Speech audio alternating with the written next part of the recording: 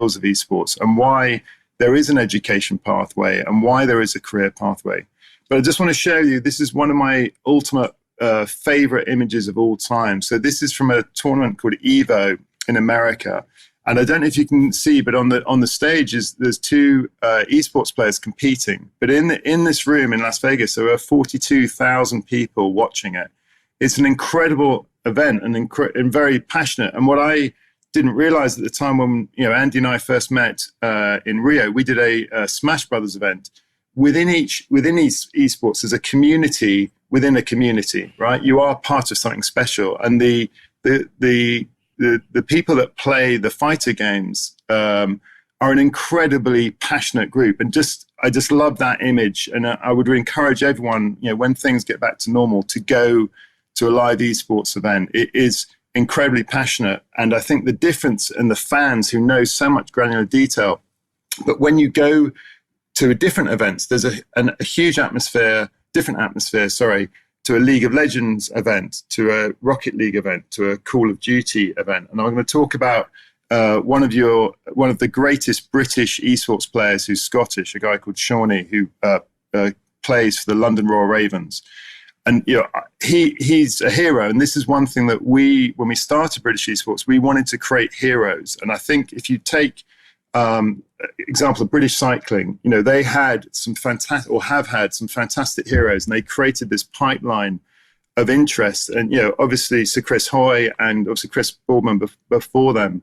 And for me, I still work in sport, and I'm a massive fan of sport, but I'm also an incredible fan of esports and the benefits in playing esports, which I'm going to talk about. So, why did I get involved? So my son was born in August 2000. So he's turning 21 this year. And I saw firsthand as a parent, what incredible, enjoyment and fun my son was playing, competing with his teammates over the years, obviously not just live, but online. And I was incredibly moved by how lucid and how generally happy he was. He had a slightly troubled childhood, and it was incredible to see that, just by playing this activity with his friends, this sense of community really changed him and really made him incredibly happy. And, without getting kind of too deep, I was amazed, wearing my sports hat, being, I'm 50 years old and thinking sport. But then I realized there's this whole world of esports and the benefits from playing. And the number one point is incredibly important for everyone to realize, it's the most fully inclusive activity, in my opinion, that you can play as a team. Yeah, you can be any color, any shape. You can be, you can have restriction on your physicality. Even if you're missing a limb, there's controllers, so you can participate as part of a team. And that, for me, whenever I go to schools or whenever I'm in front of government, I just say you need to understand this is the most inclusive activity that you can find. And albeit there's different esports titles and people have their own opinions about what's good and bad and about the different ratings, but this is something we can play together. The key thing is we're not promoting this to do over everything else. It's got to be done in moderation. It has to be part of your balanced life. But I've seen personally, just down the road where I work in Slough, we did a pilot in an alternative provision school where there were children playing together in a Rocket League team who weren't historically allowed in the same physical room because there was issues with their aggression. But by channeling them together and working together as a team, that all softened and they became friends. And there was one individual who hadn't spoken in class for a year because his self-esteem was down. Then he joined this esports club. He then got in the esports team. He then became recognized within the school that he was a great esports player. So other pupils were going up to him and going, wow, can you teach me? How do I learn from this? And the pupil's self-esteem literally went from zero up. And during class, he started talking, and teacher was like, what is going on? How is this child, progressed in his own self-belief? And it was about being acknowledged for this great activity. That's just one example. And then the other example that was incredibly powerful is there was a girl in a wheelchair in a school who had never been able to participate in a team for their school. And she was a great gamer, and she managed to join the esports team. And the parents wrote me an incredibly powerful letter to say, this is the first time that my daughter has felt included in the school. This is the first time my daughter has felt that she's part of the school community. And again, she was recognized for being great at an activity.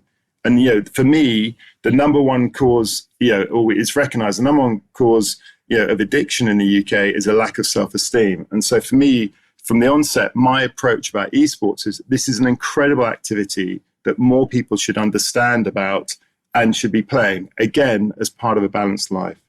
So the list here that you can probably all see and read, is just things that we've amassed over the few years about telling people and educating people and informing people about the benefits from playing, and about, obviously, if you do things that make you happy, it will have a positive mental impact on you. And about 3 years ago, we were approached by the Royal Air Force to help them set up and guide them on their Esports and Gaming Association. And they chose esports to help combat loneliness on their different bases or stations. And what they were saying is they've got these incredibly passionate people who are doing a great job for our country, but they were very isolated. The communal areas had been disappeared, but they did a study, and on one of their stations, they had over 600 people playing on their Xboxes, but they were playing in their bedrooms. They weren't playing as a community. So they created these esports hubs, and it was, again, fantastic to see. And they've progressed, and when Insomnia was being played, they had a team, and in December, we arranged a Call of Duty tournament with the RAF, the Army, and the Navy playing against the American Air Force and their equivalent. Unfortunately, the RAF lost in the final to the US Space Corps. There's definitely a kind of a steward's inquiry about that. But it was a great progression. And then what's happened is the Army on both sides of the Atlantic have said, actually, there's some huge benefits and transferable skills in being a good gamer, just on the processing. I'm going to talk about that as well. So during this journey of me, really focusing on the benefits of esports and what a great way of acknowledging and helping kids. And, we've been doing a number of pilots. So in 2017, we did a week where we did Rocket League, FIFA, and football skills at West Ham Foundation. And we were very kindly supported by London Sport, that was part of England Sport England at the time. And we were just trying to see how we could transfer skills between the two. And if people were a bit embarrassed about playing football, could they learn skills from Rocket League? And what was really powerful is we had a number of people in the UK who were involved in sport coming down to check us out. Because in 2017, there's still a bit of curious, what is this esports? Is it a sport? Will it have an impact on sport? And what happened is at that time, the head of esports for the Olympics, the IOC, the International Olympic Committee, came over to check out what we were doing. And then after that, about a year later, they set up the Esports Gaming and Liaison Group, which British Esports are part of. And we've helped shape and help them understand about the incredible power within esports. And obviously then since happened is video games and sports have got into virtual sports. So you've got esports and you've got virtual sports. We're very focused on esports. We then met with people like Oxford Internet University. We met with great people like Professor Andy here, and just understanding about, was there some quantitative and qualitative answers that we could give people? Personally, I've got a massive issue about social media, and watching passive media, whereas some people would describe esports as an active media, how you're interacting and you're sharing. And as I say, I've seen firsthand as a parent the benefits of this. And then about a year ago, we were approached by Imperial Health. They were doing a study in dementia prevention. And what they came to us to say was globally, children that leave full-time education around 12, so that could be in India or it could be in South America, are twice as likely to get dementia. And that really kind of was like an amazing statistic. And I was saying, well, why is that? And they said, well, if you don't build up your memory function, your hippocampus or hippocampi, with a certain amount of functionality, then when you're age of 16, we all lose 1% of our memory function. So a bit like a bodybuilder, if you build up your strength and you lose 1%, it doesn't matter. But what they came to us is, they said, look, we think esports in particular, because of the human-to-human interaction and because you're always playing games of skill, could be a great focus group. In the old days, we used to play bridge and chess, obviously they're both fantastic games, but actually this is a modern version. And how can we prove that actually playing certain esports for a certain amount of time is going to help your memory function? And this is something that we started, and we're very excited to be part of that. And I think Abite are on the call later, or sorry, on this conference later, and Dundee. So during this time, we were approached by Pearson, who are a great education company, about how can we start doing some education pathways. And this, and I know there's a session later, this is not about trying to make everyone becoming a pro esports player. This is about the whole ecosystem around esports, about the production, about the marketing, about just a bit like a sports team, about that. So we started last September with BTEC. I know we're talking to the everyone in Scotland about trying to create something up here with SQA. And we're just trying to promote the values of esports and use it as a way of engaging with children to kind of learn other skills, which are transferable skills. So I'm just going to connect to I've been rabbiting on, so I need to click to the next slide. There you go. So yeah, this was a great photo. So on my left is my chair, who's going to be closing the conference today, Andy Payne, OBE, who got an OBE for video games. And this was at Insomnia 2 years ago when we could do live events. And this was a winning team. And we participate in Rocket League, Overwatch, and League of Legends. And this was the winning team in a live stage. And it was a fantastic for us to see live. As I say, it's very important for you to see things live. Just going to go to the next slide. Yeah, sorry. So skills, let's talk about skills. It's very important. 50% of children do not go to university. The Secretary of State for Education, Gavin Williamson, he's very pro vocational skills. So am I, and so are we. So those that don't go to university, what skills can they learn, at secondary school? And we believe, again, studying esports or the skills around esports is incredibly important. So when you're actually playing esports or arranging esports, these are a list of a number of skills that you can generally gain by playing. And I know in the old days, if you had a great golf handicap, that was important in your CV. If you're a certain level League of Legends player or a Dota player, I know there's companies in America that actually ask you, are you a gamer? What is your standard? Because it shows that, what type of brain you have and what, if you're into strategy.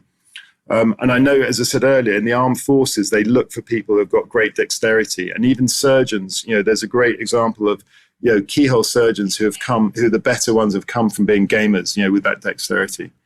But not only that, these are life skills. These are important for you to understand around playing video games. But, obviously we're promoting esports titles as well. So what happened over the last 5 years is we realized about, this is a great activity, but how can we actually professionalize it? How can we create, these transferable skills, improve your soft skills, but also create this education pathway? And, to have future jobs, you need future qualifications. And again, I know that we're going to talk about that later.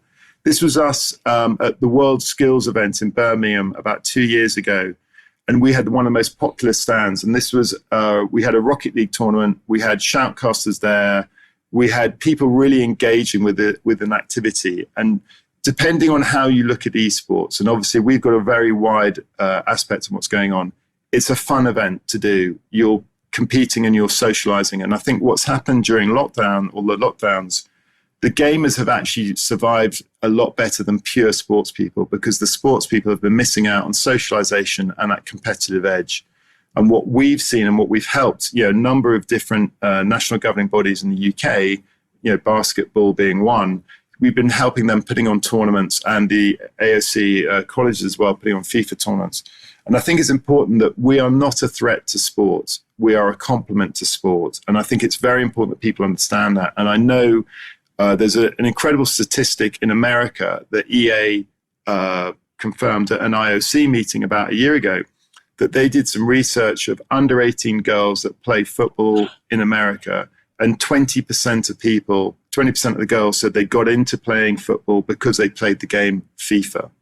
So that's a great thing. We should all be promoting on our different industries that we're in, the values of physical health and mental health and making people happy. So it was really great to see, esports should help people be more active and vice versa. And what I'm very pleased about and honoured about is that we are recognised as British esports as promoting those values. But more importantly, some of our heroes in the UK, like Wolfies, is a Fortnite player. He promotes good mental health. He promotes good physical health. He's an A scholar student. But this is important that we must advocate a good code of conduct, treat people fairly and nicely, but also promote the values of a kind of more inclusive approach to life. So one thing I wanted to highlight also, people, when you go to these live events, unlike kind of football or sport, and as I say, I am involved in sport, the actual production values of live esports is incredible. And what you've got to understand is instead of just following one football or following a rugby ball around or a tennis ball, when you're producing esports event, you're following 10 individuals who are on a map, and the skill set of the production team to be able to forecast or highlight or show in real time, Andy's about to do an amazing shot or blah, blah, blah. It's incredibly skillful. And this, there's some great universities, and I know up in Scotland, obviously Aberdeen is renowned, and Dundee for video games, but you've got a great university called Confetti College, which is part of Nottingham, who are teaching now esports degree courses in production and the values that you're teaching. So I do kind of not laugh, because that's the wrong word. I do smile when people sort of are derogatory about esports and what's going on. The technical skills that you are learning in production, in particular for live events and for online events, is immense. And I worked at Wembley Stadium for 10 years, and there's normally around twice as many people putting on a live esports event than there would be for a concert. And I think you've got to understand how important and how intricate this is, and the skills that you've got to have. And I'm very proud to be part of this industry. So the other one that, going back to kind of more granular stuff, is around soft skills. And this is something when I go to schools and I speak to teachers about it's important for people to be able to communicate, especially what's been going on with COVID and isolation, and how to interact and solve problems. And this is, again, important from an employability point of view, that you learn as a team. People don't like being told, that they've done something wrong, but there's something about playing as a team where people are learning together. And these soft skills are incredibly important in not only in life, but also from an employment point of view. And what I do like about esports is the thing that you're trying to beat another human or another group of humans. And I think it's, that tenacity that you have to have, that skill that you have to have is really transferable. And as I say, it's been a huge honor for me, for the last 5 years to progress, where we've got, and it wouldn't have been possible without, great people on our board and great people on the staff as well. So I just wanted to finish with a few examples of what's been happening and what is going to be happening. So first of all, the Olympics. Last year when Tokyo was going to be happening, Intel as a sponsor we're going to do a 2-day two-title esports tournament before. And as Andy said, I tried something in Rio 2016. I think the world just wasn't ready, and they didn't quite understand it. But now, in 2019, the Global Esports Federation was founded, which British Esports is a member of. And they're also a not-for-profit organization like us, and they're promoting the values of esports, but they're also going into help promoting virtual sports as well, and AR and stuff, which I know Andy's maybe talking about later, I'm not sure. But yeah, I just wanted to let you know that there are these organizations that are not-for-profit, that people, there's over 200 volunteers trying to help people understand, the benefits of esports, trying to help with infrastructure, trying to help just understand and give people and the youth an opportunity to develop their skills. With regard to kind of Birmingham 2022 with the Commonwealth Games, wearing our Global Esports Federation hat, we've been trying to help and trying to create a tournament there maybe before the Games. So that's still, hopefully in the pipeline, which should be announcing soon. I don't think it's a secret that there's been conversations. But then you go over to Hangzhou in China in September 22. Esports is a part of the official Asia Games. That's just the Para Games there, but it is part of the Asian Games as well, the main games. It will be a medal event.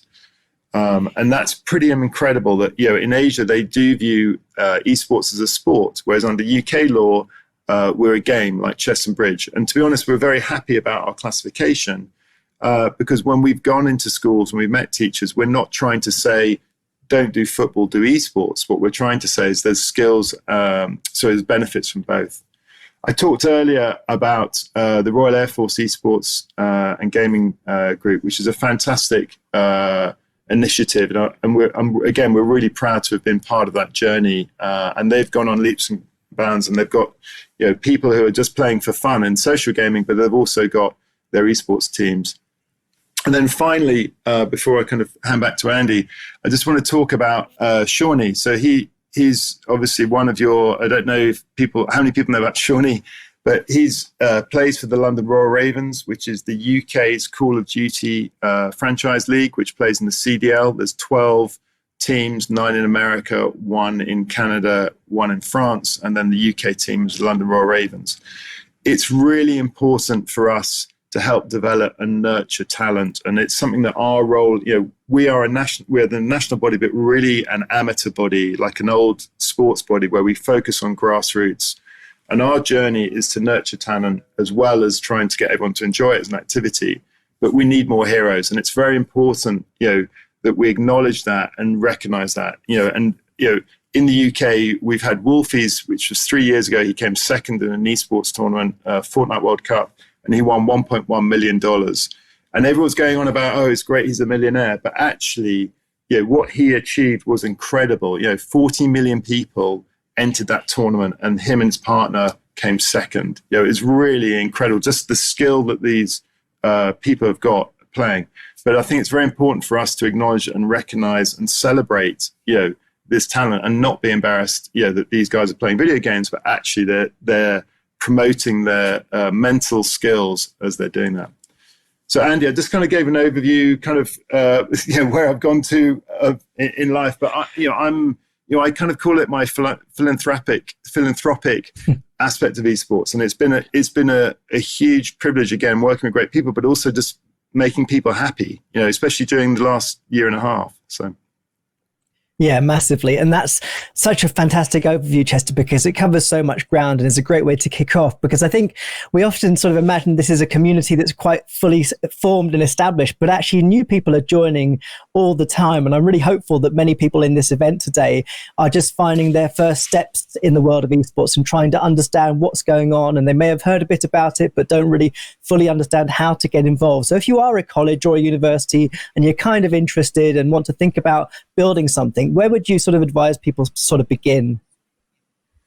Yeah, so we've obviously got a team of schools and colleges liaison officers, come to us, but also what we can help do is introduce other teachers who've gone through that journey as well. And I think, we've been doing this, say, for 5 years. We've got some great advocates.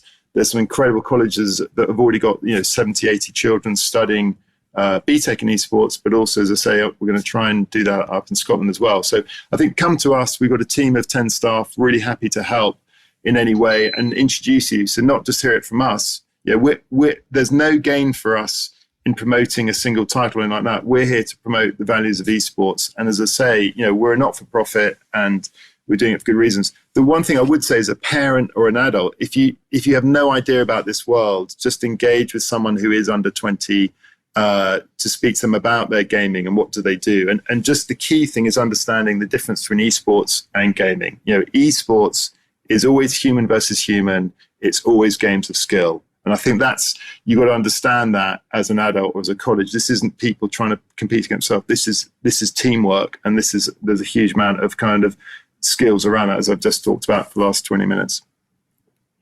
We have got a question actually in the chat already from Brian from the Scottish Esports Hub, who's mentioned that he feels that it is quite a challenging career to pursue as an esports professional. And I wonder, what sort of advice do you have, or what support do we have for players that are trying to find their way in this world, but also, I guess, protect themselves for kind of long-term career aspirations too? Yeah, again, it's tough to be a professional sportsman. So I think, depending, without not knowing enough, depending on the title that you're choosing and your level, it is tough. But I think what we're trying to do is create this ecosystem. At the moment, you've got at the top an elite system of, the CDL, the OWL, the League of Legends Worlds, and then you've got amateur. And what you're going to see, and Andy said we are at the beginning, we're going to see some more medium tier, some European qualifications, more opportunities for you to compete. And I think once more money comes in to kind of create that ecosystem, the middle tier ecosystem, then it's going to be easier for people to progress, a bit like in football, where you become a better player, or you can be financed to be a better player. So it will come. We just need more people to engage, more brands to engage with it. Yeah, and like you said, so much has happened over the sort of lockdown period. I think esports have done really well to keep people together, to sort of, I guess, guard against some of these challenges around loneliness that we've all sort of faced over this period. So there's quite a nice sort of story as to what's happened over the last 12 months in esports, isn't there? Yeah, we've been very fortunate. I mean, we've helped a lot of people, and how resilient we've been of going online straight away. Even our British Esports Championships, we've switched to that, but we're hoping to do our final live in the summer. So we're switching back. There's nothing better than seeing people, but yeah. Yeah, and I would say that certainly having a look at the British Esports Association website, there are so many resources for people who are wanting to enter the profession in a whole variety of ways, whether it's as a player or someone involved in production, or even if you're just trying to set up a community within your college. It's a great place to start to find out a range of those different career options that are available to students that are studying this or pursuing that sort of career. So thanks so much, Chester, for kicking us off on the right foot. And I think really just setting us off for a fantastic day of discussions about all these different skills and the evidence as to what we have already taking place in Scotland. So thanks very much. Great. Thank you very much, Andy, and everyone have a great day. Fantastic. So we are up and running, and we have a next session starting in a couple of minutes where we'll talk about what do you get out of an esports degree. So stay tuned. Back with you in 2 minutes.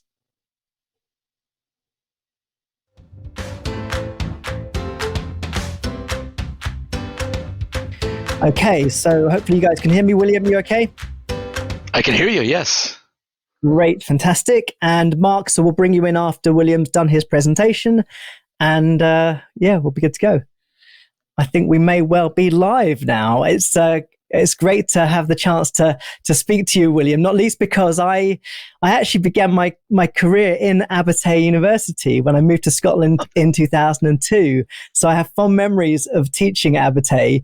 And of course, everyone knows its reputation in gaming and education and all the things that you do. But what I think is really remarkable and that everyone needs to understand is that kind of gaming has come out of a range of different worlds. I know that you have a background in cinema studies, and I think those range of media and entertainment and creative industries that surround esports are very much part of that ecosystem and part of why it's so exciting now, because so much innovation's taking place.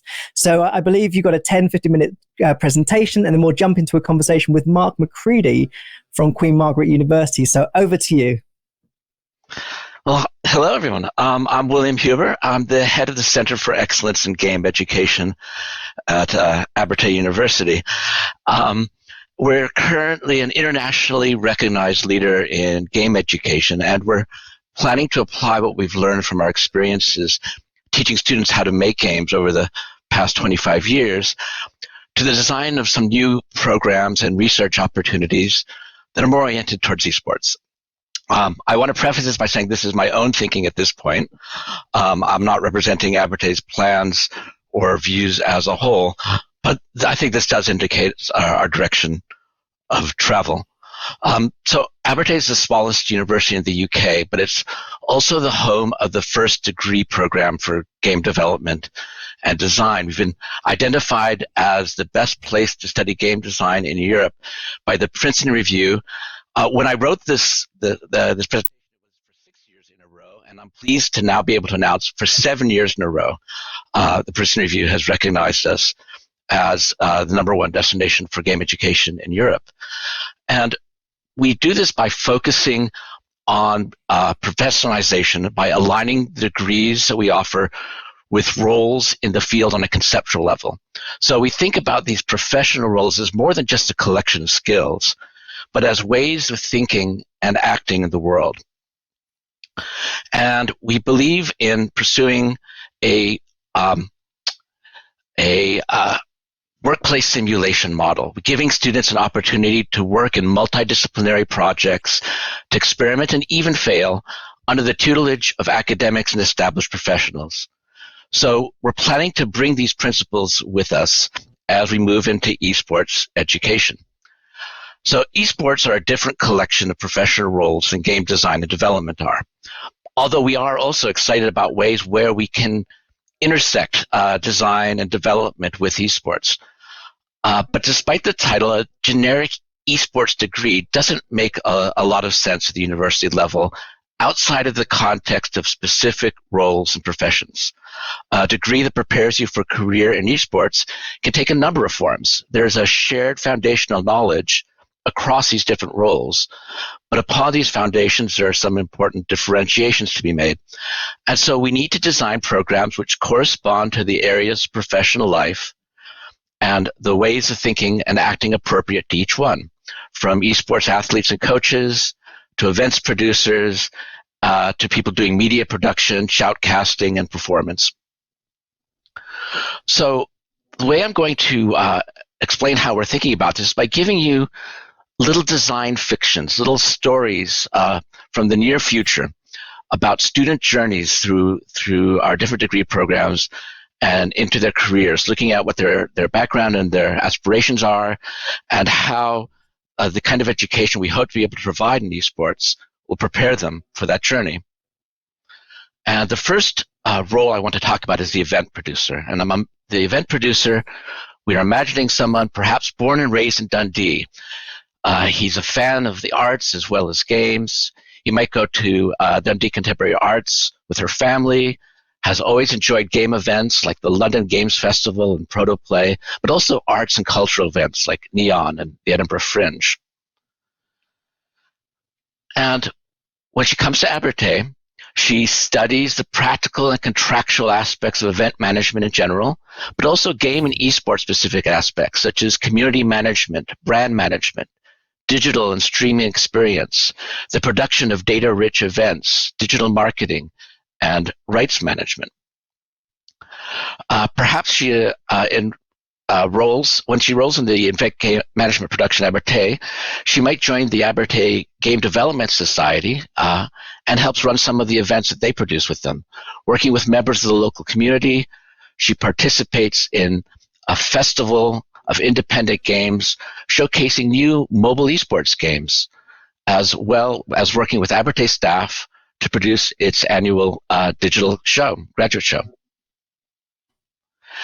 And from the connections she makes working on events at the Northern Lights Europe Arena while studying Abertay, on the basis of her portfolio of successful local events that she produced as a student, she's recruited by an event management firm based in London, which focuses on future-facing digital culture events, heading up their new Dundee office.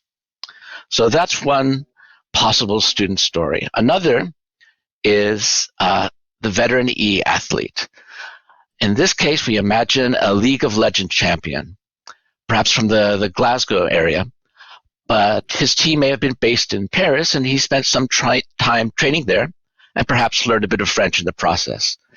He did very well and saved up his tournament winnings, but has decided to retire at the ripe old age of 24 and is thinking about his next step. Aware of the benefits of nutrition and exercise to performance, he pursues an HND at a further education institute, focusing on fitness and health, and then decides to enroll in Abertay's BSc program on esports performance and team management. He takes modules on performance factors in sports in general, but also studies those factors related to esports-specific abilities, hand-eye coordination, exercise physiology, real-time team communication, and the legal and managerial aspects specific to esports. Working with the Abertay Esports League as a coach, he does an honors project on human factors in esports while helping younger players in the Esports Society improve their own performance. Ultimately, Upon graduation, he gets recruited by a university in the US as an esports coach, but then plans to return to the UK and start a consultancy.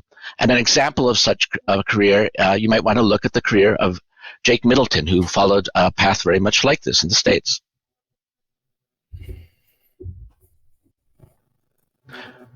Next, I want to talk about the content creator.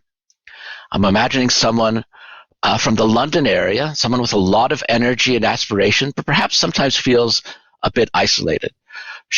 In secondary school, she had a Twitch stream that was fairly popular, but she sort of hit a ceiling with her production skills, and she's trying to figure out how to take it to the next level. She's also interested in new forms of content creation. She streams her playing, and she would like to do some shoutcasting, but also explore other interests while boosting her confidence and increasing her portfolio, expanding her portfolio.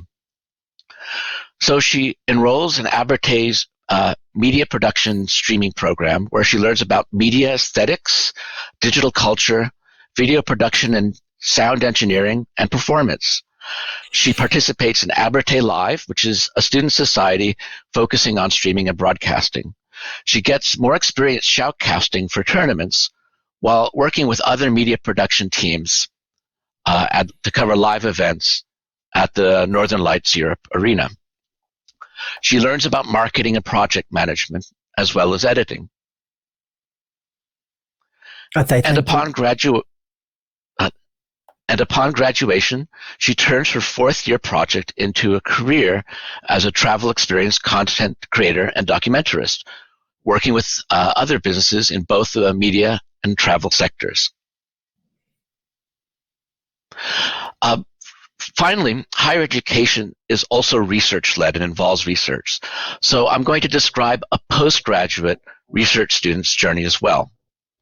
Here we imagine a woman who has an undergraduate degree in game design, perhaps, but a master's in statistics. And so she's pursuing a funded PhD at Abertay, looking at data-driven design in competitive games and the development of cognitive athletic skills. She decides to do her research at Abertay because of the rich opportunities for collaboration. And working with Abertay game students, including a transfuser team, she develops and implements a new approach to real-time player feedback, which creates paths to game mastery for a broader range of the player base. She patents her technology while incorporating it into a new esports design, which is developed in coordination with a Dundee-based game studio. At a game festival at the Northern Lights Arena, there is a launch of an early build of a new game incorporating this design, which is part of a new international games festival. So there's this is where we are thinking Abertay can contribute to the inclusion of esports at the university level. Sometimes there's a tendency to oppose the role of higher education to prepare people for specific jobs and roles to the ideal of higher education as promoting the intellectual growth and cultivation of the students. I think this is actually a false opposition and comes from a lack of imagination. A profession is itself an intellectual activity, a way of understanding and acting within the world and society, and of creating experiences and addressing the needs of others. Esports sector provides an opportunity for a number of roles, a number of professions, and we're looking forward to the opportunity of exploring them and preparing students for these sorts of journeys. Thank you. Fantastic. Thank you so much, William. That was a fantastic overview of the potential career paths that students may take by pursuing this area. And I think it's a really wonderful insight also into why it's important to think about these things, because we often involve in designing courses, but actually making sense of those potential opportunities is really valuable. And we have a question already in the chat that sort of speaks to this. And it was about really what it is that schools can do to prepare their pupils for the sorts of degrees that you're producing and developing. How can they sort of get more involved and help ready those students for that experience? In addition to the general foundation for education, which is, of course, course, irreplaceable. An opportunity to create, to build confidence by producing portfolio pieces, opportunities to experiment with media production at a student level. And this is a lot of what we see as important. We provide a certain amount of tutelage and guidance and an intellectual framework as academics, as educators, but the students provide a lot of the energy themselves, and give them the time, the space, and the resources to do this is, I think, crucial to producing these kind of successful outcomes. And you mentioned also the postgraduate, the researchers that may pursue this. And I know that you're president of the Digital Games Research Association, which was one of the first institutions I presented at many, many years ago now. I think it was when France Meyer was president. And I remember being in one of the big sessions, and they set up a massively multiplayer game of scissor, paper, stone, which is just fantastic. But I think that research network around the disciplines just speaks to the kind of maturity of the area and how much is happening at the university level around this world of esports. So it's gone quite far, hasn't it, over the last sort of 20 years?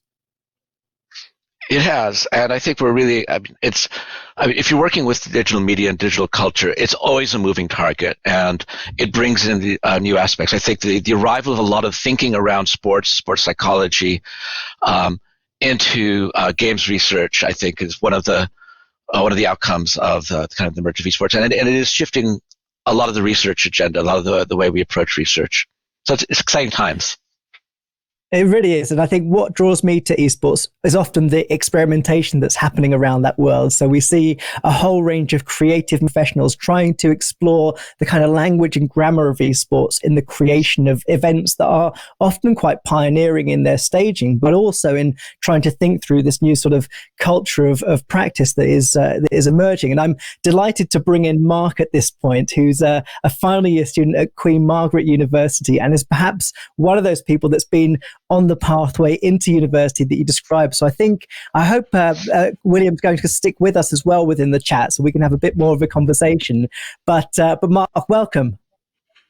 Hi, Andy. Thanks for introducing me there. It's good to be on talking. It's good to have you here. And certainly you've had quite a rapid journey into this world of esports, working with British Esports Association now, setting up your own events, and I think founding your esports society at the university as well. Tell us a bit about what led you into this world, but also what prepared you for that to make sure that you could kind of get things going as you started university. Yeah, I think it really did start around second year of university. For the first 2 years, I was still trying to find my feet when I moved to Queen Margaret. There was a lot of sort of questions as somebody who's moved halfway across the country to sort of embracing this new life of becoming an adult, transitioning through further education, trying to find where I would be coming out of the sort of education chain in my career pathway. But I never really associated with any societies. There were no real engagements around me at the time that I was really interested in. I did grow up playing sports, playing a variety from tennis to football to rugby, and competing in local teams and school teams. But when I moved towards university, I started to play a lot more video games as a way of connecting with some of my friends, especially from high school and some of the friends that I had back home, and especially with a network moving away. I had some friends going to St Andrews, I had some friends going up to Aberdeen, and some staying more locally in the Glasgow area. It was an opportunity for us all to stay connected over a distance, and that was about 5 years ago. So we're now moving forward to the point where in second year, I looked around at what was really in the university, being a very health professional orientated school. You would think that they wouldn't be engaging with any games or esports. But when I took the initiative to set up the Esports Society, along with a couple of friends that I made for my course, we started to see a lot of people showing interest and excitement in games and esports as a sort of escape, but also related to their courses, looking at different career pathways moving forward. And it really did set up from about 10 students in a university of around 8,000 students to 25 last year, and now we're near the 40 mark over COVID.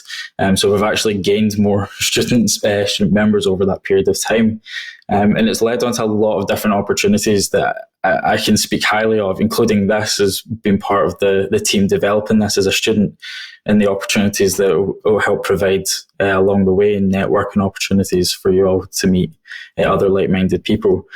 But the great thing about the university scene is, especially within Scotland, we're such a small knitted country where we've got a perfect number of universities. Even looking at the universities that are engaging with it from a society area, we've got around 14 universities with just around about 1,200 students that are actually registered to societies as members, and that's a gaming or esports society. And around 35% of those students actually compete in national competitions across the UK against other Scottish universities, but also UK universities.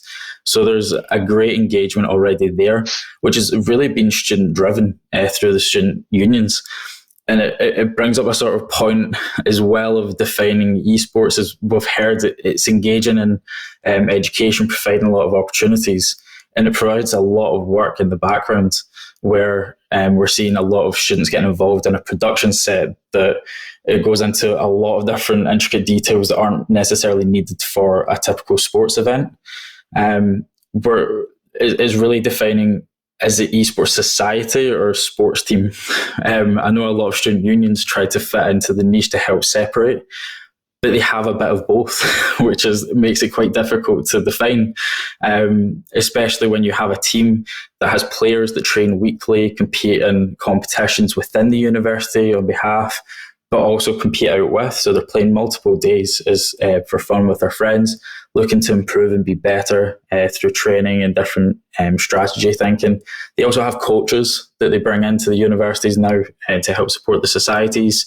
And then they also have analysts who are analysing the gameplay, figuring out how they can map around the next week when they're coming up against the next university they'll be playing against to become the UK champion and the new or the NSE. But we also have the content creation side, which moves towards a more traditional society where you have your production societies or content societies where you're engaging with multiple different forms of media, whether that's producing a live stream or actually shoutcasting over a game that's being played on that national level. So it provides a lot of different opportunities, but it is in that grey area where it has the best of both worlds, really, because it does apply to both settings. And it really does reflect through casual nights. We have casual esports players, as that might be a thing where myself probably fits into that category where I don't necessarily compete in competitions, but I love to watch esports. I like to stay engaged. I follow it like my football team, which I've slowly moved away into esports. But this is something that people usually do, and they have the casual nights where they sit down and they play games with their friends in an esports setting without having that high-end competitive environment. But we're all looking to improve and learn different things. It's one of our human natures. But really looking at the benefits and the responsibilities and what skills you develop through extracurricular activities. I know William just done a fantastic piece on what you can gain out of an actual esports qualification, but it's the opportunities within a university, a school or a college that can be supported out with, where you can actually learn a lot more using the skills that you've developed throughout your course. Being a human biology student, I've really pushed into research aspects, and I've actually had the pleasure of working with the likes of Andy Maya, and one of our other spokespersons today, Dr. Aaron Koshy, on a journal for the International Journal of Esports, where I've been able to apply my hobby and aspirations of becoming that research area into my hobby of esports and really identify that key area. But within committees, you have responsibilities of your presidents who have to set a sort of precedence across of what's going to be achieved that year. But we also have treasurers that are managing money, vice presidents that are helping support that structure above to help make those vital decisions throughout the year of how you should fundraise, working as a team through communication, team skills, but then also community managers where they're managing a community, whether that's a specific esports title, where there's a team that competes, or a group of casual esports players that want to just get together and have a fun game every other week. But it moves over to the likes of your content or social creators who it really stems into a lot of different subjects, and especially into what people are studying at universities or colleges, where they can apply those skills. You can have a social media manager who can look to go into the communications area and PR, which can help structure their better understanding, looking at the analytics behind their social media accounts and applying their skills into that. And it's great as a work experience tool as well. It's adding to that portfolio as they develop through education and provides that outlet moving forward. So when they do leave university, they have these skills, they have the experience, and they have that portfolio that they can put forward to employers and say, this is what I've been doing, this is what I've created, this is what I've done. And it really does set a really great precedence. But it's like a company, essentially, which is the way I like to think of it, where you have students that are looking to recruit new members. So they're setting up their fresher stalls. They've got a lot of sort of opportunity to speak with new students that may not really know about esports, but they play video games.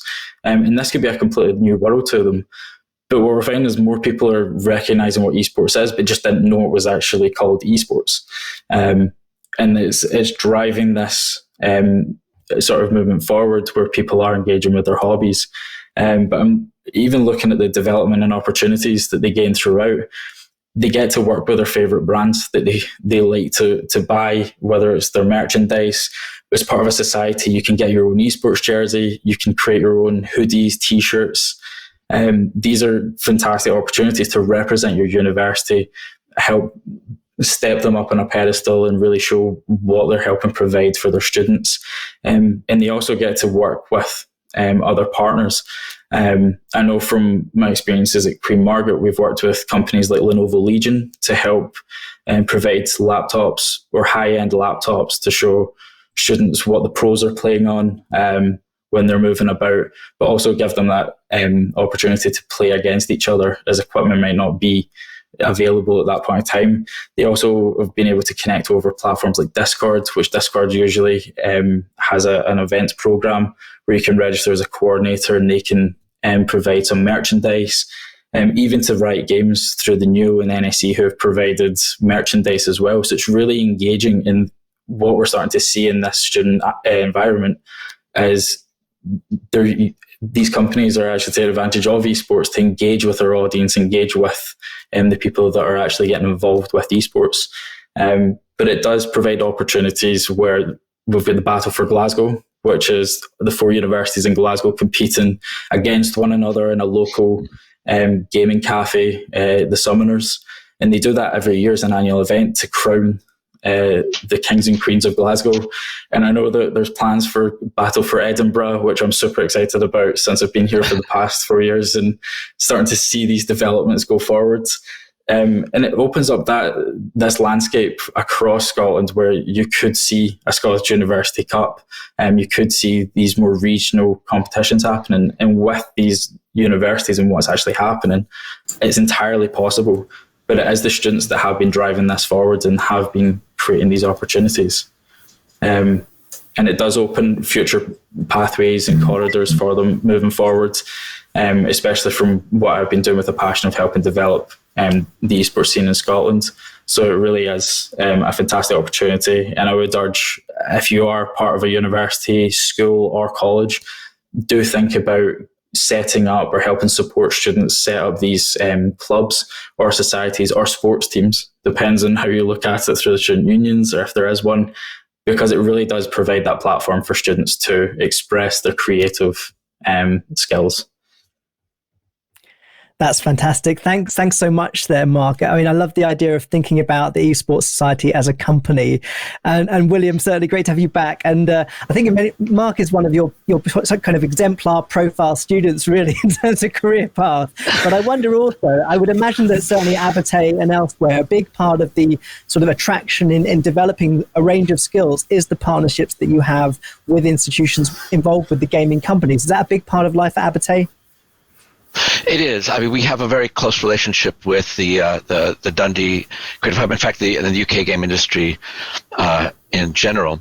And I think that when we look towards the development of the esports program, I think part of our own unique take in it is going to be a close link also with the design and development culture and the data science aspect of it too. I think each institution is going to have its own flavor, its own approach towards working with esports. But I think we have a lot to work with at Abertay. That's pretty exciting. And you've been around for this in this sort of gaming world for quite a long time now. And I wonder whether you see the sort of rise of esports as changing the sort of dynamic of the ecosystem, or how has it affected the way in which you sort of approach teaching gaming within your programs? Well, it is as Chester pointed out in his keynote.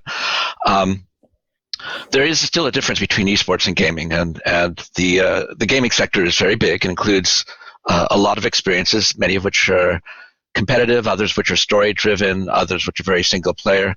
So there's an intersection, and the excitement about esports is that it often captures a lot of that kind of competitive energy, but can bring people into an engagement with digital media that then moves into other kinds of experience as well. So I see them as being in dialogue with each other. I see. And Mark, we've got lots of questions coming in for you about how students can get more involved. So how would you sort of advise students to start beginning setting up a society? What's the starting point for them?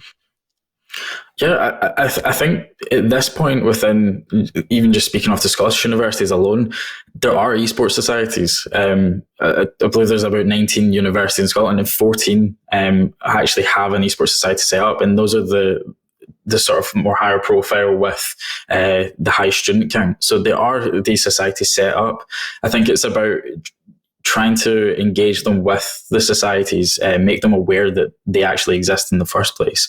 I know that's been a situation with ourselves of how do we get people that might not know exactly what esports is, but they are bringing their PlayStations, their Xboxes, maybe onto campus and halls, and they're playing with their friends, playing in online competitions, but they don't quite know it's there. So I think it's the transparency side of just making it aware that these societies do exist, and they might be hidden under gaming societies with an esports section, or whether it's an esports with a gaming society setting. It's really open, but they do exist.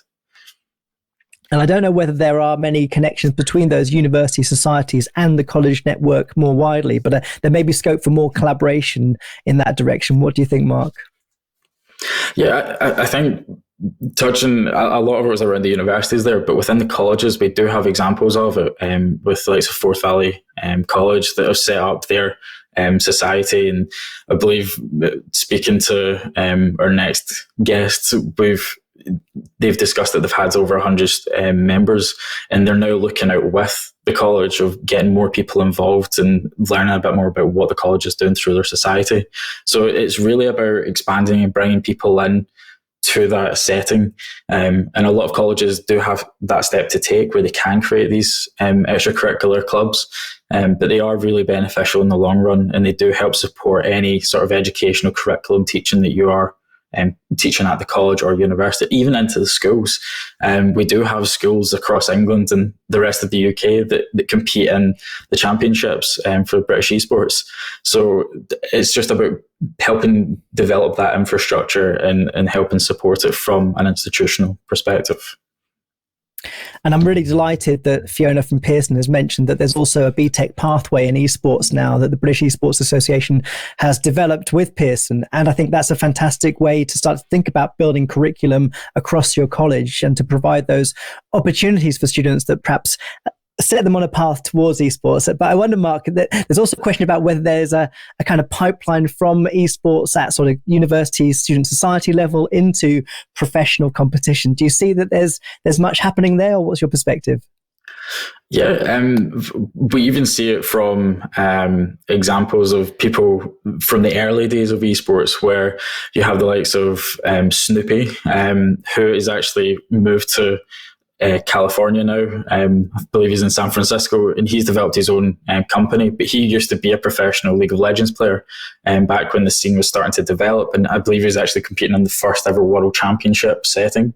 And we're now seeing students being picked up by amateur teams from a playing setting itself, where they're competing for amateur teams, and they're also looking to go into more professional teams as they develop over time. Because when you look at young players, they usually, I'm saying young, it's usually about 16 to 17 compared to your traditional sports where they can play into the late 30s. You usually see an average of players retiring in their mid-20s to late 20s. So young is young, but there are a lot of opportunities. Even for myself as a human biology student, which might not fit into that sort of stigma around gaming or esports, there's opportunities for myself out with where I can go into further research, help lay the foundations through a research background.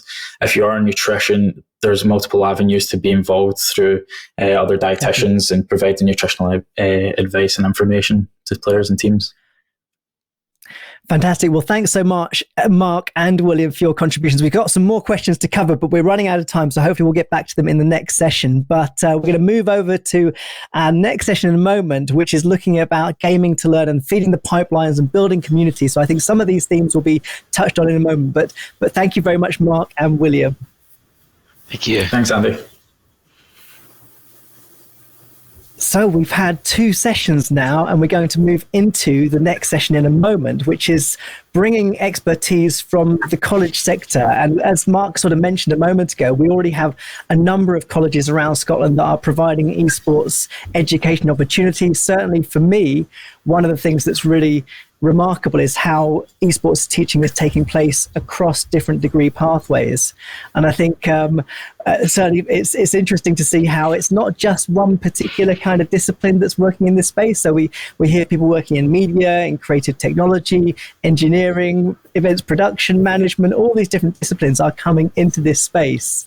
And it's fantastic then to sort of kick off this session with Michael Griffiths from Glasgow Clyde College. As I mentioned at the start, Michael, Glasgow is a place very close to my heart. I lived there for 4 years and taught across the universities there. I think in nearly every university in Glasgow, certainly. But you're going to talk to us a bit about what you've been working on and how you've been leading some of this esports education within the college sector. So welcome, and over to you. Good morning, everyone. Hopefully you can hear me loud and clear. I'm going to take you through what we've been doing at Glasgow Clyde College. Initially at the Langside campus, but now at the Anniesland campus as well. So who am I? Well, I'm the Senior Lecturer for Computing at the Langside campus. And why am I here and why should you listen? That sounds maybe, the why should you listen is maybe a wee bit more aggressive than I wanted to come across as. But long story short, I've played games all my days. From the ZX81 that came into the house in the early 80s. I know some of you might not remember a vintage computer like that, but all the way through all the PlayStations and so on. And I've moved on from trying to explain to people why I was never good enough to make it as a footballer, now as to why I was never good enough to make it as a gamer. But I've never gamed competitively. I have crowded into many living rooms and bedrooms down the years to play tournaments with friends, but sadly I think it was pointed out that in the last presentation that retirement age for esports can be in mid-20s. Well, I have passed that, so I think I might have peaked in terms of my gaming ability. But what I'm going to talk to you about is some of how we've introduced esports into our curriculum, and some of the challenges and some of the victories we've had, and going to be quite honest about the process as well. So what we were asked maybe, 3 years ago now, to come up with maybe some different flavours of curriculum that would break away from the usual computing delivery. We get asked questions about the next big thing. As I say, I've always been a gamer, always enjoyed it. So I floated the idea of esports, which was initially met with, what? And then it was, so you want people to build games? No, I want people to play games. And I think everyone on in these presentations will have experienced the kind of, really? The kind of the incredulity that there could be a course in gaming and playing games for competitively. So what we were looking for is to engage other students out with just the kind of typical computing students, and also to validate the interest in esports. So very briefly, if we look here, this would be maybe 3 years ago, our kind of flat computing course delivery. Level 4 computing would be very much the entry level, getting slightly tougher through the level 5s and level 6s. But there's not much of a flavour in there in terms of variety, and it's not hugely interesting on paper. So with this idea of bringing in esports, what we had to do is come up with where could we slot this into the college year, essentially. How could we make this work alongside a qualification structure? So typically, we looked at maybe the level 4s. We felt that academically at that level it might not be the right place to pitch it. And then we after long discussions, we prompted to go for level 6. So a level 6 computing course in 2018 would typically have looked like this. So we would deliver it as an NC, a group award, and typically we would deliver 13 SQA credits on that, including the core units for the NC.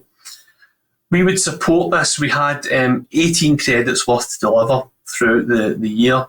We tend to deliver the courses in 3 blocks. And using these non-SQA credits, we would usually use that as non-accessible units. Online study, maybe practical networking, programming support units, catch-up sessions, that sort of thing. There can be a slight stigma attached to college units that aren't assessed, that aren't linked to the SQA. However, I think there's a real value in them. So what we decided is that this area here was the area that we could exploit and bring some esports content into the course. So the 2019-2020, we advertised for and recruited for NQ Esports Computing. The important thing here is we gave ourselves, I said permission to fail, and I've left that and kind of scrolled out, and I don't mean fail as in fall flat in your face, but use it as a learning opportunity, because this is something that we were just doing it, kind of flying by the seat of our pants. So it was very much on the hoof, adjusting as we went. We left the core units in at the level 6. That still gave the progression into the HNC computing or HNC web or whatever it may be, networking. But with these previous support units, we've introduced online games, esports team building, brand promotion and creation, esports competition and live streaming. Typically, what we would do is allocate 6 hours of class time per week to these subjects. So we would kind of do 2 in a block. The initial idea was explore the world of online games and tailor it to that particular group that had come in. Working through the year, competing against each other, competing against other colleges, and also making streams, clips, and broadcasting their achievements online. It didn't always go to plan, and I've made it how many minutes into this without mentioning COVID?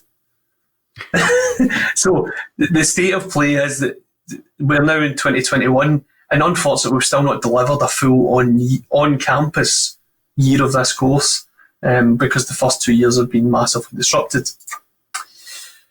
So the resources, the big couple of big challenges here. Firstly, we had to get an entire lab upgraded to spec for esports. And in that case, I would say that our IT support was excellent, and we had massive support from the head of curriculum getting it off the ground. He believed in it. With the staff, again, I could talk for a while about this. I managed to put a couple of staff's arms up their back and convince them that they could engage the group with esports, although it could be quite intimidating for staff members who hadn't played competitively. But what I saw their role was to organise and to oversee and to structure things. In terms of the challenges, managing expectations in terms of what can be achieved on the course. The challenge is, I said, educating the students. That can always be the challenge in our job. In terms of that, it's what I mean by that is we can encounter students who have seen the esports and become very focused on just playing games. So to try and keep them motivated and maintain an interest in other curricular areas can be a challenge. What I was very keen to avoid was it turning into some sort of gaming club where people just sit and play whatever game they feel like on any given day. That's not esports, in my view. That's just playing games for fun. Not that I don't want it to be fun. Another couple of challenges we've faced, encouraging students out of their comfort zone, and encouraging them to engage online, to be proud of what they can do in a game and to be proud of what they can achieve. This is an age-old problem we've got, is getting female students involved in esports. I know we've got speakers later on addressing that. That's a general issue, can come up with computing. The IT guys have been brilliant with us. I think they're a bit sick of us calling us up to the lab and trying to do different things. The main issue we've had is installation rights and firewall issues. Firewalls can change and throw a class up in the air before it started. These seem like petty things, but they are big issues that we have encountered with. But as I say, the support we've had in general has been excellent. The wins, well, it's been able to offer something personally that I'm passionate about to students who share that passion. Altering the perception of gamers, getting them engaged and moving on. Also, we've used this during the pandemic to bring the students together, to have somewhere to go. We've got a Discord server they can go to. We've also got a gaming lab that can be used for other students to access. And again, just to bring, there was years ago, somebody may be aware of it, the term sticky campus, to keep students wanting to be on campus. So it's a great resource for us to have. And we're creating a safe, competitive and validating environment for gamers. And we're getting the wheels slowly turning on the system. What's next for us? Well, as I say, a full year of the course on campus would be fantastic. That's where I've went for the optimism. I'm hopeful next year that things may be slightly more normal. We are looking to step away from the baby steps that we've taken and start to look at more exploration into careers. And I know the guys earlier on were talking about that. And we want to widen the gaming side of the curriculum. We're looking at the BTEC guys and hooking up with them a wee bit more to give a more focused and specialised course. We're wanting to get the students to achieve more and to compete and enjoy it and feel that their course has been worthwhile. At the moment, it's a platform into more computing courses, but we would really like to eventually offer a genuine progression route into careers in esports. And that's me. Wow, thank you very much, Michael. That was a real whirlwind, and it's so great to get into the detail of this. I certainly sympathise with your installation challenges and working with IT to make sure that you can get around firewalls. It's really the nitty-gritty of production that makes it work, really, isn't it? And I think that's partly why it needs to be really collaborative. And I wonder, has it been that sort of experience within the college? You said it was initially hard to convince people where they first had no idea sports is. How is that now? Are the people sort of on board with it? Do they get it? Are they supporting? Yeah, I mean, I think one of the things when people started to see things like FIFA on Sky Sports during the pandemic, when there was no real football happening, I think people started to understand that was the audience was there. Then you show live events that are going on, the numbers, the viewing figures that these streams get. I think then people start to understand that there is a market here. And again, the Fight to First on the iPlayer has maybe helped our cause. I've been encouraging staff to look at that as well. A kind of serious look at Excel Sports and how they've got on. So it has become easier to sell in terms of that. Yeah, I'm seeing a number of questions in the chat. Someone mentioned that the ZX81 was manufactured in Dundee, which I didn't know. It's amazing. Really? Yeah.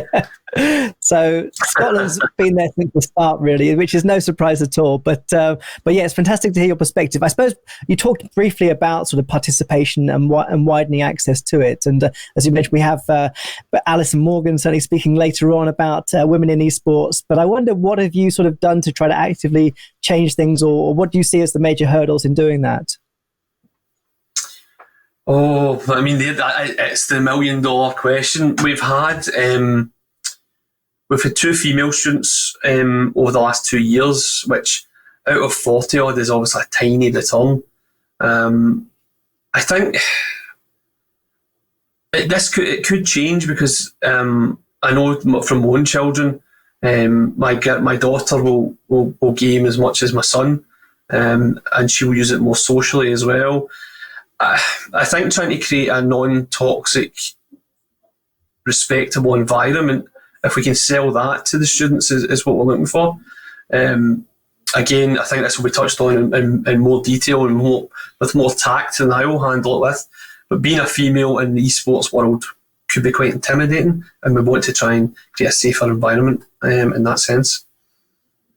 Yeah, and I think certainly that's why this kind of work is so important. And I know that there are, many people really trying to think about this. And part of that's also expanding the range of things that count as esports. And so I know in Asia, we see different levels of participation. So I think a lot of people are really sort of committed to making changes here. And hopefully we'll hear more about that later. But thank you for the moment, Michael. And we'll hopefully hear back from you a little bit later in the conversation. But I'd like to welcome our next guest, which is Andrew Smurthwaite from the Forth Valley College, who I believe you're student president and set up your gaming society. So a wonderful story again about creation of something completely new. So tell us what you've been through and what you think we need to know to build this network of esports collaborators.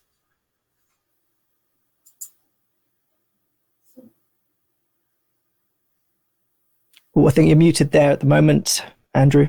If we can just fix that.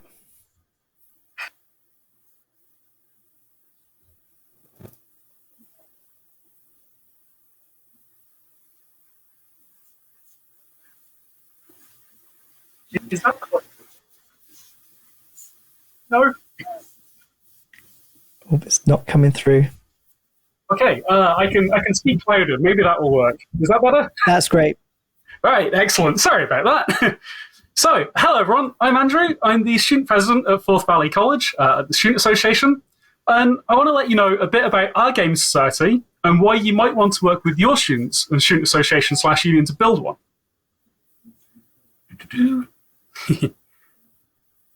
There we go. So a bit about how ours started and a little look into its history. It started in 2019 with a dedicated student founder, Aaron Smart, a suitcase full of consoles and taking over a classroom after college hours. As you can see from these photos, they hosted a recruitment day to bring in students into their community. They had the PlayStation VR and Nintendo Switches out for people to play on. And because of the banter and the interactivity, they pulled in 70 plus members that day. And Aaron's vision when he started the society was to allow people from the local community to come in, join in, and see how the college works and show anyone can come into education no matter their age. Each one of our campuses plays a massive part in its community, and it's important to recognise those links. So I want to show you a bit of video from the sessions that they hosted. There's no audio to these, but I can talk you through what's happening. So we'll start with the man and the legend himself, showing us into the classroom. Check this out. And as you can see, there's many people gathering together, playing multiplayer games and just having a good time. And now, onto the other day, just as busy as the last, and they are often capped at the amount of students they're allowed in one room, which was pretty amazing. Into the last year, under the new leadership during, there's this word again, COVID, the Society has become a safe online social space for members from the college, no matter their campus, as well as, mentioned, the people from the local community. The Society hosts weekly game nights of Among Us, where members come together, breaking down the walls of the virtual classroom, a very much needed way to socialize in these isolating times. They also host events, such as the Minecraft Ender Dragon fight, where they provided attendees with the equipment they required, as well as the International Men's Day, playing golf with friends and talking about mental health.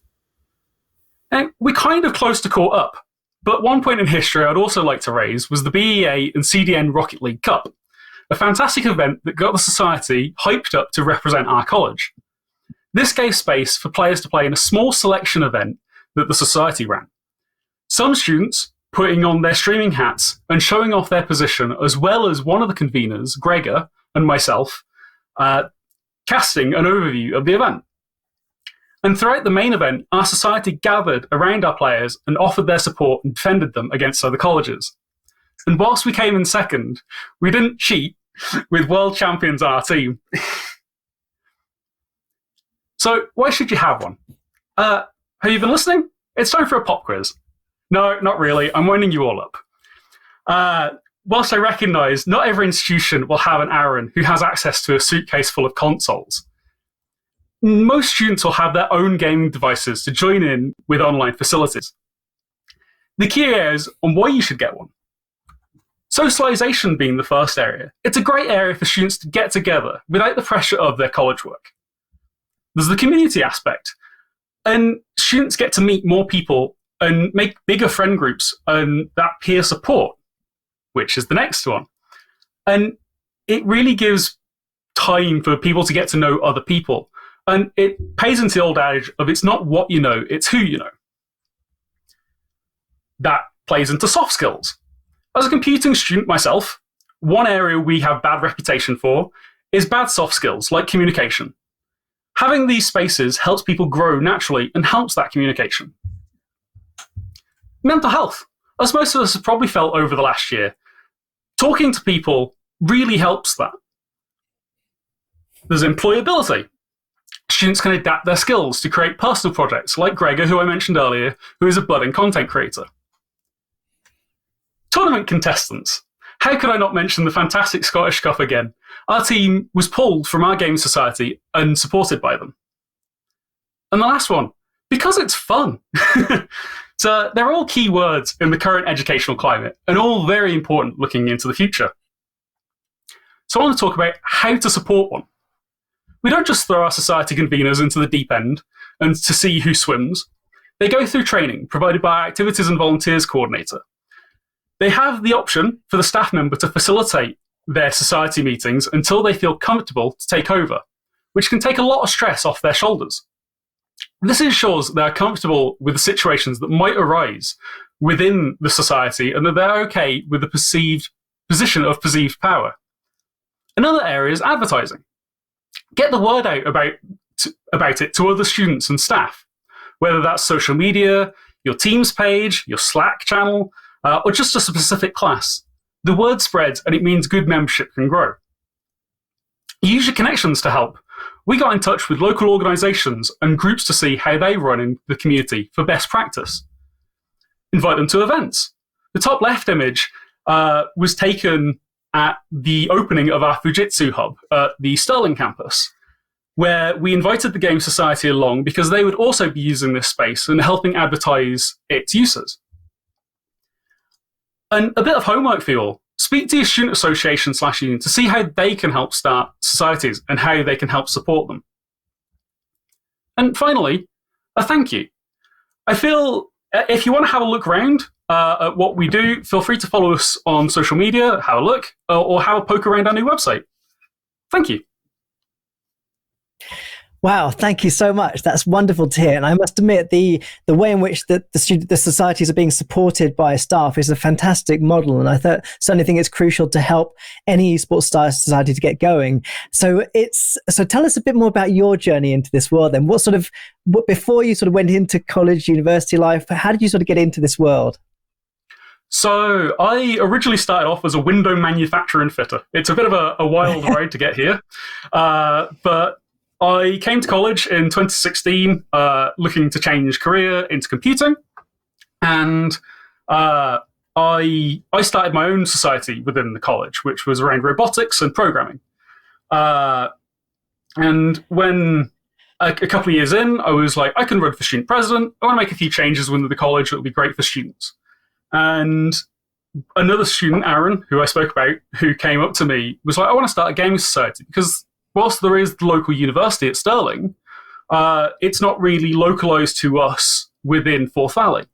So I gave him all the resources that I could. I gave him the extra time, my learning from setting up my robotics club. And we really went forward from there. And he really ran with it and helped it grow.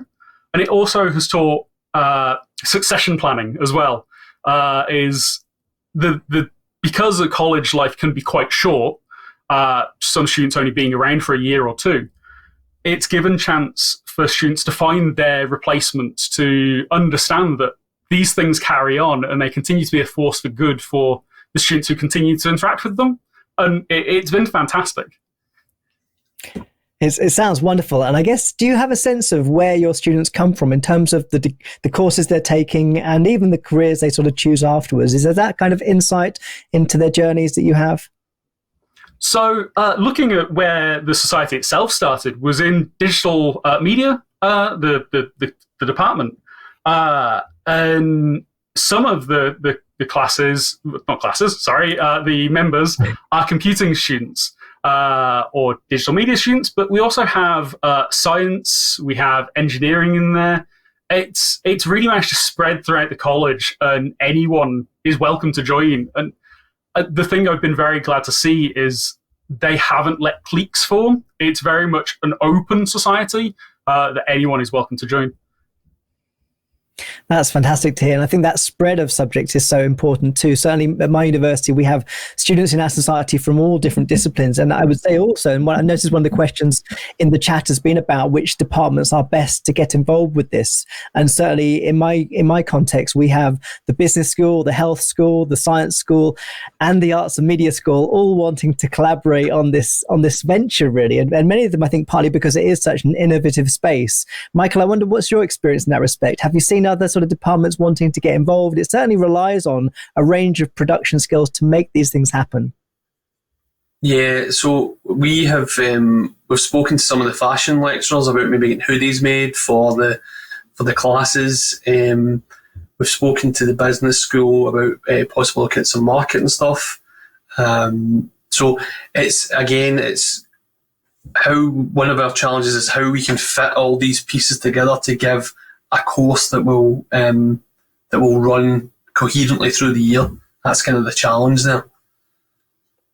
And maybe just to follow on for that, Michael, because I think this is quite a challenging question, but I wonder what your thoughts are on it. So we've had it from somebody in the chat that's asked how we're helping sort of teachers become sort of competent in teaching esports so that we can sort of feed into college. So I guess really about preparation really, and enabling teachers to feel that they can confidently teach some of this work.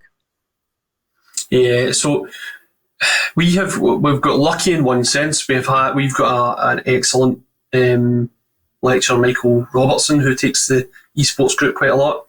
But obviously, we wouldn't want to put all our eggs in one basket. So, as I say, I kind of spoke earlier about how I maybe put a couple of arms up, a couple of backs, and asked lecturers who had interests in gaming to take the group. And one of the things that we've tried to do, we managed to get them a wee bit of development time, which is like gold dust in the FE sector. We managed to get them a wee bit of development time, but also one of my sells was that I don't want it to be totally student-led, but we want to have the students to have ownership of the course. So rather than it being a traditional week 1 to week 12, here is your curriculum, We want the students, the gamers, the experts in that level to come in and tell us what they're looking for, and that can shape the course as well. It does cut down a wee bit on the development for the lecturers. It's just striking that balance, because there still needs to be that discipline of who is in control of the group and who shapes it. So it's a kind of a bargaining that we've got at the moment. Yeah, and I think what's nice about sort of esports societies and setting up these kind of gaming communities is that there's so much that's happening in this world now, that there's some really great reference points for sort of quality standards in production values and those sorts of things. You can really see fantastic events being created around the world, then sort of gradually sort of feed into how we think about our own sort of production too. So Andrew, I'm curious to know also about your experience in working across departments. Has there been much collaboration in your sort of college around different departments? So taking into consideration where I came from the computing, there's a want to work with other departments. Now, sometimes departments can be really busy, so it can be a struggle to get that collaboration. But it's definitely there, and it's definitely be great to explore it and to make sure that we make use of everything that we have and give all students the chance to take part, because it can seem like it's just the computing department or just one department where everyone has skills that can play in, as you were mentioning earlier. And yeah, so it has room to grow, I'll be honest.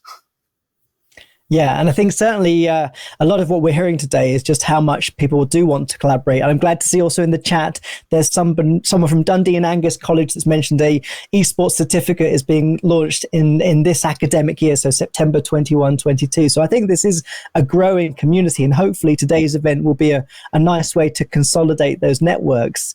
And speaking of which, I know that people have sort of asked, how do people stay connected after this? I often like to invite people to paste LinkedIn profiles into chat. So I feel like we could do that if people want to share where they're from and what they're doing. But certainly everybody in these sessions is on LinkedIn, so you'll be able to find people within the platform. But Michael, I guess for your program then, being sort of the first esports qualification in Scotland, I wonder what you sort of have as aspirations for your program going forward. I suppose the kind of dream is to get a disciplined team focused on one particular game, whether it be League of Legends. I know that some of the guys on our courses are Rocket League players, and really to start to achieve at a higher level and compete at a high level. The ultimate goal would be to, I suppose, you would like to launch a superstar, and give them that platform and give them somewhere to develop their skill set and make them better. At the end of the day, we want all students though to come to the college and feel that they've achieved, that it's been worthy. And even if they don't end up being the next superstar, they've learned skills of collaboration, communication, teamwork, all these different things that fall under the esports umbrella. And it's really interesting sort of hearing different perspectives from a range of disciplines, whether it's sort of creative media, filmmaking, or digital technologies, that how these are all interconnected disciplines. And in fact, certainly what I think is really valuable about studying esports, learning about esports production, is how those skill sets really apply to a whole range of settings within the creative and media industries. And that's, I think, what's driving a lot of the innovation, is that collaboration across the staging of events, the production of events, and I suppose also working with organizations that are really pushing the boundaries. I know that Twitch has had a great student sort of program, and there's that kind of support and entry into those organizations. And I wonder, Andrew, do you see that these sorts of collaborations have emerged around your setting? Is there sort of connections with businesses and companies that are helping realize what it is you want to do? Yeah, so in terms of the esports side, at the one of the pictures I showed earlier, the Fujitsu launch, a couple of the industry partners we had there were talking to our Gamer Society leaders and trying to set up esports within our college and really push that forward.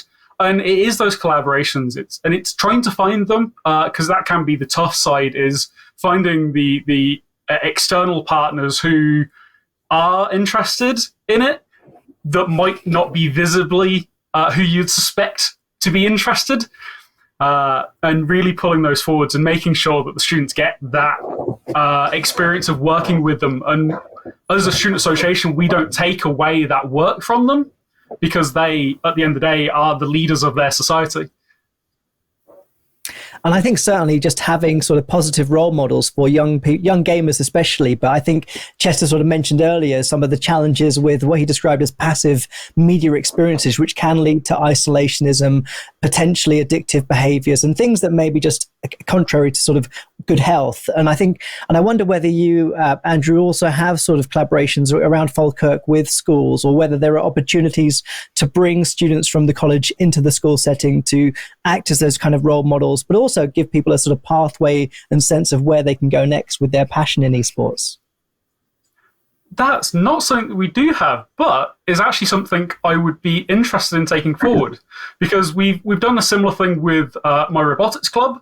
I was invited into schools to do a mini robotics session. So definitely something around esports and healthy gaming would be fantastic. Yeah, I mean, I have a passion in sort of digital health technologies, and certainly feel strongly that we need to support young people more in that area. But I think certainly it's great to think about how we can bring those role models into the school setting and give people a pathway. I think partly, Mike, I don't know what your experience is, but certainly I think many parents are looking for ways to nurture the passion that their kids have for gaming into a sort of positive career path, or something that they can really sort of take forward in lots of really valuable ways. Yeah. I mean, I would like to think that, again, sorry to keep referring to the pandemic, I've seen students keeping their social well-being together through games, which is something that would maybe not have been viewed before. So I think everything needs to be done in moderation, and I'm aware of the commitment that is needed to be a top esports player. But I'm hopeful that after this, and I am biased because I am a gamer, but I hope that the computing is viewed, or gaming is viewed, as a more collaborative tool after lockdown is finished. There needs to be a balance, but I think rather than being to the detriment of a lot of people's mental health, it's maybe saved it in some cases. Yeah, I couldn't agree more. And again, thank you both for sharing your really pioneering experiences in this world. I hope everyone's sort of taking some inspirational value out of that. Certainly, I know I have. And I think partly what's often driven me to be in this space is the realization that if we do compare esports to sports, then we've kind of, I know I sort of grew up playing games on my computer, sort of in my bedroom with my siblings, but parents were sort of outside of that space. And I think that's something that's kind of changing quite a lot, where parents are more present within this world. I know there are quite a few organizations that are really built by parents trying to work with their children to build these gaming experiences. So thank you very much in sharing these perspectives. And hopefully we're building some new collaborations today that will take us further into the future. So thank you. Thank you. So we're moving now into our final session of the morning, which is called Meeting the Esports Challenge, which I think is a remarkable way of sort of framing not just the session, but also the morning, because it's clear there are many things that we can do, many things that have been done. But I think also for me, one of the key themes for this morning is just how esports are transgressing boundaries in education, and how we see, hearing people like Andrew talk about coming out of robotics, hearing people like William talk about coming out of media and cinema studies, and all this space is populated by these range of professionals. And so our next speaker for this session is Emma Liston, who's another pioneer, a music teacher at Alva Academy, who's going to talk to us about setting up their esports team. Welcome, Emma. Hi, good to see you. Good to see you. Good to have you. Over to you. Fabulous. So I guess I should just introduce myself first. My name is Emma Liston. Actually, it's funny. I've been watching people talk about coming from computing, coming from robotics. I'm actually a music teacher. So that's just going on that fact that, it doesn't have to be from these sort of gaming sort of things that you would associate with gaming. We just sort of created an esports team because there was so much demand.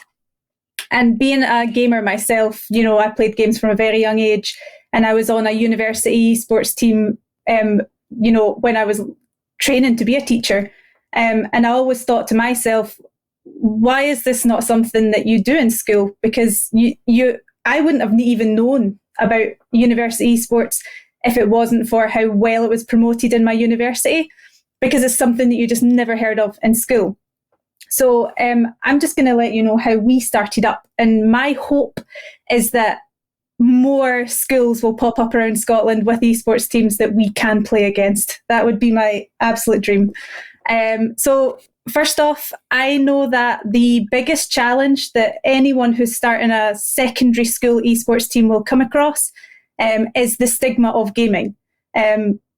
People actively discourage young pupils from gaming. It's never, it shouldn't be something that is discouraged completely. I think it's like we said, everything in moderation. So the benefits that I have actively seen so far, and this is around the whole school, not just to the pupils, but for the pupils, you get those career opportunities in esports. I mean, we know that esports as an industry is growing exponentially, especially because we've all been stuck at home. And it's one of those big things that it's not been sort of affected as negatively as other industries have. Social and emotional well-being plus confidence. I've seen this in certain pupils who have, joined my club, said, I'm interested in playing this game. Cool, we'll put you on a team.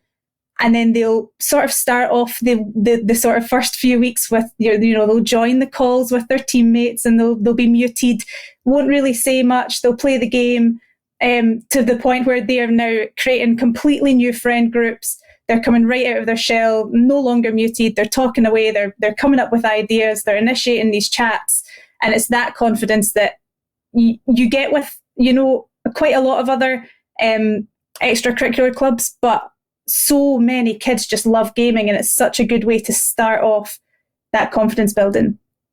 And then just the positive connection to school life.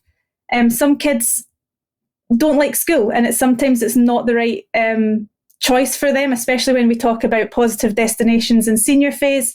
But I've had kids who have said, I would love to stay on to S6, knowing that every year I'm enrolled in this esports team and I get to play and I get to compete, and they are so proud to be in that school team for esports. For staff, I've already got a couple members of staff who came to me straight away and said, "Oh, I love Rocket League. I go home and play it to chill out. I go home and play Rocket League to, de-stress after a day of teaching. I would love to do it in school." And I would never have known that if I hadn't started this esports team. So it's actually just a great opportunity for staff to develop a skill in something completely different to what their subject area might be. I think that was a biology science teacher that came up to me, and I thought, okay, that's strange. It's not something that you usually associate with a science teacher. But it just shows that, we're everywhere. We're cropping up all over the place. And also a big thing for me is building relationships with pupils. It is so hard to build relationships with pupils on the best of times. So getting that common ground of, well, actually, I kind of know about that game that you play. And it's straight away, they'll talk for hours about, strategy and, all this stuff that is really good and great for the brain. And just being able to build that with pupils that you may not even teach it was really good. And through that, I've also created relationships with other esports schools. Right now, it's mostly down in England because there really isn't any other schools in Scotland. This is why we're doing this. I would love to have other schools in Scotland to bounce ideas off of, create tournaments with. But the schools that I have been in touch with in England have been amazing for supporting everything that I've done so far. And in terms of just, full school celebration of success, this is a national scale involvement. I know that in my school we have a badge that you get as a pupil if you have nationally competed and you've sort of been under that I Come From Alva Academy. So that's something that a lot of kids who are in my teams don't have, but they will at the end of this year because they've absolutely been competing nationally in the British Esports Association for the past 8 months. So it's all these different routes into success that certain kids may not have managed to get onto if it wasn't for having esports in school. And it's innovative. It's absolutely, it's the new age of, entertainment. It's just fab. So we just want to get that extracurricular development, but and in the future, hopefully actually have it in the curriculum. But that is a job for another day. For now, it's absolutely just something that we are trying to build from the ground up. So some people might be thinking, well, why bother? There's so many other extracurricular options. Why this one? So the biggest one for me was demand, and I've said that already. Within a few months, I had 50 plus pupils asking to join the club. So having that absolute demand for what we were doing, that was the biggest part. I said, these kids need this, and that was what drove me to get it done. Of course, the transition, massive part is transition. That college and university life that you have when you go into university and you're playing games, there's nothing like that in schools. So that was the biggest thing that I wanted to make sure that the kids could create those connections, because, you might play against them in your school team and get to know them through tournaments and get to know them through lots of different stuff that's going on. And then you already have that connection when you move on to your next set. So it may be college, it may be university, even if it's just going into a job, it's still having those connections so that you can stick with your esports passion. And obviously the health and well-being. It's been said probably to the moon and back today, the health and well-being of playing esports is second to none, especially when these kids are so passionate about it. They want to do it, they want to be there. I've had 100% attendance at all times, and I would be absolutely hard done to do that in my music classes, so they just absolutely adore it. And this is just a couple, just a wee slide that just shows the sheer amount of things that we've managed to do as an esports club in 8 months. 8 months of a pandemic, I would add as well. We are the highest, we've raised the most amount of money for Macmillan in the UK as a secondary school. And we are so proud of that. And this year, that part of the whole school ethos really struggled because people couldn't get out and do bag packing, people couldn't do the usual fundraising. So I said, right, hold my purse. We are going to do a 24-hour live stream, and it was phenomenal. We had kids and players from other teams actually say, well, I know it's an Alva thing, but can we join in? Because we've played your team and we've made these friend connections between players. And we said, absolutely. So we had, I think we had something like 12 kids from the school who did the full 24 hours. We had an extra sort of 10 kids who were jumping in and out. And we had about 5 or 6 kids from other schools who really wanted to be involved as well. And we raised, I think it ended up being just over £1,000 for Macmillan. Other things is just, the British Esports, that's our lovely little team, Alva Alliance Esports, sitting there in the top sort of 8 teams out of 75-ish for Rocket League. And it's just things like that, these kids are so proud of that. So proud of that. It is a massive achievement for them. And the confidence that comes with that, and the sense of pride is second to none. And this is just a little couple things that my pupils have said. I said, look, I'm going to talk to some fabulous people about the esports that we do, but you guys know more than I do about what it's actually helped you with. I said to them, if you could describe what the esports team has done for you, that would be amazing for me. I can pass it on to all these other schools who may be thinking of doing it. And just I'll leave it up, but just a couple of my favourite ones, I'm able to coach my friends to help them get better at a game, which for me is such a rewarding feeling. So that's beyond just that pupil likes to play games. They're now getting into coaching. They're learning about all the different things that they need to do to successfully teach someone something. And this is just an avenue for them to do that. It's really benefited me, my social life as a shy person, to talk to new people. All that kind of stuff is what we're doing it for, Some of my favourite memories were created playing with my team and in the casual club that we run on a Friday. I know for a fact that when I was in university, some of my favourite memories came from my League of Legends team and playing with them and having that bond with them.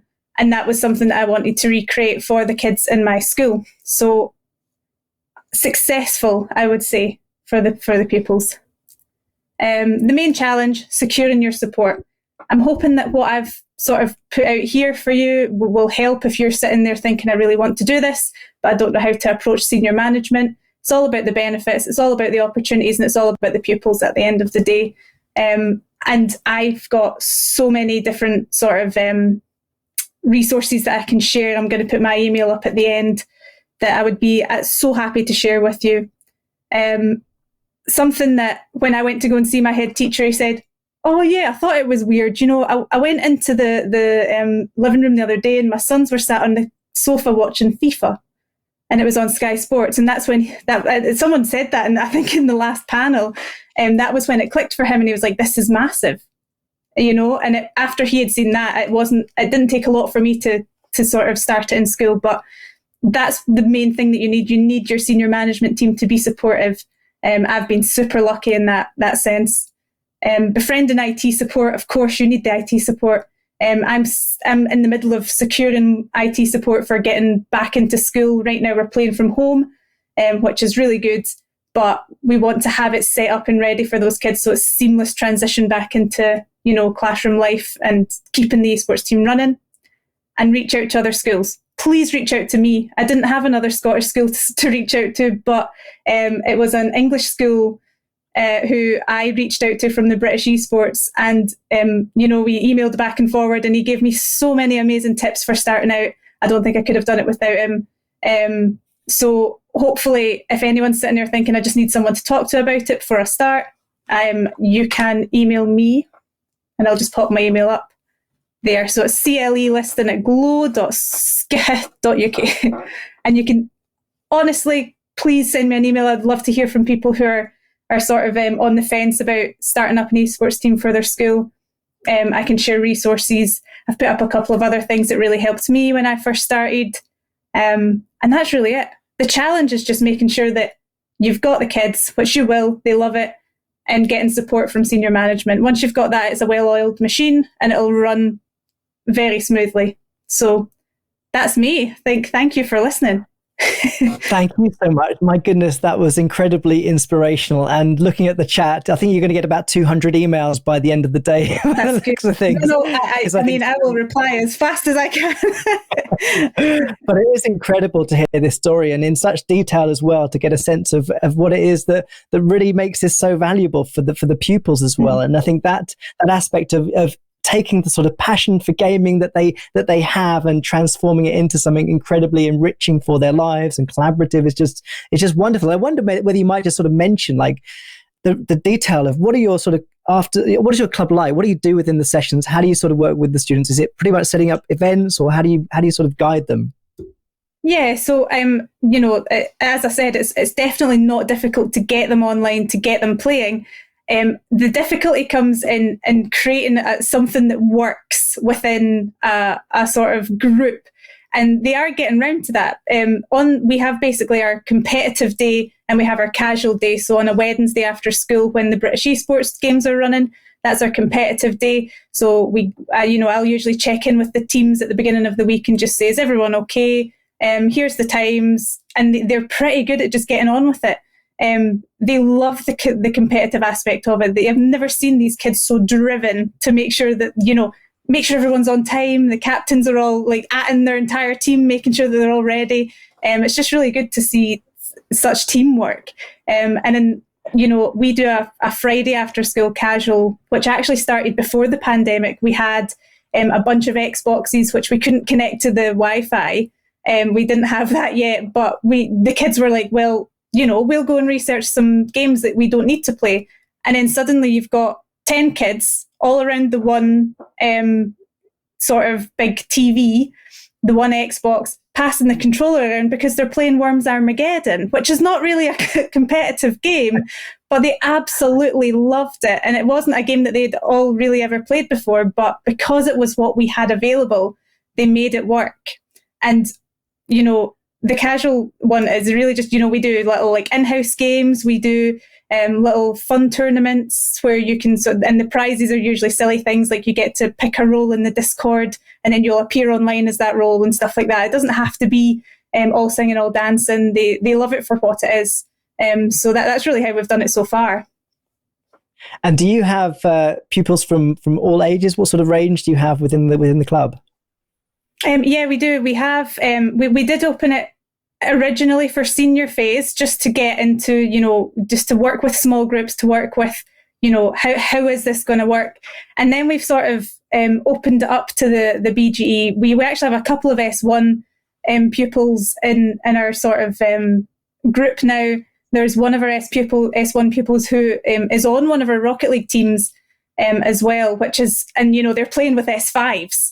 And you know, he said to me when I first said, you know, would you like to join this team? I think he was very good at the game, you know, sort of high diamond. I thought, you know, you should be on a team. I know you're still young, but you should be on a team. You need to get into that. And he was like, oh, I'm kind of scared to play with the S5s. You know, that is a very, very daunting thing for an S1. But they've been so accommodating to him, and it's those connections that usually wouldn't happen in a school. From these different like massive gap of age range usually wouldn't happen, but it's been a really nice buddying system. His confidence has grown. You know, the S5s have gained from helping this person get into the scene. So no, it's been fab for all ages so far. Well, thanks so much for being here and sharing your story. And I know that there's so many comments in the chat, and you might have to actually paste your email into the chat, because I know for my screen it wasn't too clear what the email was. So if you're happy, I don't know how to get to the chat. I talk about games, but I don't know how to get to the chat. But I think I've managed to get it now. Yeah, I will put my email in the chat. I promise. Brilliant. Thanks so much, Emma, for being here. Yeah, thank you so much. So moving on to our next speaker and our final speaker for this morning session is Brian Clark from Education Scotland. And I think, as Chester mentioned at the beginning of this morning, having support from a range of government stakeholders in building these new educational programs and what Emma described as this kind of new age of entertainment is so crucial, because I think helping people understand that what we're doing here is creating industries for the future and the skills that are needed to make those productions remarkable. So welcome, Brian. It's great to have you here. Thank you very much. Lovely to be here. I'll just quickly introduce myself. Yeah, it's wonderful to have so many teachers in this event today. I mean, and I know that you have a background in teaching as well, and it's great to have those advocates in the esports world. So over to you, and we'll have a chat afterwards. Great. Right, thanks very much. So, hello, thank you very much for having me. So my name is Brian Clark, and I'm Senior Education Officer at Education Scotland. But before I start my presentation, I just thought I'd tell you a little bit about myself. So previous to coming to Education Scotland, I was deputy head teacher in a high school, and previous to that, I was principal teacher of computing in another high school. But previous to that, I worked with Learning and Teaching Scotland on the game-based learning program that they did called the Consolarium. So for a couple of years, around about 2007 time, I was deeply involved with how commercially available computer games could be used within the curriculum to help, situate learning or to frame learning using new media. And, that's obviously it was a great opportunity for me to kind of work with that team. But it's also kind of, sits close to my own heart. So being a previous computing kind of student at university in the 90s, I was forever going to LAN parties and carting around desktop computers and playing Doom with four of my pals with a whole pile of wires and network boxes in someone's flat. And now being a dad of a 9-year-old, watching my son play Fortnite with his friends and teaming up in team rumbles and having strategies to try and win, it's really exciting. So today, I'd like to talk a little bit about games in the curriculum from the education perspective, but also just a few observations that I personally have around about esports and gaming. So I'll try and stick to 10 minutes and where it's getting close to lunch, and I'm happy to answer any questions as we go along. So, if this will move to the next slide. There we go. So,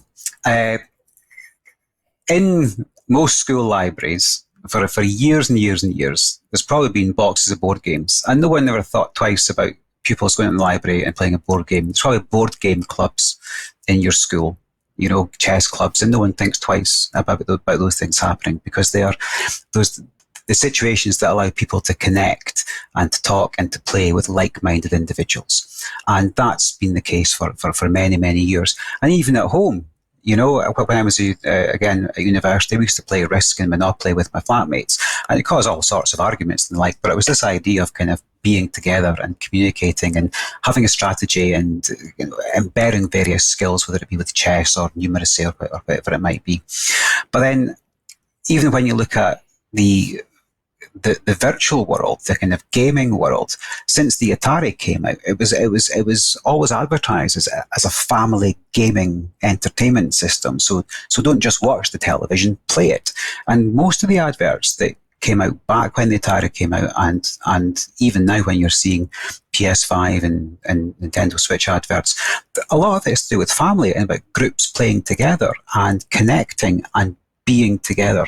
I think that from an education perspective, that idea to connect and to communicate and to have success in a domain is hugely important, and it's a great skill to build confidence with individuals. So, before I go on to kind of talk a little about that, I felt we'll have to mention the pandemic, and I know maybe one of William's colleagues maybe will even know this Dr. Galloway from Aberdeen University. I saw this on the BBC News site about the Deluxe festival that happened in Dumfries that was about mental health and video gaming. And this article also talks a lot about over the pandemic how important video gaming was to make connections with people and for people not to feel isolated.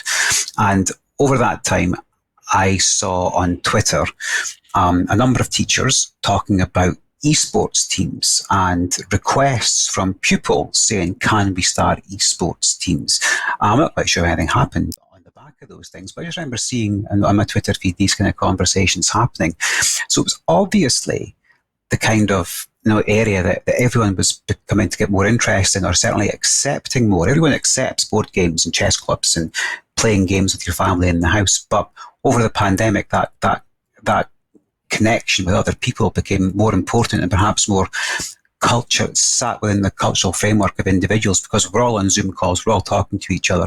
And I must admit, at that point, it wasn't until the pandemic started that my wife and I decided that maybe it was okay for our son, who's kind of P5, P6, to actually speak to his friends online and play together, because all that areas around, internet safety and how to cope with, internet bullies or trolls or those types of things are always a worry for every parent. And what we realized is that this was actually a way for us to help teach some of those skills within a kind of a walled garden type of approach, because the way we set up the parental controls within these Switch games and things. And honestly, it was I think a revelation for me, even someone who was into gaming and playing, but seeing the emotional support and social support he got during that time was huge. And I can see why schools perhaps start to look at those types of approaches. The other interesting thing about this is that it reminded me of a book that James Bulgee wrote back in 2007 called What Video Games Have to Teach Us About Learning and Literacy. And what he talked about in there was an idea called semiotic domains. And he explains that as an area of study or an area in which an individual inhabits the space because they understand the laws and the rules within that space. They understand the interactions. And gaming for young people, that is their semiotic domain. And then when we have teaching as a set of classroom teachers, the classroom is our domain. No matter how much autonomy we want to give to pupils, they will still see the classroom as being the domain of the teacher. Whereas gaming culturally sits within the domain of the learners. So there was always real kind of scope for gaming to intersect with learning. And I'll touch on that briefly in just a second. But what I want to do at this point was just have a look at some of the aspects of Scotland's curriculum. And recently the curriculum was refreshed into kind of saying, this is the refreshed curriculum narrative. And there are 4 areas of the refreshed curriculum narrative for learners to experience. So opportunities of personal achievement, interdisciplinary learning, ethos and life of the school, and curriculum and subjects. And I just picked out one part of this, and it's the opportunities of personal achievement. And on the screen there, this is essentially a right of all pupils in Scotland. So personal achievement provides children and young people with a sense of satisfaction and helps to build motivation, resilience, and confidence. So that's just one thing I want to touch on. And then follow it up very quickly with other parts of our curriculum. So literacy across learning, English literacy, has definitions of texts within Scottish education. And you can see the list that's there, and there's a lot of traditional texts that are there, but I've highlighted in red, it says games. And this is where a lot of the work that I did with the Consularium to begin with was around using games as a contextual hub to situate learning, to use the rich narrative that were in games to help with literacy and those types of things. When we came to things like, game design as part of the curriculum, we talked about narrative, about bringing together aspects of the curriculum, such as literacy, such as music, such as art, to kind of use those multidisciplinary skills to create games. And that was something that's always been picked up on, and across the country, in most computing departments, for example, you'll find that in S1 and S2, there's some kind of form of game design unit. The SQA have courses for games design, so you can do a national professional award in games design. So that thread of the development of games has grown in Scottish education, and as was mentioned by the previous speakers, there is a number of routes into further and higher education which is to do with game design, and that's been established for a number of years now. Congratulations, Aberdeen, my old university, by the way. I went to Aberdeen University between 93 and 97. So there we go. But yes, there was obviously, historically, there's been that kind of development progression, which leads me to kind of then think about, the conversations that I've heard both Aberdeen and Clyde College talking about there about, the development of esports pathways. And actually, there is the ability for us to look at the existing curriculum within Scotland to see where those types of pathways might sit. Indeed, with developing the young workforce as one of the main threads about kind of preparing young people for jobs that don't exist yet, that age-old thing. Esports as a career and the associated roles within an esports team, that is a realistic goal for a number of young people now. And again, I'll touch on that in a slide or two. The one thing that I did also want to mention was that within the curriculum, this slide was meant to go first and I just totally forgot to put it first, is the health and well-being area. So if you're not familiar with Scottish education in schools, there's a number of curriculum areas, and all the curriculum areas have what we call experiences and outcomes. And I've just listed some of the experience and outcomes at different levels, all the way from early years through to about the end of S3, which is level 4, which is about health and well-being. And if you can see it there, it says, I value the opportunities I'm given to make friends and be part of a group in a range of situations. Through contributing my views, time and talents, I play a part in bringing about positive change in my school and community. Now, that's exactly what was happening in Alpha Academy. That whole idea of pupils that are perhaps not necessarily part of a traditional, sporting team or contributing to, Duke of Edinburgh Awards or that type of thing, they're actually being able to participate at a level that's actually been recognised. So I see everything that's been mentioned around esports in the last few presentations. There are natural links to where it can sit within the curriculum. I think it takes a little bit of thought and a little bit of bravery, I think, from schools to invest in some of that, particularly around kind of infrastructure and technology. Every local authority has ownership of their own networks and have final say on what's allowed and what's not within the GDPR and all that type of thing. So it's difficult for a national organisation like Education Scotland to do anything to support that type of approach, because it's up to local authorities. But there's always opportunities with local authorities and schools to shape the curriculum how they see fit. And I just wanted to touch on a couple of curriculum opportunities next. So, as I mentioned, from a secondary school perspective, that's where I was, and I was as a computing teacher. And you've got your kind of first to third year area, you've got broad general education, and you've got your senior phase. And generally speaking, as a computing teacher, there'd be some form, in between first and third year, there's probably some form of game design type experience which focuses on programming. And then often that will be linked to interdisciplinary type of activities, where if you've got a course in first or second year that's linked to business education or whatnot, you might do a marketing campaign about the game that you've developed, or you might write a bit of narrative or a backstory about the character within that game. So that's kind of what's currently just happening just now. But then after hearing about the plans in Abertay there for potential esports qualifications, all of a sudden the actual design of the game and the creation of the game doesn't necessarily then become the important part. Perhaps it's about event management. Perhaps it's about digital photography. Perhaps it's about digital media and preparing for live streaming and organising events and using that as a contextual hub for a piece of learning in the BGE. And there's absolutely scope within the curriculum framework for schools to be exploring that type of thing.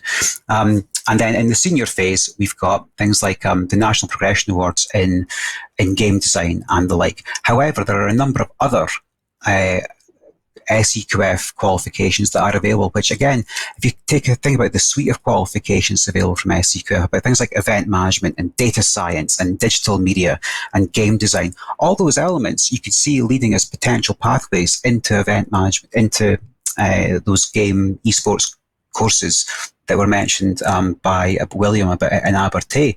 So how we shape our curriculum and our curriculum offer is really open in Scottish schools, and esports could be one of those routes that schools try to plan for in a formal sense as a pathway, or indeed figure out how to support that in an extracurricular sense, as was happening in Alva Academy.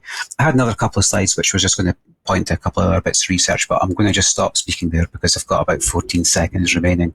But it's been lovely to speak to you. I'm really happy to take any questions. Thanks so much, Brian, and thank you for wrapping up. What's been wonderful to hear you speak about is just the breadth of I guess, pedagogic underpinning to why esports is so valuable to pursue in a range of sort of educational settings. And I wonder whether your perspective sort of shows that there is growing support across the educational sector in this direction, or whether it's still important to get these messages across to a range of different people. I think the curriculum is it's got wide walls and high ceilings, and schools across the country are responsible for designing the curriculum that best meets the needs for their learners. Now, I think with the impact of COVID and lockdown, a lot of schools are really considering what their curriculum offer can now look like, because we've been involved in this online learning for the past 12 months on and off, and so there's now, I know schools are asking themselves questions about is our curriculum right? Can we do things differently? And when they start asking questions like that, they then begin to think of the other opportunities that are available. You're hearing stories left, right, and centre about. I saw something on Amazon Prime the other day around about McLaren. Was it the Formula One team recruited a gamer to be their test driver for their virtual simulator through a gaming competition? I'm seeing that BT Sport are streaming, FIFA Live. I mean, all these opportunities. Manchester United, the football team, have got an esports team where they sign people to play against other football teams. There's obviously, a growing area for success beyond school in the wider gaming industry that's not just associated to design and development, but the actual participation in an esports type team.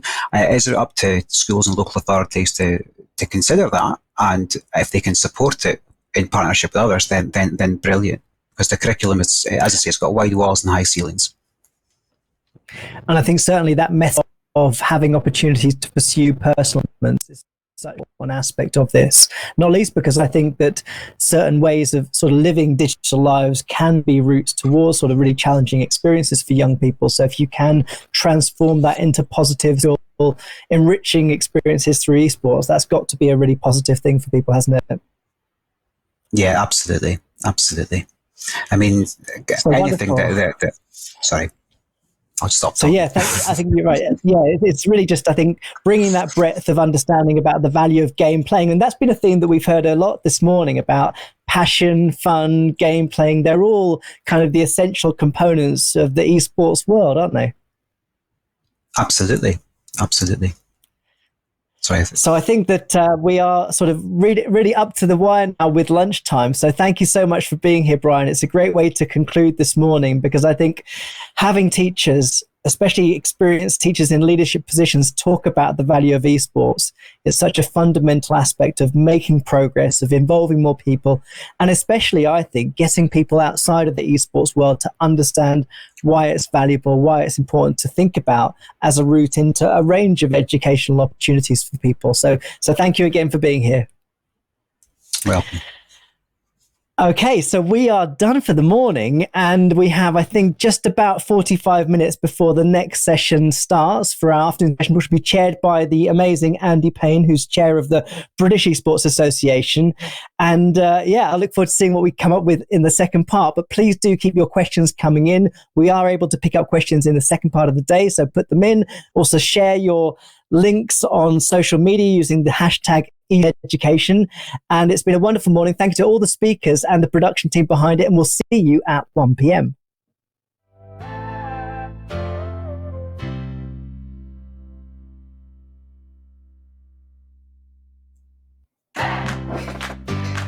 Thank you. I'm going to go to work. Get some recordings done. Play Pirates of the Caribbean 700 times in a row.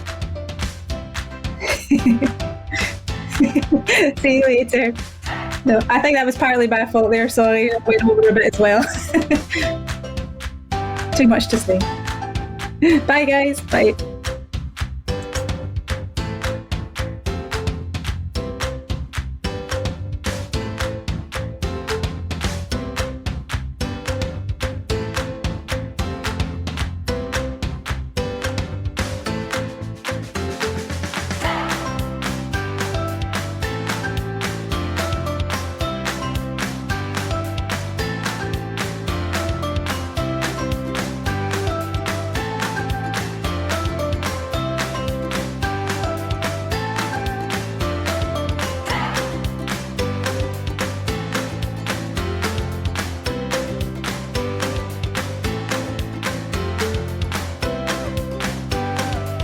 Well, good afternoon, everybody. Just to sort of take us into the second session of the day, I just wanted to say how amazing I thought the first session was. Incredible breadth of speakers, passion for the subject matter, which you would expect, but it's great to hear and see.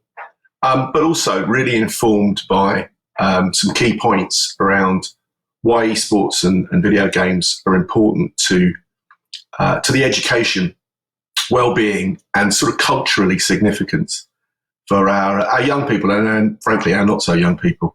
And I think one of the speakers mentioned a couple of times, we're building the careers of the future. That's the reality, and it's quite amazing to see it. I've been in video games since 1985, and I've always come up personally against lots of policymakers, politicians, media who seem to think that games were just facile.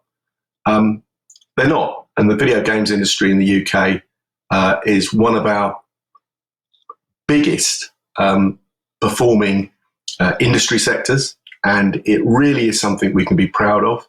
And our esports industry is coming up on the inside. And I think we're going to see not only a continued explosion, but a wealth of opportunities for young people, really good, solid jobs, things that they can enjoy, have fun with, and build great friendships and communities. So that all plays into the wonderful thing called competition, which is a fact of our lives. And I'm going to just introduce now the Scottish College Cup award ceremony. It's a bit delayed. And Jim Metcalf from CDN is going to be on this video. But just to give you some context, back in November, we held the Scottish College Cup that CDN did, which was an inter-college Rocket League competition. It involved 8 colleges and a Twitch audience of just under 100,000 who followed the action for a combined 650,000 minutes. Incredible amount of time. The team from Edinburgh College came out on top. It was a nail-biting final with Forth Valley College. So please join us to see some of these highlights from the Cup and as I say, a slightly delayed awards ceremony. Enjoy. Hi, my name is Jim Metcalf. I'm the Chief Executive of CDN. In 2019, we first became aware of a new qualification being offered at Glasgow Clyde College, the NQ in Computing and Esports. It was the first formal qualification of its kind being offered in Scotland, and the college were one of the first to recognise an emerging industry that's been taking the world by storm. Now, esports tournaments are watched by millions across the globe, and the teams compete for $1 million purses. The global games market now generates more revenue than film and music combined, and esports is just the latest manifestation of that incredible growth. So last year, working with our partners at the British Esports Association, we were proud to host the CDN Scottish College Cup. This was the country's first inter-college national esports competition. It was brilliant to have 8 colleges submit Rocket League teams and compete over a weekend to win the cup.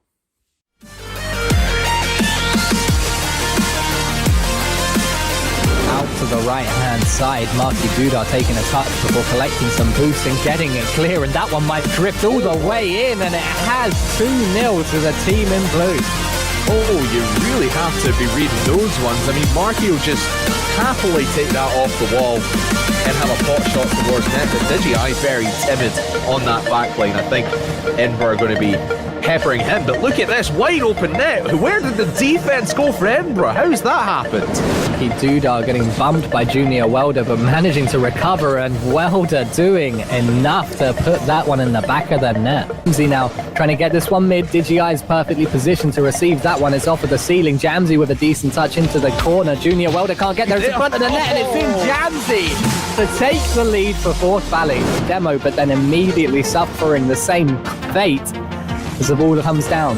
Jamsey into possession. It's a lovely pass to the left. Mason with the shot, and it's in. What a way to come back. The boys in red have done it. Gets bumped out of position as Jamsey taking the ball, taking the boost, and getting the pass back to Mason, and then turning into perfect position to collect this once more, guiding around the corner. It's in front of the net. He just needs to do it all himself, and he has the jammiest goal of the series so far from Jamsey himself. 1-1 is the series score. Relieving that, giving himself and his team some breathing room, and finding the second goal of the game there. Jack. Well played by Welder on the back line to keep this one at bay. Jack looking into the air, but I can't believe he's kept that one out. Jamsey with a phenomenal save. Either way, Jamsey really should have been the one to score that one, and it was just offered up on a silver platter. Put the cloche down and look at Mark just open up, and he is feasting now. Forth Valley haven't really starved them out, because you see when Forth Valley get the ball into their possession and start going downfield, they have no boost to work with. Mason's car, but Digi can break downfield. The pass to Jamsey is good. Mason's there, and what a team play! What a goal! This is the kind of standard that I expected from Forth Valley, and where has it been? This is the positioning play from Mason that we've been wanting to see. Gets it right on his car. Beautiful pass and beautiful shot as well. And look at Jamsey bringing it back into contention. Dunks the man on the left-hand side. We're a goal apart now. Keep it out. Claim possession again and try to break downfield. Marky Duda with the shot. It's over the deep. What a save from DGI to keep this one out. Still on 3-2. Again, it's up at the ceiling. It's in front of the net. Mason looking for a disruption. Digi's there, but Marky Duda with a phenomenal save. And somehow, after 60 seconds here in Game 5, we are all square. And that's a big it's not. Mason's done it. And they're in the lead. Forth Valley Gaming Oh, as Marky almost gets a double tap off the backboard. It is very aggressive from Forth Valley, but Jam's able to slow things down enough. Now coming up to make the most of that demolition. Jamsy Z on target, and it's dropped under the crossbar, and another disruption play leads to a goal for Forth Valley. Back towards blue half the hit of the field, and Marky able to make an easy enough save, and no one is there on the back line. And after I think that may have clipped off the post and gone in, or at least given Forth Valley a chance to make the play. But look at this pass in from Jamsy to Mason. The duo of Forth Valley strike once again, and with 36 seconds to go, they have tied it up, and they are still in this grand final. Entire championship, they have won the Scottish College Cup. Yeah, congratulations to Edinburgh College, but that was just a big mistake by Forth Valley at the end there. They know they need to make the save. They know they need to make the play upfield, but they just leave their back line open, and Edinburgh just pounce on it like hungry wolves. And they are your champions after a grueling 2 days of competition. The matches were live streamed over Twitch. When we look back at the stats, we were amazed to see that about 100,000 people had been watching. We knew the game was popular, but perhaps not quite on that scale. So after a thrilling final, Edinburgh pulled off an amazing win against Forth Valley College. Congratulations to them both for taking part and for being in that final. Now, to formalise the win for Edinburgh College and to celebrate the first college to hold the CDN Scottish College Cup, I am delighted to present this trophy to Nick Bell and the team at Edinburgh College. That's pretty heavy. Thanks, Jim. Thanks to all of CDN and to the British Esports Association and everyone involved in putting the competition together and giving us the opportunity to take part. Thanks also to Forth Valley and to all the teams really for making it such a thrilling tournament. It was pretty close cut at times. This whole esports thing is pretty new to us. This is the first team we've spun up at Edinburgh College. I'm really proud of all of them. We were really lucky to have the amazing experience and the coaching ability of Mark. And we were also very lucky to have the new talent of Kai and the Jacks. They really did us proud. It was a very enjoyable experience, especially playing with friends the whole way through. We'd only been playing for a couple of months as well, so it's nice to win. Just sat there like Barbados or something. I've won, I'm over it. We had some really good competitors. Forth Valley in the final, they played really well. Had a good time against them. I love my fans to bits. They're very supportive, and I appreciate everything they've done for me. I had a good time playing with the guys. It was good to do something during lockdown. It was practicing a lot, playing outside of class, so it was fun. Love it. Yeah, I was practicing in class, but... Yeah, I know you were. Going into this, we didn't have any idea that we'd put together such an ace team, and we definitely didn't even dream of winning the cup. But you're right, Jim. We definitely intend to be back next year to protect our title, and we look forward to some friendly competition. Thanks again. Congratulations again, Nick, for a well-deserved win. Now, we're looking forward to welcoming Nick and the college back to defend the cup in this year's competition, which starts in October. And hopefully we'll be seeing many, many more colleges taking part and competing in the Scottish College Cup 2021. Thanks very much. Well, thank you. That was amazing. Great to see, great production, and clearly some real competition there. Just brilliant to see all the different characters in that team as well. Particularly liked the gentleman with the dark glasses on. I thought it was quite a nice touch. May he get his wish to get to Barbados soon.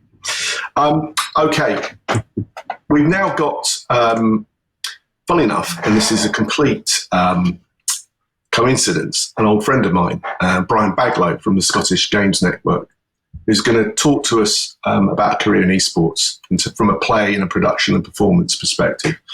I think the first thing to say about Scotland with respect to video games is Scotland's a real powerhouse and always has been, both sort of culturally and commercially, in terms of video games creation. Some of you may be old enough to remember Lemmings, like a company called DNA. Amazing game from the sort of mid-90s, 16-bit game. And most of you will know Minecraft, which, although not absolutely, developed in Scotland from the beginning, a lot of it was produced in Scotland soon after the game was invented. So that's amazing. And then probably the biggest game on the planet ever is Grand Theft Auto, and that game is made mainly in Scotland, but also in Leeds. Most people don't realise that Lemmings and Grand Theft Auto and huge parts of Minecraft are Scottish. So they should, and they hopefully will now. But Brian's going to talk to us really about where we go for, how we take that forward from a community perspective and from kind of the perspective of industry and the creativity. So look, enough of me. Brian, welcome. Do your thing. Thank you very much, Andy, and thank you very much for spoiling the first 4 slides of my presentation, man. Come on. I was going to set the scene, but no, it's all good. It's all good. So Mike and I have been talking, and we're going to do this in a bit of a 1-2 punch. I'm going to take you through the games ecosystem in Scotland right now, and where we are, sort of the strengths, where Scotland really is still punching. And then Mike's going to take you into a lot of the roles, a lot of the areas in esports where we can build upon what we already have. Moving swiftly on, to recap what Andy very thoughtfully took you through, a lot of people were aware that Scotland has got such a strong heritage and such a really proud legacy when it comes to video games. All the way back, Lemmings just celebrated its 30th anniversary. One of the first real, international superstar hits. The game was ported to over 25 different platforms. Now owned by Sony, it's still out there. It's still being developed currently for mobile. Grand Theft Auto from the same company, DMA, initially released in 1997. That was my first entry point into the video game sector. I was the writer on Grand Theft Auto, so I got to do a lot of swearing for my first job in the games industry, and that really hasn't changed. But out of DMA Design, we got Real Time Worlds, the creators of Crackdown, and obviously APB, which didn't necessarily do quite so well, but the ambition was admirable. And again, as Andy said, Minecraft, all of the console editions are created here in Scotland by 4J. And we've got an awful lot of new companies coming through. No Code, who are based in Glasgow, are the creators of a game called Observation, which has won more BAFTAs than James McAvoy. They had to move offices just to give themselves shelf space for all the awards for that game. And more recently, Monstrum 2, the sequel to the procedurally generated asymmetric survival horror game from Junkfish in Dundee, was voted the Game of the Show, the UK Game of the Show for Gamescom in 2020. So we've got it going on, guys. We've got so much happening. But outside the big studios, we don't tend to get a lot of recognition. There's not a lot of spotlight. People aren't aware of just what's going on. So over the last year, I've actually been doing some research. I've been going out and mapping the whole of the games ecosystem, not just the industry, not just the developers, but really looking at every area of gaming in Scotland, including esports. And this is due to be delivered at the end of the month. So you guys are getting an exclusive in this. And the good news is that Scotland remains an amazing place to be if you want to get involved in video games and indeed esports. On the educational side of things, 7 universities are now producing games graduates. 11 colleges across the country are producing games students with HNCs and HNDs. We've got 2 innovation centres with InGame in Dundee and Creative Informatics in Edinburgh. And the number of people out there engaged in game studies through Abertay, obviously, but also Glasgow University, they're pioneering in a lot of areas when it comes to the academic research going on into games, and a lot of this is focused around esports and competitive and professional playing. So it's a fantastically rich and varied environment if you want to study games and make it your livelihood. Then when it comes to the industry, believe it or not, and this took me by surprise, we've got over 300 active games companies across the country. Now, the vast majority are one-man operations, one-man bands. They can be part-time gigs, side hustles, or people going out and building their own games. Nick from Edinburgh College is an active game developer when he's not actually, shaking the silverware at the camera or leading his team to victory. And there's an awful lot of people out there who, over the course of the pandemic and the lockdowns, have decided to take their passion for gaming and turn it into something new. But within that 317, we've got probably about 60 to 70 major studios and what you could classify as employers. Now, that was a surprise. But then when you look around that, we've got 74 supporting companies who are providing services to the games sector across audio, marketing, animation, and pretty much every area you can think of, who are actively involved in helping people make games, helping get games onto the market. And one of the big areas of growth for Scotland is games tech. We've got an awful lot of companies out there who are looking at data, they're looking at live ops, facial capture, artificial intelligence. I was asked to do a big piece, a case study for AI in games for the launch of Scotland's AI strategy at the beginning of this week. And so the government is starting to recognise that video games has far more to offer than car theft and shooting people in the face.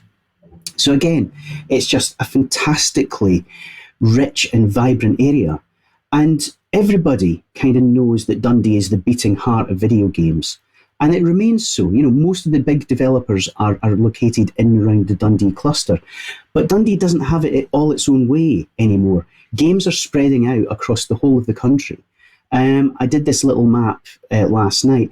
And as you can see, pretty much all of the major cities and a lot of the regions around the country are really starting to pick up.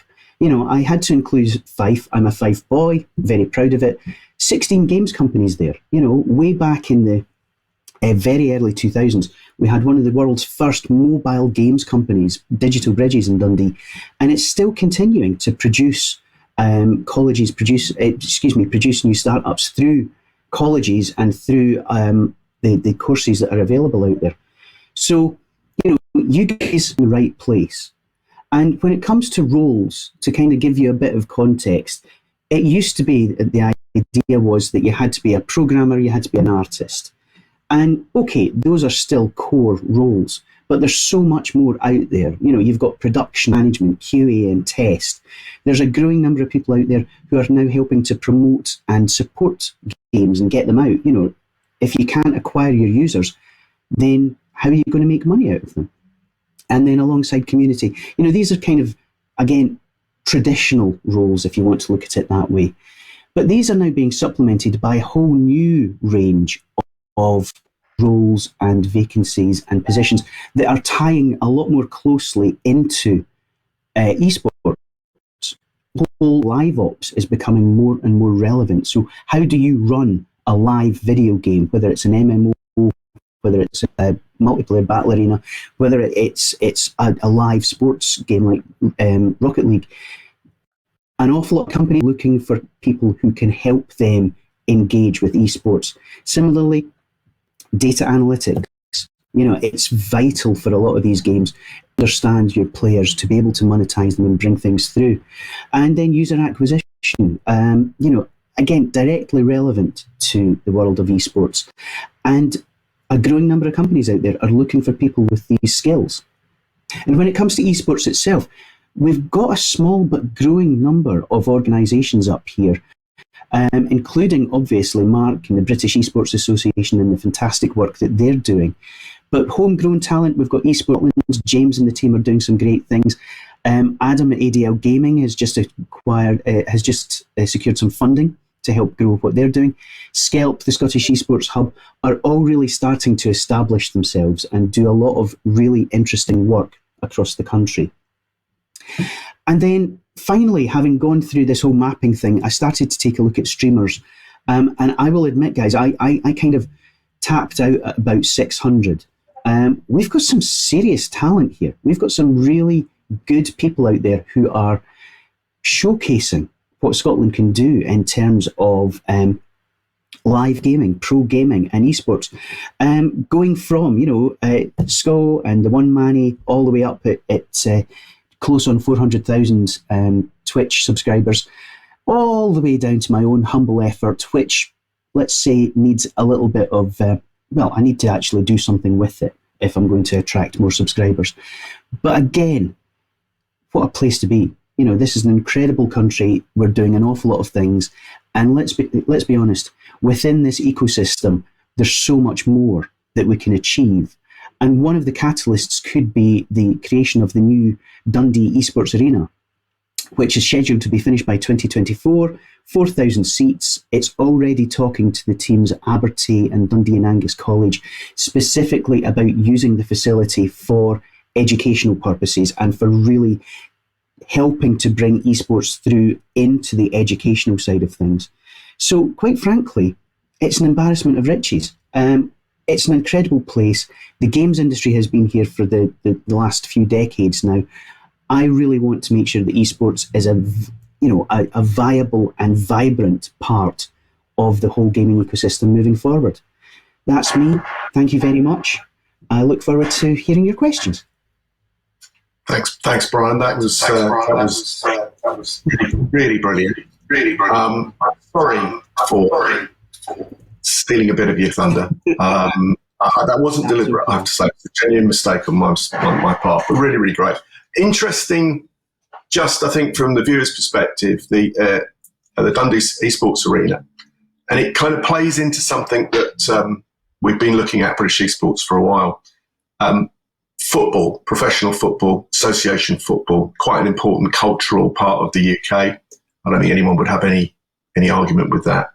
But it came out of the Industrial Revolution. And we're arguably in the fourth Industrial Revolution now. And I think the games industry has been a real driver of technology, applied technology in fun, entertainment, content. And it just feels to me like the whole of the rise of esports in parallel to video games, that the two industries together, kind of one feeds off the other. And I think we're going to see arenas being built around the games clusters in the UK pretty quickly. And I think that's good news for the education sector, because education plays a massive part in this clustering.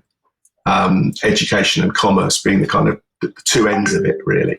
And I think that feels like it's a really good time to be alive and to be in this sector. Some of us, like me and you, have been around for a long time, but I feel like this is the most energized it's been for a very long time, because we can see, this last 12 months has given us an insight into what happens when the world shuts down and we have to rely on online. And it's come through with flying colours, frankly. But I don't know, are you optimistic about Scotland's position right now? I am. Yeah. Yes, absolutely. I think we've got so much to offer. We've got all of the pieces. All we need to do is really join the dots. And we're a small country, so we absolutely should be able to. And we've already got some fantastic examples, as you've just mentioned. The stadium in Edinburgh for Heart of Midlothian, have already created a digital innovation centre. Specifically so they can start to, expand out and really pull in people from the local community and their fan base and help teach them digital skills. And they're helping them to not only make video games, but get jobs, polish up their career and everything. It's all happening, and it's happening on a grassroots level, Andy.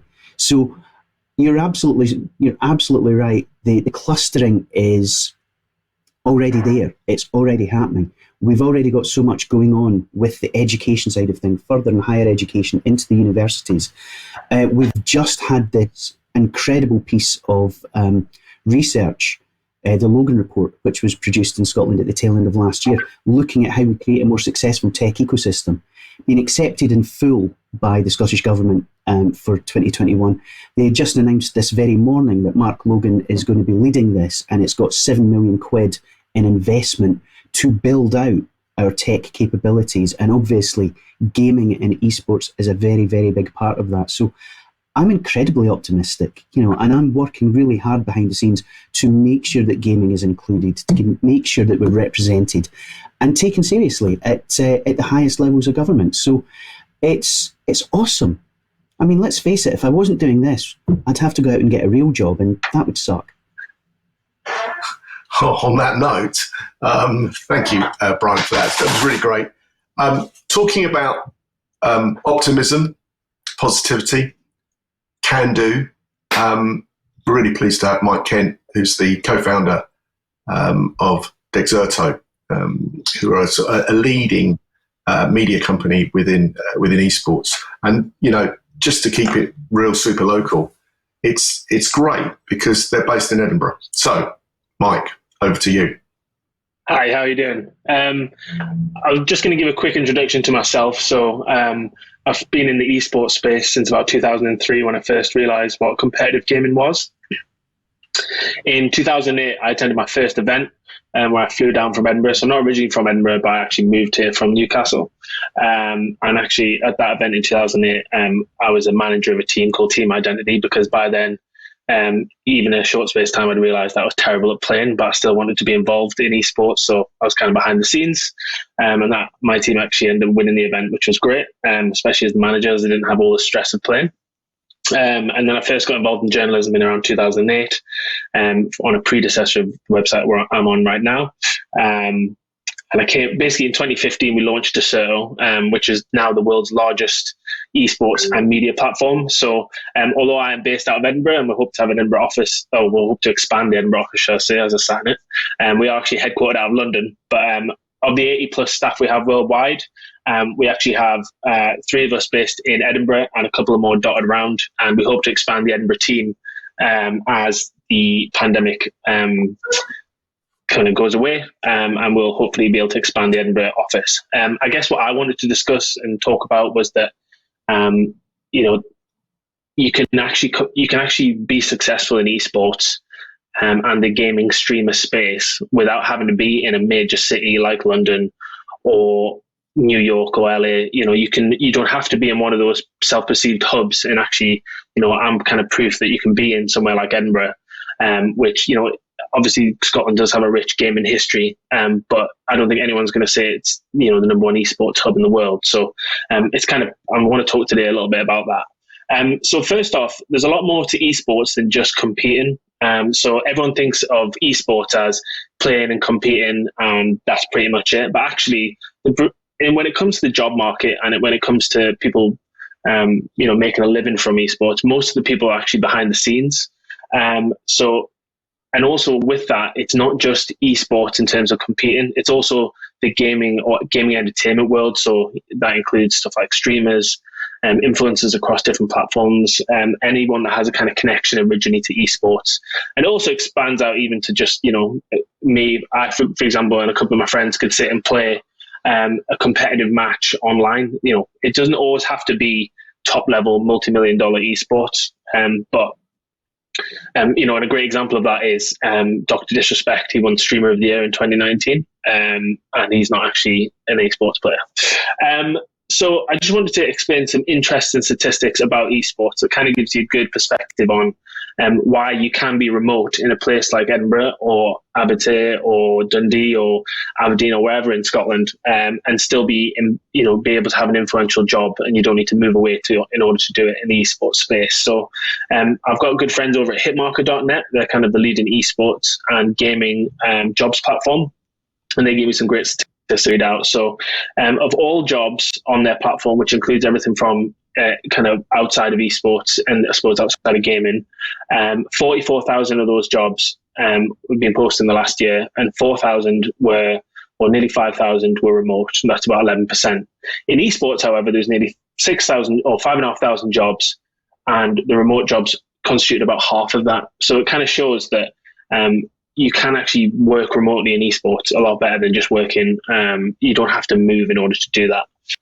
So some of the jobs that are in esports that I think people often forget, we've got stuff like business development and sales, social media, marketing, editorial and writing, executive and management, software engineering, coaching, graphic design, video editing, talent, and event production.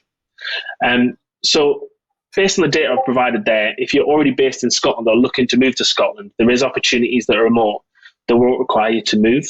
Even prior to the pandemic, I've proved, and I'm not trying to big myself up, but I've proved that you can be successful in the esports world without having that pressure of moving to London, which is something that, I know that my co-founders were very keen on me doing, was moving away down to London to be with them.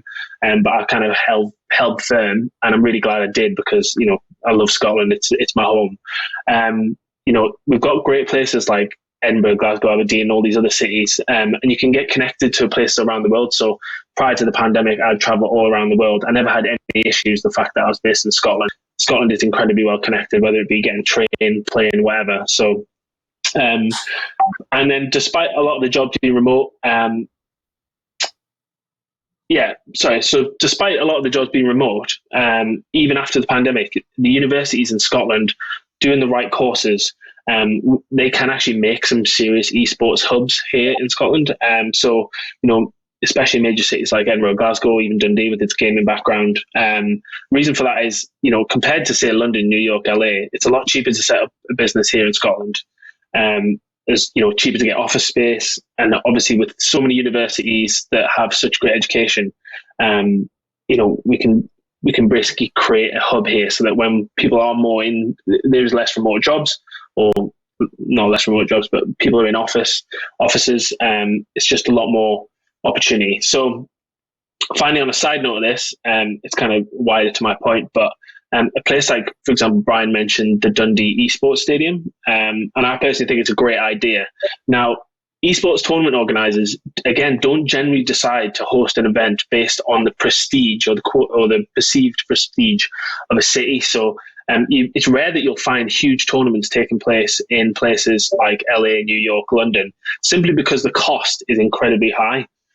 So somewhere like Dundee, creating this esports stadium, it could actually join a number of other cities around Europe and the world, places like Katowice in Poland, Cluj-Napoca in Romania, or Cologne in Germany, cities that aren't necessarily the first cities you're going to think of when it comes to being an esports hub, but they've become that because they've been able to provide the facilities in order to have tournament organisers come over. Because if a tournament organiser can save money in a location where they know the fans are not going to have to pay exorbitant prices for hotels, and they're not going to have to pay huge prices to host an event, they're going to be far more likely to do that, because then they can put more money into prize money, or they can just be more profitable. So I think the idea that, a lot of people, when I post on Twitter, were like, oh, why Dundee? But it's like, why not? It's close to Edinburgh. It's got great transport links. It's already got a heritage there. It's an up-and-coming city. And once again, tournament organisers are very keen because it's going to be affordable in order to host an event there. However, when it comes to one thing I did want to speak about today is esports in universities and courses and college courses. It's somewhat of a controversial topic, but myself and a lot of other industry veterans don't believe that there should just be a broad esports courses. And actually instead, what we need is people with traditional skills, like I mentioned before, accounting, business development, event planning, with elements of esports mixed into those. It's not just possible to teach esports as a whole, we don't believe, but instead we want to, I think it should be event specific, or it should be specific to certain areas. So in order to articulate that a little bit better, I actually reached out to a few of my colleagues. So one of them is Chris Marsh. He's one of my co-founders and one of the driving forces behind Acerto, especially in the back end. And he basically said the problem we're seeing in many esports degrees is they're incredibly broad, so the qualification you come out with doesn't really prepare you for any real jobs. I believe that these courses, to become viable, they should teach a useful skill, but through the lens of esports. Or you could do esports event management. This could effectively set people up for a career in events management, because ultimately a lot of skills will be the same, but taught through their love of esports. They'll learn all about budgeting, the procedure, logistics, coordination, and be prepared for the job market. We're just not seeing that right now, but instead esports courses comprise modules that almost have no real-world application. We're also seeing some courses teaching tactics and video games, which appears to me to be completely the wrong approach. If you look at sport, for example, you don't go to uni to qualify to coach football. The coaching bodies run the qualifications. I also reached out to Adam Fitch, who's an award-winning journalist and part of the Acerto team, and he said, as we've seen in universities in England, esports has been introduced to the curricula inefficiently. If universities in Scotland were to weave esports into relevant subjects, they would then give students a head start on properly understanding our industry as well as others. From there, we'd have a well-equipped cohort who not only could integrate into esports, but understand how to change it for the better. should they decide it's something they're interested in. If not, they would have applicable skills elsewhere. So in summary, I believe Scotland's in a fantastic position. I think if universities kind of take this advice on, I'm sure they are. I feel really strongly about Scotland being a future hub for esports, gaming and influence entertainment, both from a jobs and education perspective. And hopefully in some way I can help develop the place that I've adopted to come home to become that. So thanks very much. Mike, that was brilliant. Thank you so much for that. That insight's great. And you hit on something that's close, certainly to my heart, has been for a long time, this whole sense of place.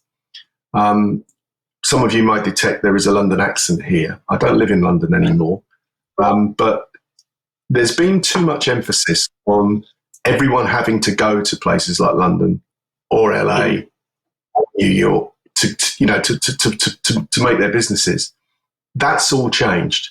And it's changed now, I think, positively out of the pandemic. People have realised that you don't have to schlep into one place to work, but you can work online and you can balance it. And I think that the video games industry in the UK, which we're very proud of, has got a number of hubs that are spectacularly distributed through the United Kingdom. And there's not really much logic to it outside of two things. Either a very, very hot, relevant education organisation. Abate is a fantastic example of that, for example. Or there's been a business founders have set up. So, for example, in England, there's Leamington Spa, which, the last thing it was known for was being sort of spa baths for the Georgians. Okay. Now it's a massive hub for video games production. Why? Because Codemasters set up in that area on a farm 30 years ago. And over the years, people have worked at Codemasters, have moved on and set their own businesses up. And because of the digital revolution, that's been possible. So that's amazing, really. I think what you're doing is, hats off, even though you've got your hat on, hats off. Yeah, you don't want to see my hair. It's blocked down hair. Hats off to you, to locate the business in Edinburgh. There's been some questions in the chat, which I think are really, really interesting. There's a fellow sort of journalist here who's talking. He says, Mike, I'm on a sports journalism course. It's incredibly difficult to get across how important esports actually are. Any advice how to combat that? Yeah, it's a difficult question. I think that what he needs or she needs to do is they need to basically just find that esports experience through stuff like voluntary roles. So, for example, on Hitmarker, you can go on there and look for part-time or voluntary positions, internships, and really what he needs to do is basically to learn about esports and what's going on through and get experience doing that if he's not able to convince otherwise. I think the best way to convince people, though, is just to talk about the money. I think if you just find top-level statistics when it comes to money and tournaments and be like, this Dota 2 tournament had $35 million prize pool and there's millions of people watching. The statistics everywhere. Look at Newzoo. Look at, we've posted some information on statistics before. So I think there's a lot of statistics and information that you can use in order to convince someone. But ultimately, it's going to be a hard sell, and you're better off just getting the experience yourself rather than trying to convince someone who's probably not going to be that interested. Okay, fair point. So just for both of you, just got a couple more minutes, really. There's a question here about, it says, as esports become more professionalised and players potentially work 24/7 to improve, do either of you worry about the balance between screen time and sort of connecting face to face? Absolutely, I think it's. Sorry, Mike. Go, Brian. No, go. Yeah. Go, Mike. So yeah, it's absolutely a problem, and actually, what's happened and what we've noticed as esports become more professional, they end up having, for example, the big teams and the big franchise leagues that pay millions of dollars to get involved. They've started to get involved with nutritionists, sleep coaches, psychologists, the whole array that you'd get with sport as well. And people kind of are slowly but surely learning that you don't actually need to play 7 days a week, 14 hours a day to do that. But ultimately, that's just going to be that is just what's going to happen. People are already doing it outside of esports. People sat on their phones all day. People sat in front of computers or TVs watching Netflix. So I actually think that when it comes to esports, for me personally, my mum and dad used to be really worried about me being online all the time when I was younger, playing on Xbox Live, and worried that I was just speaking to all these random people. But actually, that kind of made me who I am today. It made me far more comfortable speaking to people in public, speaking to different types of people. And I ended up meeting up with all these different people, obviously pre-pandemic, at all these different tournaments, and I've made friendships that I can count across the world. I don't know many people who went to my school that can kind of say they're good friends with people based literally from Australia to LA. So I think actually esports is a great way of bringing people together. And, yes, there's a lot of screen time, but I think there's just a lot of screen time in general these days. Cool. Brian, have you got anything to add to that? Yeah. I mean, this is one of the best and worst things about video games. We do engagement better than any other type of media in the world. People can spend hundreds and sometimes thousands of hours playing games, and unless you're a really slow reader, there's pretty much not any other, type of content out there that can give you that kind of engagement. So on the one hand, it's a fantastic way, as Mike was just saying, to bring people together. And we've had so many examples. The BBC did a documentary recently about all the benefits of gaming and the ways in which it can help players to find other people to relate to. But, within our industry, and you've seen the issue of crunch and people working ridiculous hours. And it's because it's passion driven. People get into the games industry because they want to make games. People play video games because it's really good fun. So there has to be balance. And I think when you're looking at esports as a profession, as a career, then it introduces a whole other level of reasons for people to spend that time online. And yeah, I think as a sector, we need to be quite proactive in saying, okay, this is not best practice. This is suboptimal, or just that's really stupid. You need to get up, move around, get outside, have some fresh air. And this is Scotland. You might not believe it with the sunshine coming in through the window, but yeah, you've got to switch off at some point because it's just everything in moderation. So it's an issue that I think we have to be proactive about. Yeah, and I think that's a really good point, getting the balance right. I think, Mike made some great points about sort of health, well-being, fitness, that those, as you see more role models as a player, whether you're casual or you're a wannabe pro, you've got to start to understand that it's not just screen time and playing the games, it's everything else that goes with it, and it's having that balance. And I think that's a great opportunity. The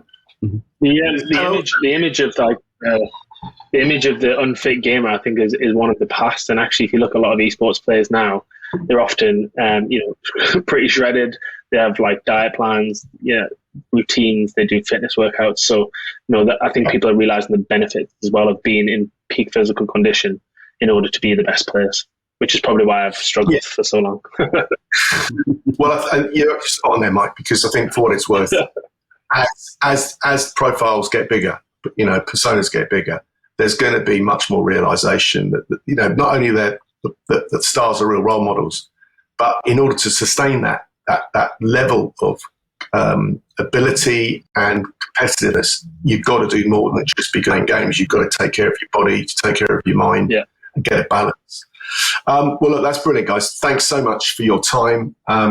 Amazing. And just massive thank yous to both of you for putting so much time into this. Appreciate it. We're going to move on to the next section, which brings me great pleasure because it's one of my colleagues at the British Esports Association, Gary Bitt, is coming in alongside Fiona Callaghan and Laura Hall from Pearson. Just very quickly to give you guys a feel for this. This is about shaping the skills pipeline, and it's an insight into the new Pearson BTEC qualifications for post-16 learners in and around esports. Pearson are the biggest education company on the planet, so proper gold standard stuff here.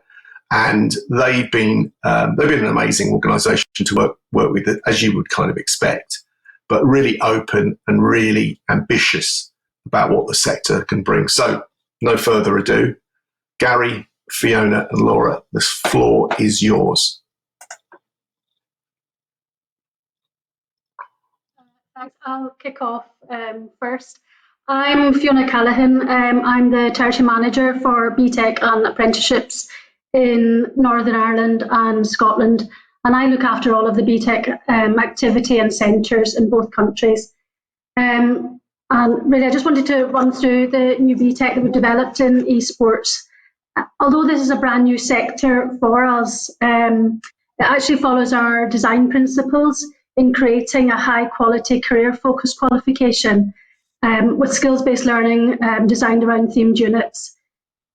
We partnered with British Esports really because industry recognition is really critical to BTEC, and that partnership has really paid dividends for us.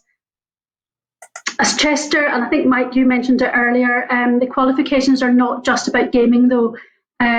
This suite has been developed to enable learners to experience different areas of esports to aid their progression to employment either directly or into further study. But more than that, it crosses over and complements other subject areas. I've pulled out a couple of them here. So business, creatives, marketing, IT, enterprise and sport. But as well as that, the BTEC also offers transferable and behavioural skills as well. A question came up on the chat earlier about moving into dedicated careers within the esports ecosystems. And I think when we cover the structure and the units within the BTEC, you can see that we've actually got some dedicated units that recognise the wider careers that are in esports. So I think most of the audience is maybe in Scotland. So I've pulled together this slide really about introducing BTEC into the Scottish curriculum. I suppose firstly what I would say most critically is that all 4 sizes are available and accredited by SQA for teaching in Scotland. They're also accredited for each of the home nations to allow full portability and progression across the UK. In England, Wales and Northern Ireland, they sit at level 3 on the RQF. So the expectation is that they will sit at level 6 on the SQCF. They're all post-16 qualifications, and it's important to note that they're all at the same level. The only difference is the size and the equivalence of the qualification. So I've listed there the titles and the associated guided learning hours in UCAS, just to give you an idea of the size and how they might fit into your centre curriculum. The smallest is the extended certificate, which is 360 guided learning hours. Foundation diploma is 540, the diploma is 720, and our largest size, the extended diploma, comes in at 1080. Looking at the guided learning hours, you can see that an extended certificate has around the same GLH as an advanced higher or a national certificate band C, with the ability to achieve up to the same UCAS points. But a bit like the advanced higher, the UCAS is scaled based on an overall grade, allowing for differentiation in abilities. Centres can choose to run the larger sizes as a full 2-year programme. For example, in year 1, you could offer the foundation diploma, and then in year 2, top up to the extended diploma. This is probably the most popular route in FE elsewhere across the UK. But you could opt to deliver a smaller size, such as the extended certificate, alongside NCs, hires, advanced hires, or if you're joining us from elsewhere in the UK, alongside A-levels. It's very much in line with what would work for your curriculum, and linking back to those subject areas where we think there's a good crossover of skills. In terms of assessment, it's 100% internal assessment, so that means there's no exams to this BTEC suite. Usual BTEC grading is in place though, so that ranges from a distinction star, which is the highest grade, through to an unclassified.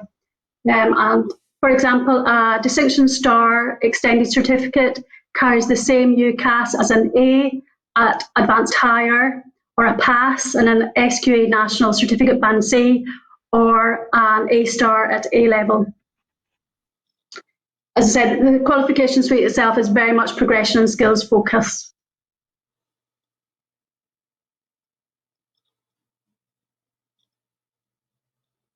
In terms of supporting centres, it's one of our new qualifications, and we have created a bank of support to support any new centres in adopting the qualification. So we provide authorised assignment briefs, which are briefs that we have prepared and verified, and they can be used to effectively assess all or part of a BTEC unit. But equally, you can create your own if you like, and you can submit them to us for checking.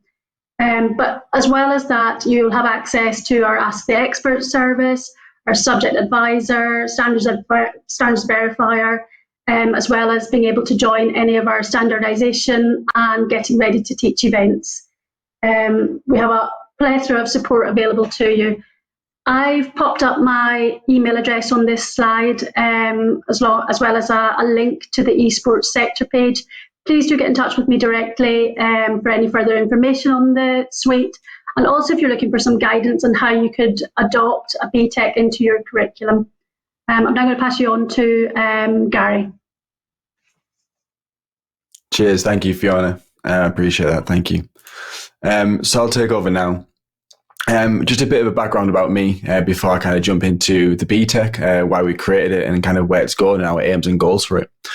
So my background and my kind of starting point was in the games industry. I graduated from Teesside University in computer games animation, and then from there got a job within the games industry.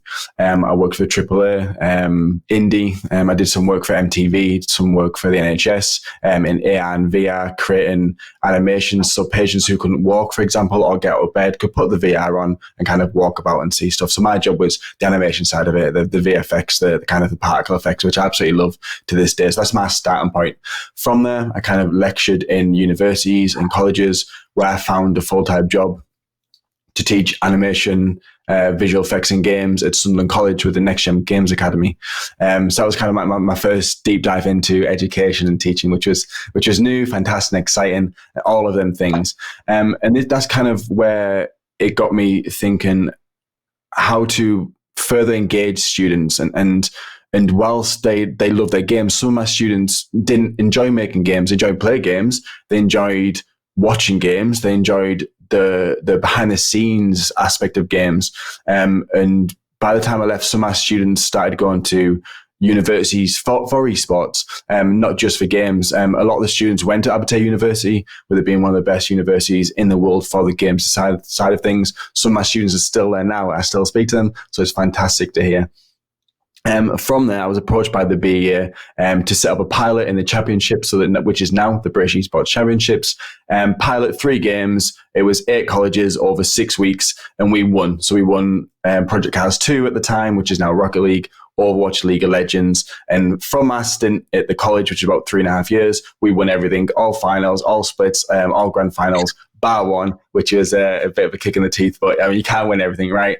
But it was a fantastic opportunity, and it really showed me firsthand how things can grow. And when you find a passion for somebody who hasn't found their passion yet, it really lights up what they are. So, which leads me on to this now.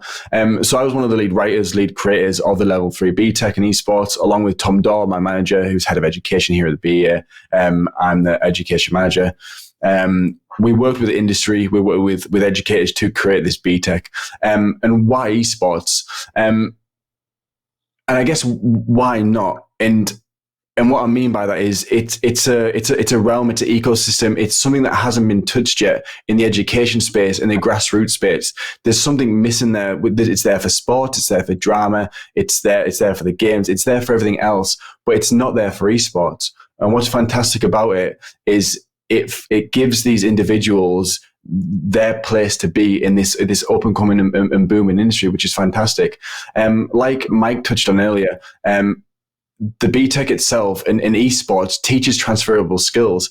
It teaches leadership, communication, dexterity, flexibility, cyber skills, teamwork, problem solving, all of that these individuals don't realize that they're doing it and how they're doing it. It really kind of comes into fruition when you watch them play these games and watch them learn and how they work together. And there's very few industries, and even in the education space, where you can bring 5 people together or 3 people together, sit them down, they've never met, and they can put on some headphones, play the game they love, and they're talking within seconds about how to do something, how to win mid lane, if you're split pushing, if you're rotation in Rocket League, who's flanking you in Overwatch. And they've never met each other before, and it's these transferable skills and it's these communicational skills that they're learning just off the bat, like second nature to them. We don't have to embed these skills. They're there to start with, which is fantastic.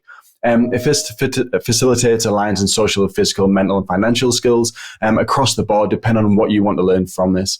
And like I said before, the learners, they apply strategy, skills, and teamwork. And not only that, it's positive psychology, it's happiness, it's social impact, it's best screen time. So I think like Mike and Andy touched on before, where is it too much screen time to play time? What is the boundaries?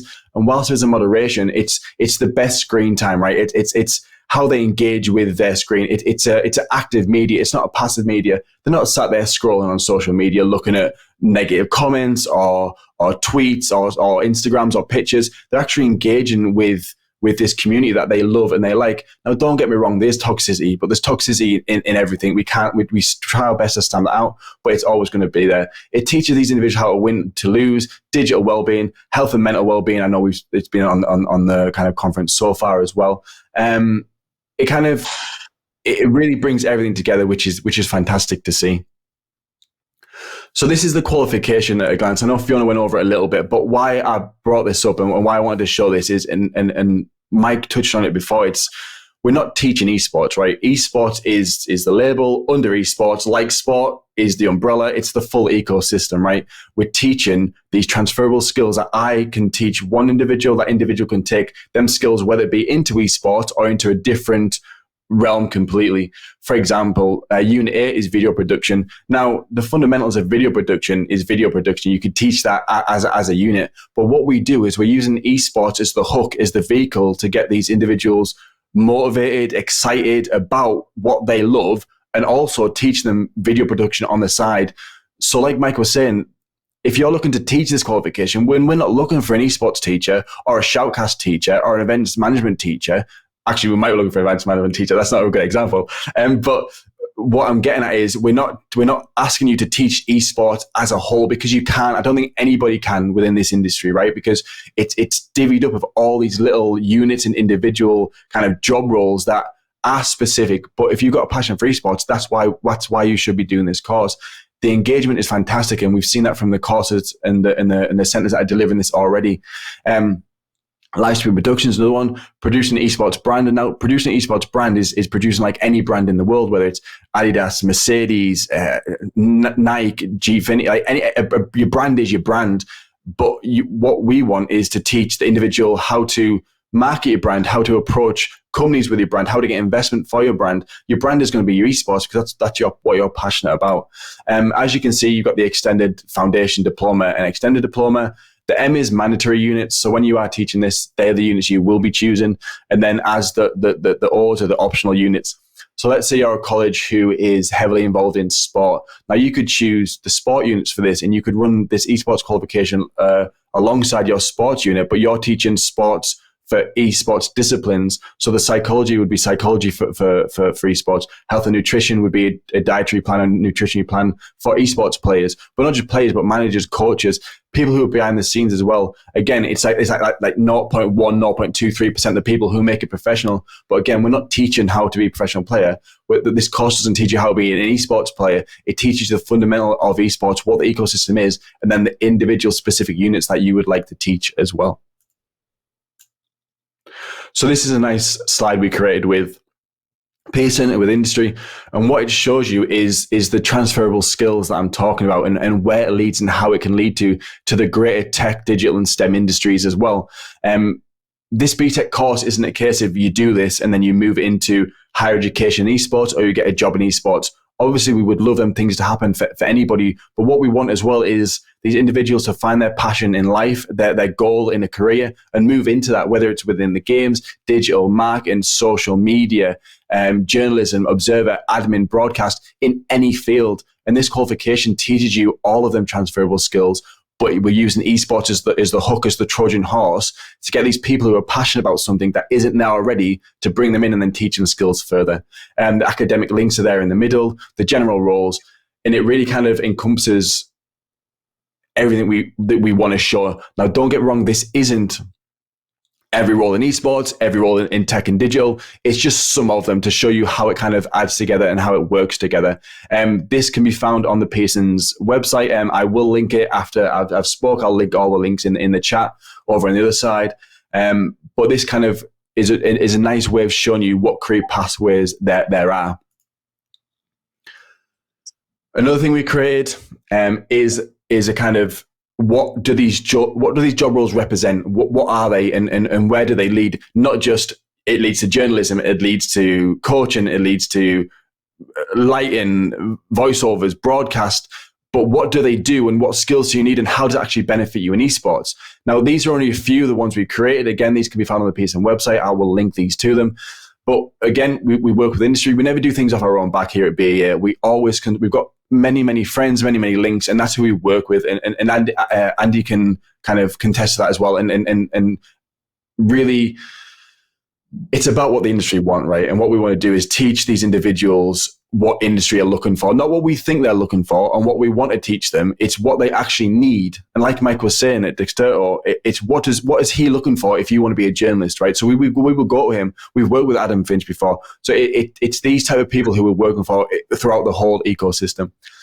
And these really show you kind of what is a journalist, what skills do you need, how these job roles benefit. Now, don't get me wrong, you could Google any of this, but the whole point of this is we're getting it from the industry, we're getting it from the source, and then we're giving it to you guys as these resources that you need, not just to teach the BTEC, but to understand what this industry is about. Like, don't get me wrong, journalism is journalism. And again, Mike can say to that, but it's journalism in the passion that you want to broadcast it out there to the world.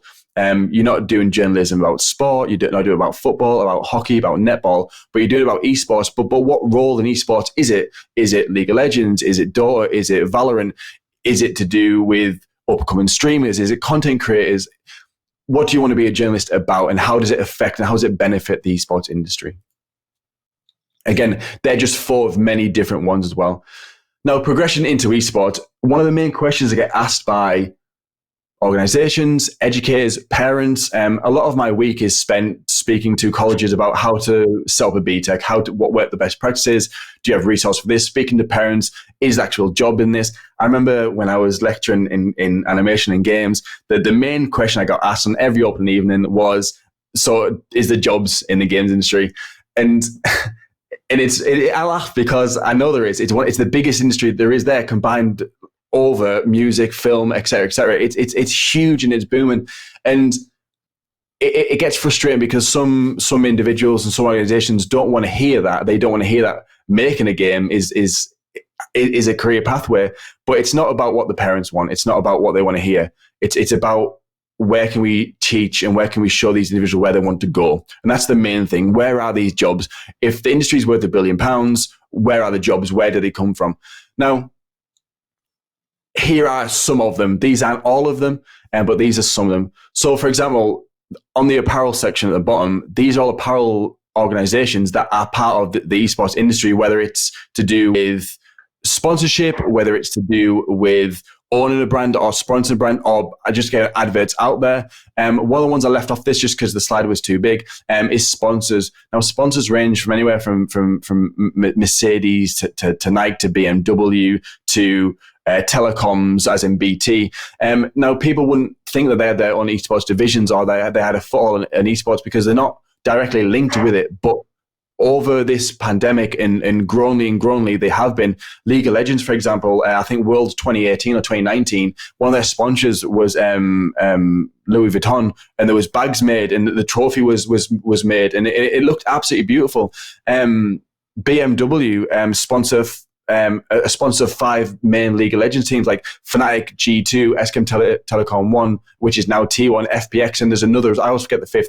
But what I'm getting at is these are all job roles that you could possibly do the BTEC, into higher education, and then into one of these divisions within these industries that aren't necessarily instantly directed like the esports orgs. So yes, you instantly associate these with esports and the esports field, but some of these are also content creation organizations as well, which, like Mike said, aren't playing the esports game competitively, but they're in the scene with social media or marketing. FaceClan, for example, they've got them as well. Cloud9, Astralis, 100 Thieves. They're not just a team, but they've got an organization that's in the Call of Duty League as well. So they're a franchise team. And the hardware, again, they have the hardware. They sponsor events. They have all the keyboards, the mice, the peripherals. But they're also part of the whole esports ecosystem. Same with streaming platforms. Now, I think Twitch is a sponsor on some things, but a lot of them are just what you watch. You watch the games on the esports, the just talking, and the coverage. Again, Dexter's on there, BBC. So these are all organizations who cover esports, but not just the players and the top 1% of the professional players, but the whole ecosystem in general. And for example, on that, I think 2 weeks ago, or maybe in last week, the BBC covered a story about National Star College. So National Star College is a college who helps non-able-bodied students. Well, they teach them for starters, but they're now part of the championships, but also that they ran a FIFA tournament, so part of the AOC FIFA tournament. Now you can watch this on BBC Point West. It was, so you can find it on the BBC iPlayer. But it was a beautiful piece, and it was a kid playing FIFA against another student in the country they'd never met. They didn't speak to each other. But the student who was playing was in a wheelchair, and he was using adaptive controllers with his head and with his arms to play FIFA. And the joy you could see on his face by playing against somebody, just the opportunity to play was an incredible thing to say. It's emotional because I generally care about this industry. Again, aside in the games, I moved in the esports. I still do it in both, and I'm an educator as well. I was an educator, sorry. So seeing a student being able to play another player in the country who was able-bodied, who had a controller, but they didn't know who they were playing. And what's fantastic about esports and what's fantastic about the progression and the BTEC and the education side is it doesn't discriminate. It doesn't care what colour you are, what race you are, if you're able-bodied, if you're not able-bodied, your height, your size, female or male or not non-binary. It doesn't matter. You can compete and you can progress in this industry regardless of what your background is, what your stature is, and that's the fantastic thing about it. And where are these jobs? Like Mike said earlier, and like Andy have mentioned, and like I'm showing you on this slide, these jobs are everywhere, really. And it just depends where you want to go with it and where you see the transferable skills going, and really hitting the passion for the student that you're teaching, which is a great thing to do. And that's the last slide. And so I could talk. I think we've got enough time for questions, Andy. I think about 10 minutes left, give or take. But I could talk about for ages. So I'll pass it back over to you for now, buddy. Thank you. Wow, Gary, you are one passionate person. That's one of the reasons why I love working with you. Fiona, thank you so much for your insight. There are a couple of questions in the chat. One specifically I'd like to ask Fiona. Mike Griffiths asks, have Pearson thought about setting up a dedicated route for those looking to gain their NQTS to teach esports?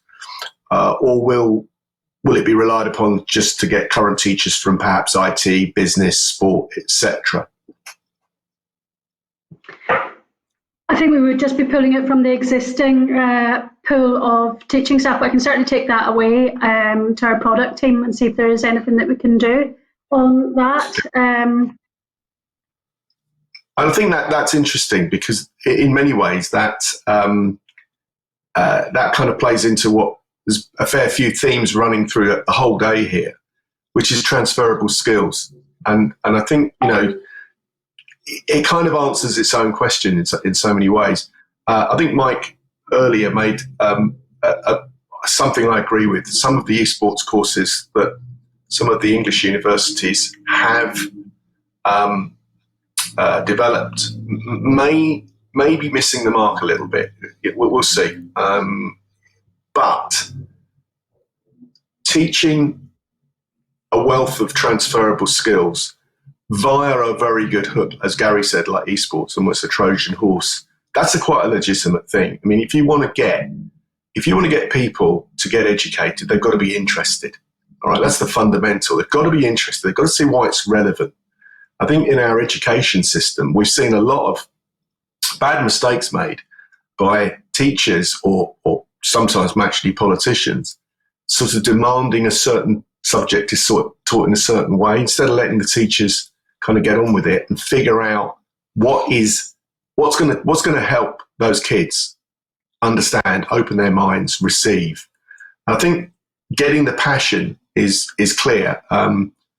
We've had passion all the way through today. I mean, no more than you, Gary, in so many ways.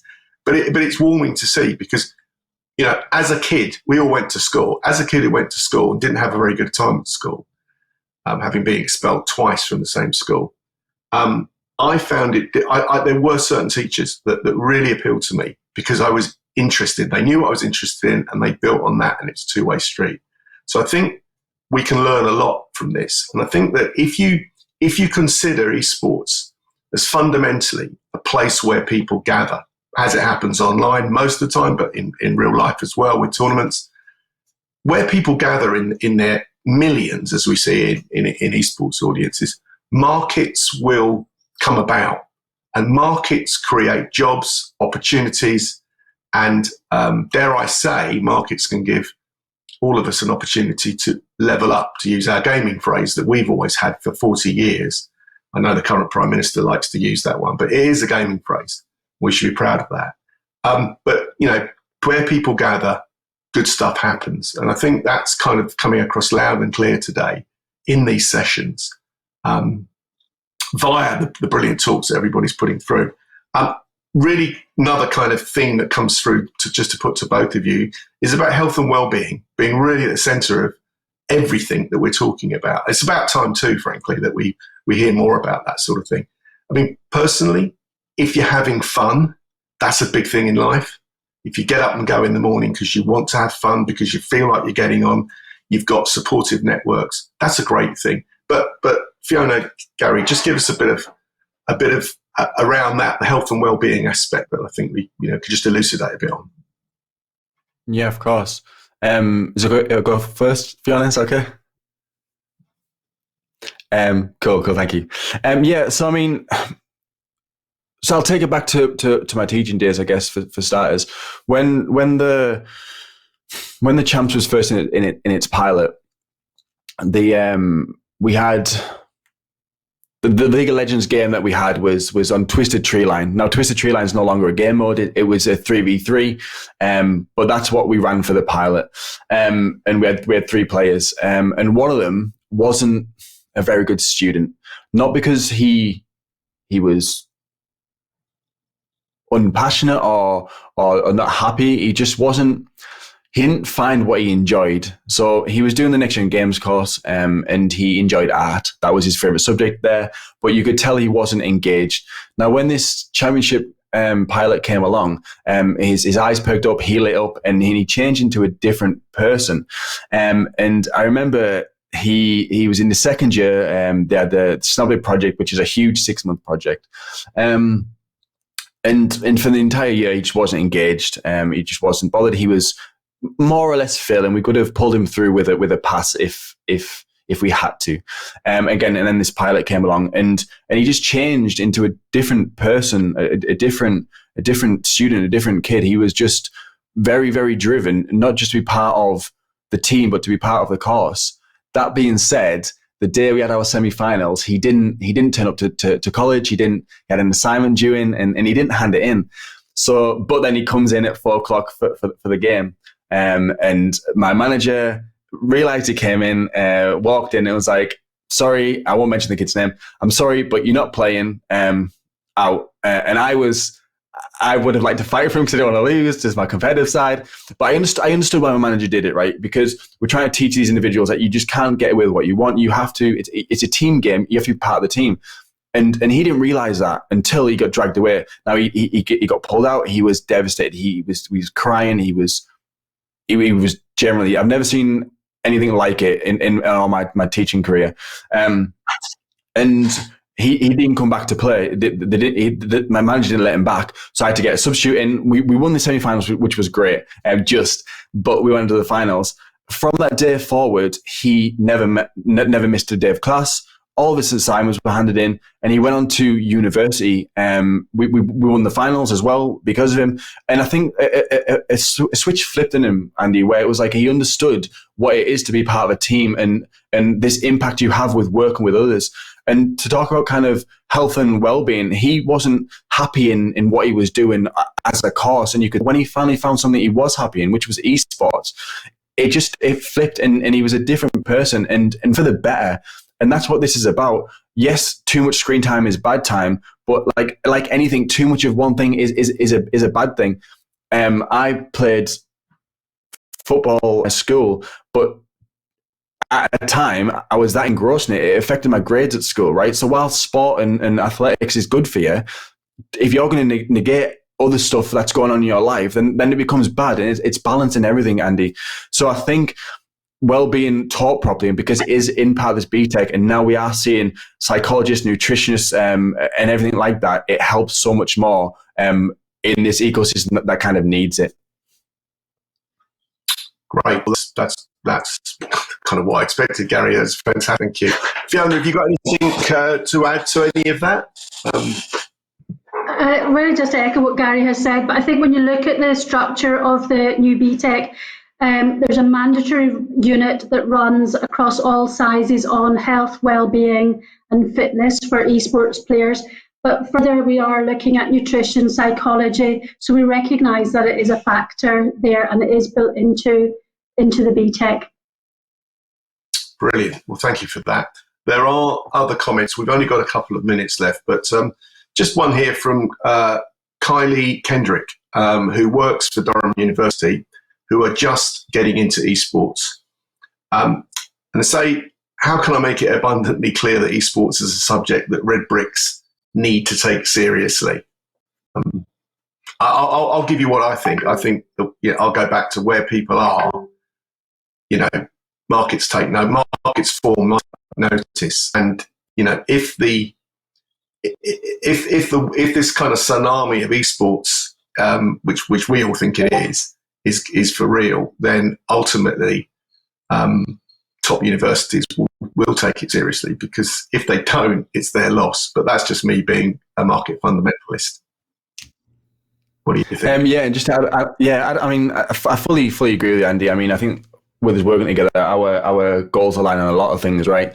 And I think if you look at the States, I mean, who we are behind in, they've got over 200 scholastic courses that run competitively, which is a huge just entity of this ecosystem. And if I'm being brutally honest, this pandemic has been very, very hard on a lot of people, whether they like to admit it or not. And if it wasn't for the games and esports industry, streaming and content creation, I think it'd be a different world than it is now.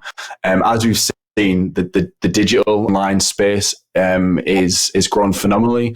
And because of this ecosystem, other organizations and sport, for example, have reached out to us. I know because I'm part of this company, but well, to kind of how they can keep their employees engaged, their fans engaged, and just the organization engaged as well in this like kind of horrible time that it has been.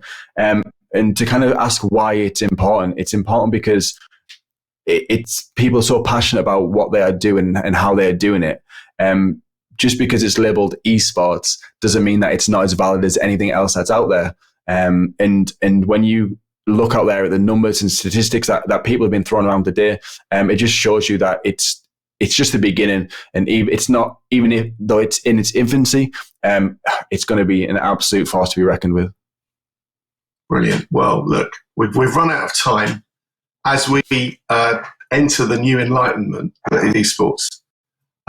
Thank you, Fiona. Thanks, Gary, so much for your intelligence, insights, and really appreciate, on behalf of British Esports, the work that Pearson have come in.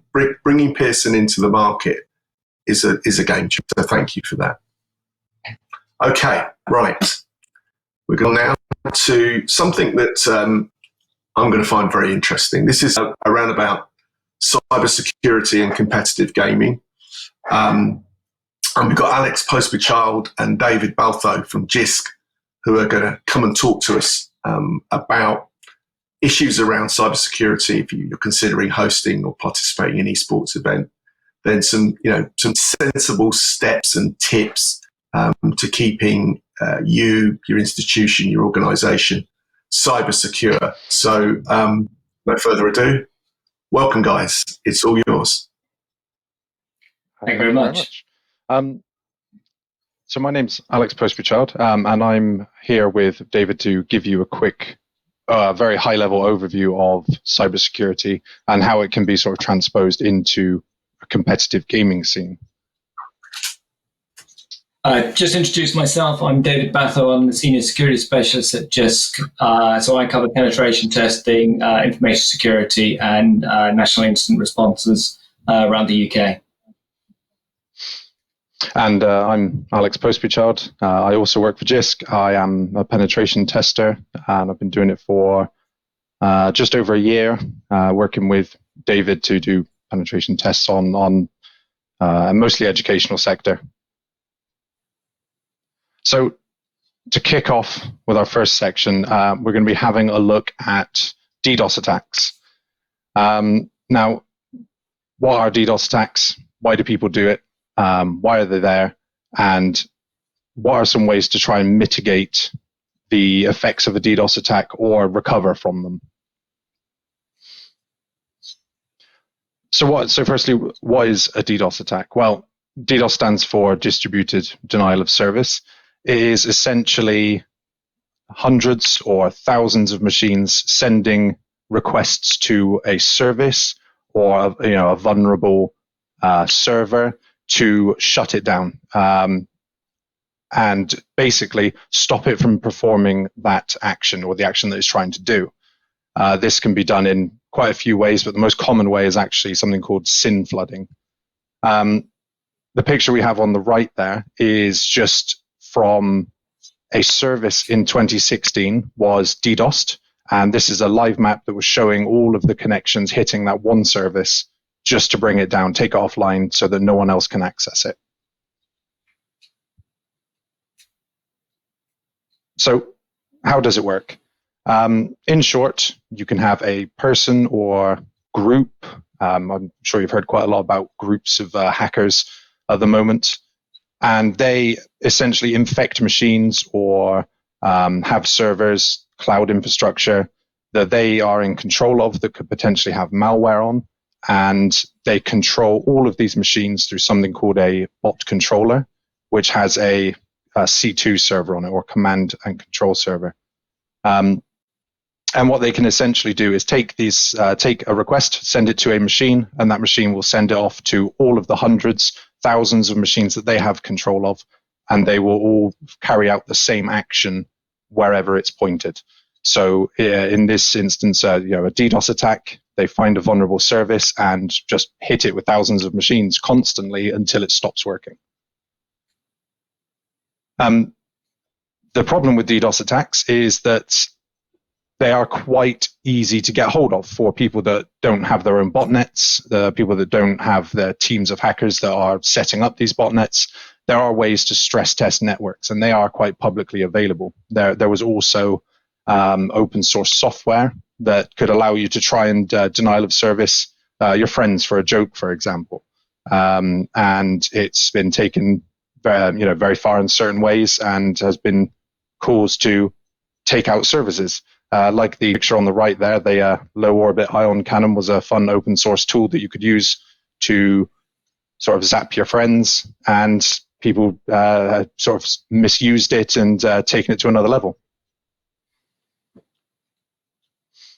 So that's all well and good, but how do you sort of protect yourself from a DDoS attack?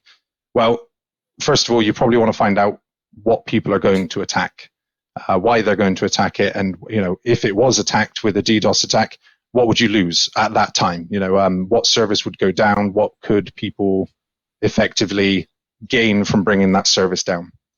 And moving into the sort of mitigation, you can set up protection services. There are certain services that are available. JISC offer a service as well that can help mitigate these attacks. And you can also plan. You can plan and create a playbook for how to deal with these attacks.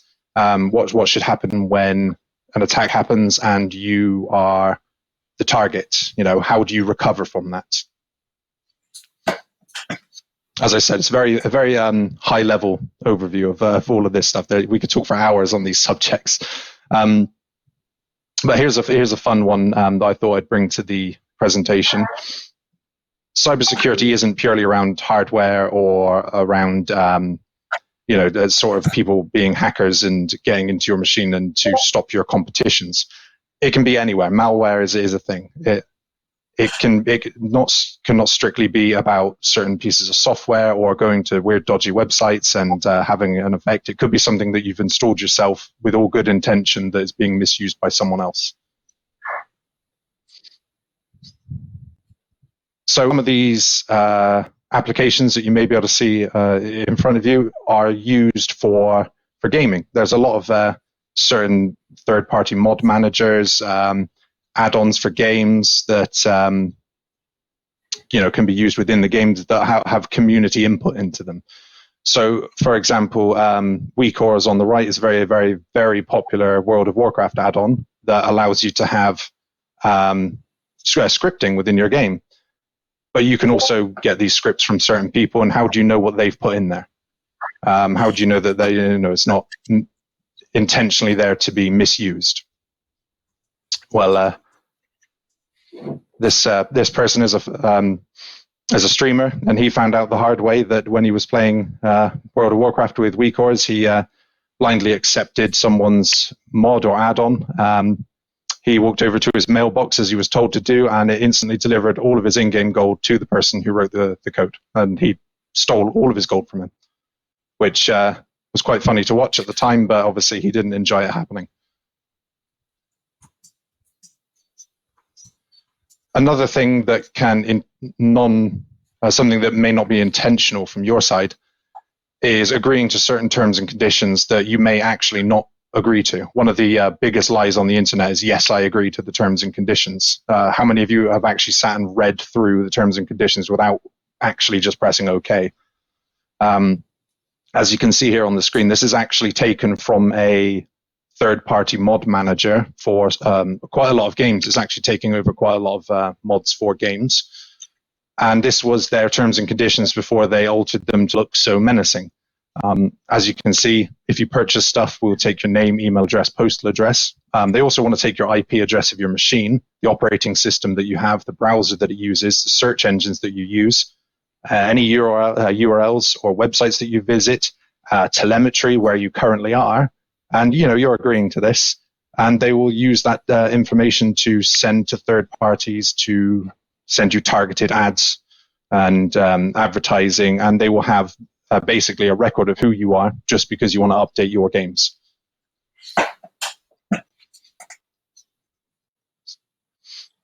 So how do you protect yourself from these sort of things? Quick suggestion. If you intend on having add-ons or mods or anything like that for the games that you may be playing, it might be an idea to have a safe list if you can. If you could have potentially someone look through the code of certain add-ons or go through and vet that these add-ons are safe and then have a sort of verified place to get these from, that would be a great step. If you can, have a look through the code. If you know what you're looking at or you don't, have a brief look through and see if it just looks odd. And lastly, check the terms and conditions to make sure you actually are happy to agree to them. Sometimes they are a little bit weird. Cool. I'm going to do something that is really close to my heart. And as you're well aware, nationally, we've had a lot of breaches from universities and colleges across the UK recently. And a lot of this really comes down to one fundamental thing. It's the controls, the information security controls that govern the internal or the external infrastructure of your systems. So we talk about antivirus, we talk about patching, and I'm just going to go through. I've only got a few minutes, so I'm going to go as quickly as I can to go through information security. Normally this is about an hour, 2 hours. I normally talk about this kind of subject, but I'm going to try and do it in kind of as quick as possible. So I'm going to cover the CIA triad, which is kind of key to information security. I'm going to talk about network segregation. The reason I'm going to talk about segregation is it's really key to ensure that your gaming environment and your network is segregated appropriately for the network and the service it's running. The next part is to ensure that you have auditing and monitoring on that segment of the network in order to identify threats. And then also about security requires controls to monitor and detect and protect your environment. So the first things first for me is the CIA triad, and I'm going to try and hopefully this all works. So the CIA triad is based on information security principles that are confidentiality, integrity, and availability. This makes up the security framework. So where we're thinking about just being, I've got a game, I'm going to install it and it's going out to the internet and students play. There is more fundamental requirements around that. Confidentiality is preserving the authorized restriction to information, be that the game information or anything like that. Need to know how much privileges do those students need on those machines in order to play the game. And also known as the least privileged principle. Do they need to have full admin rights on these machines? So they don't introduce malware, they don't introduce ransomware into the architecture. So it's very key around that. Integrity is about ensuring that against problem monitoring of the environment. So if these students need greater privilege on these machines to play World of Warcraft or League of Legends, that you're able to identify and ensure the integrity and the digital signature of these roles. In the case of gaming, separation of roles is not really required. It's very much kind of for the sysadmins. The availability, now we've kind of covered a lot of this. This is talking about mitigation and things like that. But ensuring that when you are gaming and your students are very conscious of the latency on the network, ensure that you have the appropriate HA. Make sure you've got the appropriate network controls in place to ensure that you have availability of your core infrastructure. And what that does is ultimately give you the resiliency to your key gaming environment. These games, League of Legends, and all of them are very latency-based and very sensitive on latency.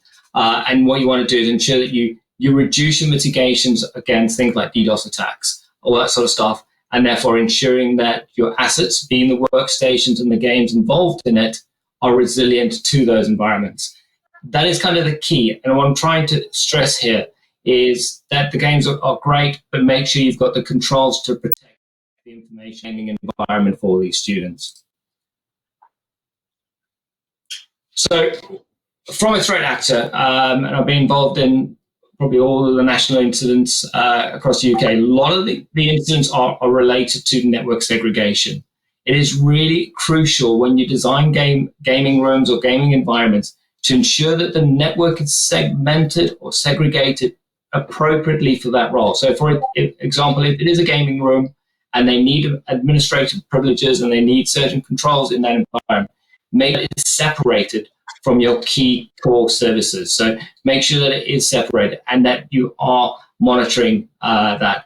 Segregation can be done in two ways. It can be a virtual configuration or a physical separation network, and they can be going out different ways. It depends, but it's really key to think about network segregation as a whole.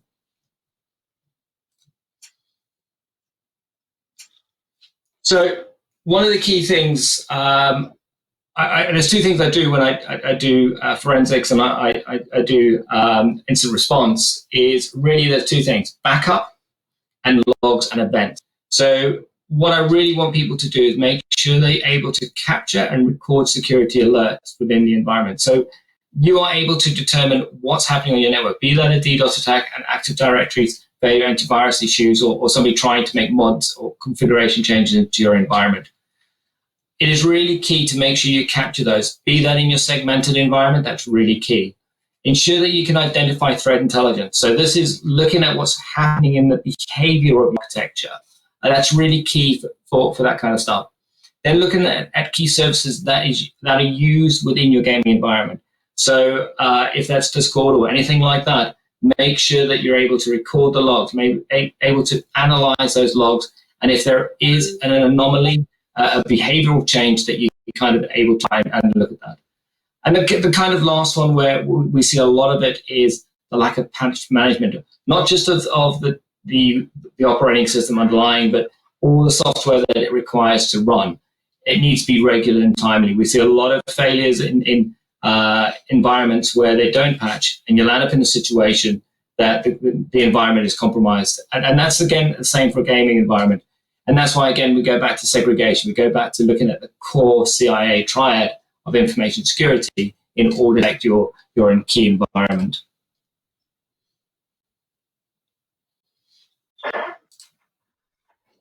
So brilliant. That's a very, very quick overrun of information security. I can spend hours talking about information security and the architecture around it, and how to put appropriate controls in to protect your environment. But we had a very short time period, so I think I'm slightly overrun for kind of questions, but I hope it kind of gives you a good overview. That was great. I think that gives the viewers a very headline into how serious security has to be taken, but also that there is a plethora of good advice and resources available through organisations like yourself, which can help institutions and organisations their size to do the things that best practice that people like yourselves have spent your whole career figuring out and not learning all the time. And I think it highlights, to everybody that we're in a technical environment here, and that's not to be feared. We're in a world of technology. So the quicker everybody realises that and embraces it, the better. Because we've talked today a lot about transferable skills in our education. If ever there was a great example of what can happen if you learn some basics and have an interest, you can end up doing talks and running cybersecurity companies for a living. That's only going to get more important and more profitable, because you guys have so much knowledge and experience to share, and it's vital. So, that was really, really, really helpful. And what I'd like to make sure is that the viewers don't feel this is beyond them, in terms of, this is all getting a bit technical and, dare I say, deep. Yeah. And it's a difficult thing to make sort of, to make warm and fuzzy, because it's not a warm and fuzzy part of the business. It's a very highly technical part of the business. It is. Yeah, if this is something that you definitely want to aim towards, go for it. Personally, I've spent the last, let's say, 13 years playing World of Warcraft for, in ranges of 60 hours a week to, 15 or so. And I work in the cybersecurity at the moment. It's something that's games have always been very close to my heart, and IT as a whole has. And it's something that I've progressed towards. So, if it's something that you also want to do or have a look at or get interested, anybody can do it. It's just something that you'd need to practice at for a bit. It's just like playing games. Cool. And I think this we're just on time now. So thank you both. I think it's for me that I would sum that up to say that's a really good insight into something that's absolutely essential for all organisations to embrace, but by no means is it, it's dark arts, not at all. Listening to you two guys, it's not dark arts, it's just a lot of experience clearly expressed to a high degree of technical brilliance. So thank you both, really appreciate it. Thank you. Okay, move on. And we've got the next piece, which gives me as much pleasure, because it's two of my colleagues again from British Esports, Morgan Ashurst and Alice Lehman, who are going to talk to us about the Women in Esports initiative that they've set up, which I think is one of the missing parts of what we've been talking about today. We talked about gender neutrality early on, and I think that the video games and esports industries are really, really pushing ahead with proper representation, diversity and inclusion. I think actually leaving a lot of other industries in the dust, frankly. But I'm not going to say any more. I'm going to leave it to Morgan and Alice to just to give us a sort of 15, 20 minutes insight from the cold face. And if everyone's got questions, please put them in Slido, because I'll make sure we ask them. Thank you. Perfect. Thank you, Andy. So yeah, I'm Alice and I work on the Women in Esports Initiative with my colleague Morgan. We've got a lot to talk about, but we're going to try and cover the main sort of topics for you that would be most useful, especially given the most recent online growth in people understanding what esports is and utilising it within education. So a bit of background on Women Esports. We started in late 2019. It was a campaign to celebrate women within the industry, and it was primarily content focused. So that was through different interviews, different videos, top tips and advice articles. And it really celebrated that although the esports industry is still unfortunately seen as primarily male dominated, there are a lot of great women in roles, whether it's behind the scenes or public facing, and it's only continuing to grow. So this content proved to be very successful and led to the development of our Women Esports Committee and into an initiative. Our committee is made up of 13 different members from women all across the industry, from PR to tournament organisers, education representatives and students as well, to make sure that we're looking at all perspectives and tapping into the knowledge of everyone in their respective areas. This makes sure that we're looking at all viewpoints and not just our own, to make sure we're moving in the right direction. We also speak to a lot of different observers that come to our meetings and our connections through British Esports to make sure we're getting all the guidance and support we can to make sure, again, the initiative is going forward correctly. Lockdown has been really difficult for everyone and it's something we're really aware of. However, it has had in some ways a positive effect on the esports industry due to the growth in online socialisation. The more public awareness of esports and people staying at home has kind of enabled more people to jump into the industry. So whether that's gathering experience or playing in online tournaments competitively or streaming casually as well. With more people getting involved, this really makes us need to ensure that the community within esports is as safe and inclusive as possible for anyone to feel welcome, especially with all these new people joining. Likewise, with more schools and colleges discovering the benefits of esports, and that's a club or a course or working in the championships, we need to ensure that any best practices for inclusivity and diversity are strengthened and promoted from an earlier age. Some of the projects that we'll speak about and that we have been working on are quite long-term or larger scale. Nothing is unfortunately quite a quick fix or quite simple, and these notions will take time. However, with the right support and encouraging diversity from a younger age, we can really develop and strengthen perspective in time. So last year, there was a lot of big topics, especially, for example, the Me Too movement that occurred about August time last year. This left a lot for us to think about as the Women Esports Committee and how we proceed with the initiative.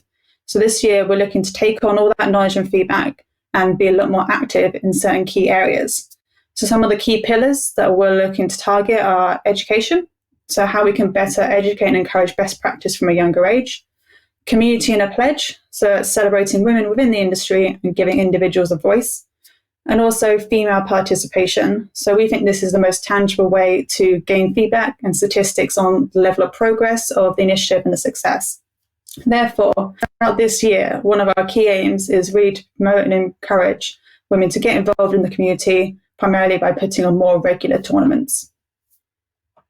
So, as Alice mentioned, a really key area for us to be proactive in throughout 2021 is by focusing on areas such as tournament participation.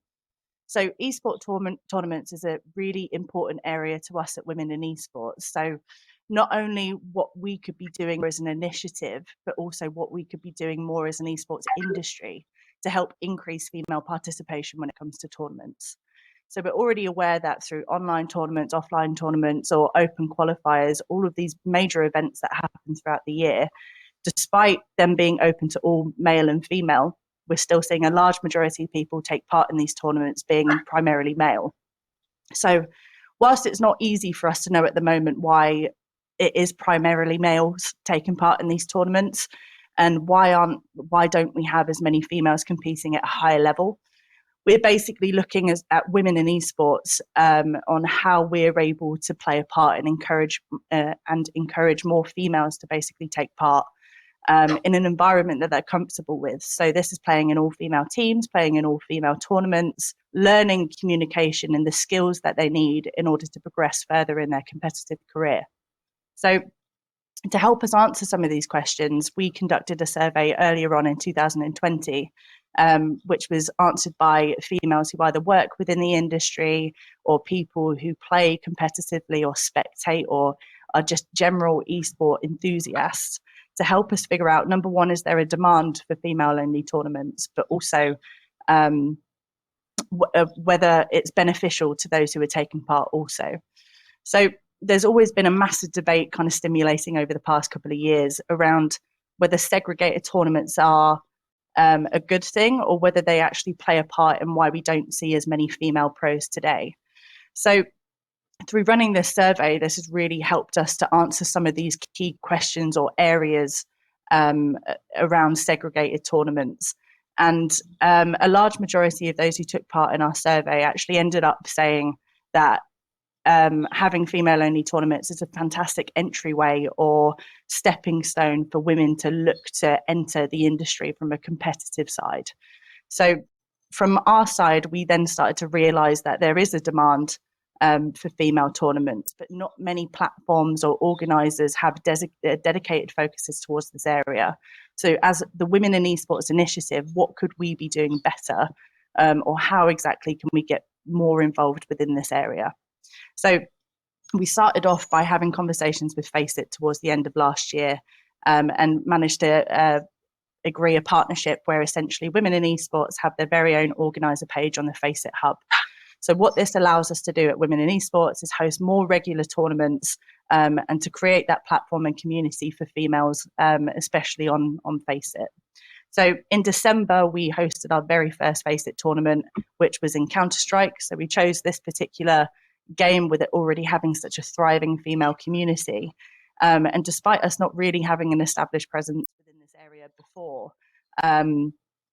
we were really happy to have teams take part in our first tournament. So in 2021, we're basically looking at hosting a lot more tournaments across Faceit. So this will be doing a Counter-Strike tournament every other month, but then also looking to dabble in other titles such as Rocket League, Dota 2, League of Legends, and Overwatch as well. So we should hopefully have an announcement coming soon of our outline tournament schedule for 2021. So that should come very soon, hopefully. So outside of Faceit, we were also looking at other ways we were able to be active or engaged within the tournament side of the industry. So we collaborated on our first showcase event outside of Faceit, which was in collaboration with Rick's GG, which was a Valorant tournament, a female-only Valorant tournament, with, I think it was around 16 teams with a £2,000 prize pool as well. So the great thing about this is that it was incredibly well received.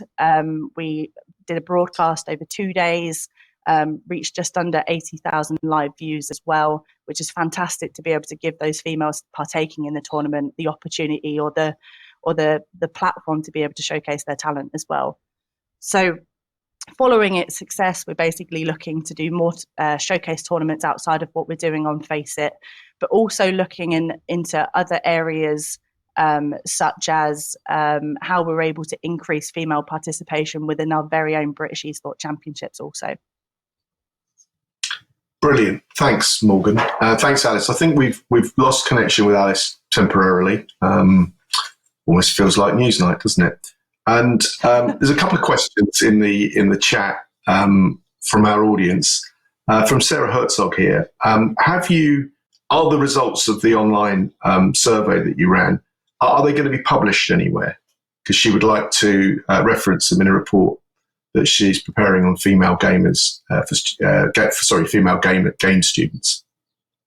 Very good so question. Are we likely to The first one that we did was a more condensed survey. So it was roughly just under 100 people that took part.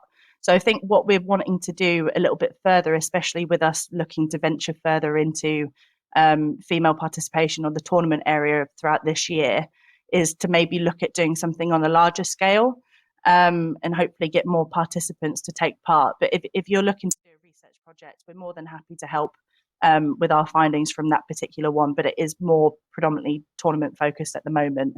And then hopefully later this year, we can look to do more surveys to hopefully get some more data to help support other areas or other big questions that people want to know around diversity and inclusion within esports.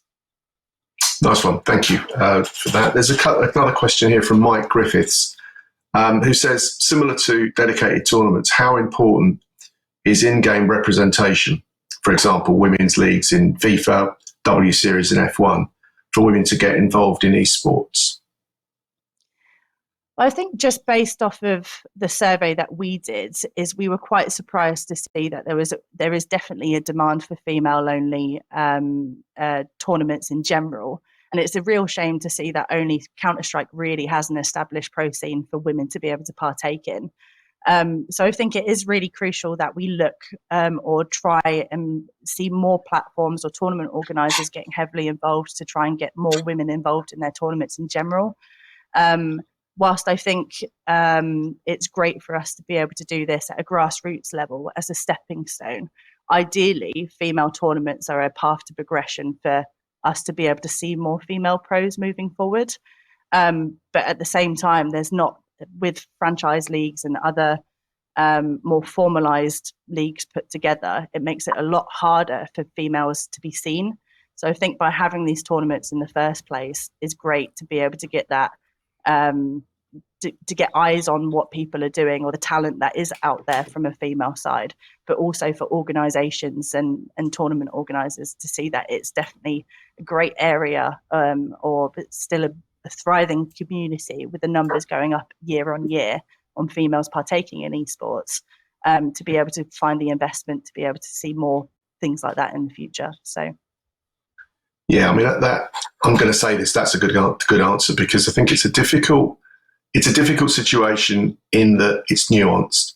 In an ideal world, from the get-go, we'd have gender wouldn't come into this at all.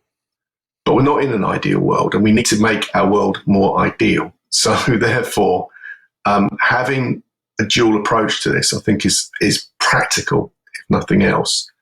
And that feels to me like where we're going. As esports does widen its demographic, and given that 50% of the people on the planet are female, and given that female gamers are getting a bigger and bigger slice of the whole gaming pie in terms of participation, it's not going to be long before marketeers realise that they're missing a trick here, and there should be top female teams in every tournament, because that's going to be the identifier for a lot of people, a lot of fans. So I think again, the commercials will catch up on this, albeit for the record, I think it's a bit disappointing that we're not going faster. And that leads into, from Kenji Lam from CDN, who's asked a question. Welcome back, Alice. Who's asked a question around the chat in online gaming can be quite toxic. And that's where you sort of practice your skills. So how can we help make those spaces much more welcoming for women? I think, Alice, with your part on inclusive writing, on how we're better able to market things, might answer that quite well. Yeah, so sorry, my internet absolutely cut out then. But I would say in terms of making the community a better place, it's more about the best practice and from a younger age. I don't know if Morgan touched on this while I was actually sorting out my laptop. But if we can try and work on, for example, encouraging more mixed teams at a younger age, or looking at, especially throughout the education space, as to what is the best practice, how you should speak to others. A lot of that is kind of common sense, but it touches on the fact that the esports community can be a bit hostile. Instead of some games I play as well online, you feel a bit wary to use voice chat. And I think it's mainly about making the community more engaging and more welcoming, but also about giving women the confidence to feel like they can talk and they can speak up in games, whether that's online or even at like a LAN event or in the future when we're allowed to again. So it's looking at those best practices, celebrating the women in the industry, and then encouraging others in tournaments to speak up, like, for example, through the VIX tournament that we did, where we showcased the great talent that women have got, and it normalizes it to an extent. And the more that we see women getting involved, the more that we feel like they are part of the country and they are part of the community, and they should be celebrated just as equally as all the other men in there as well.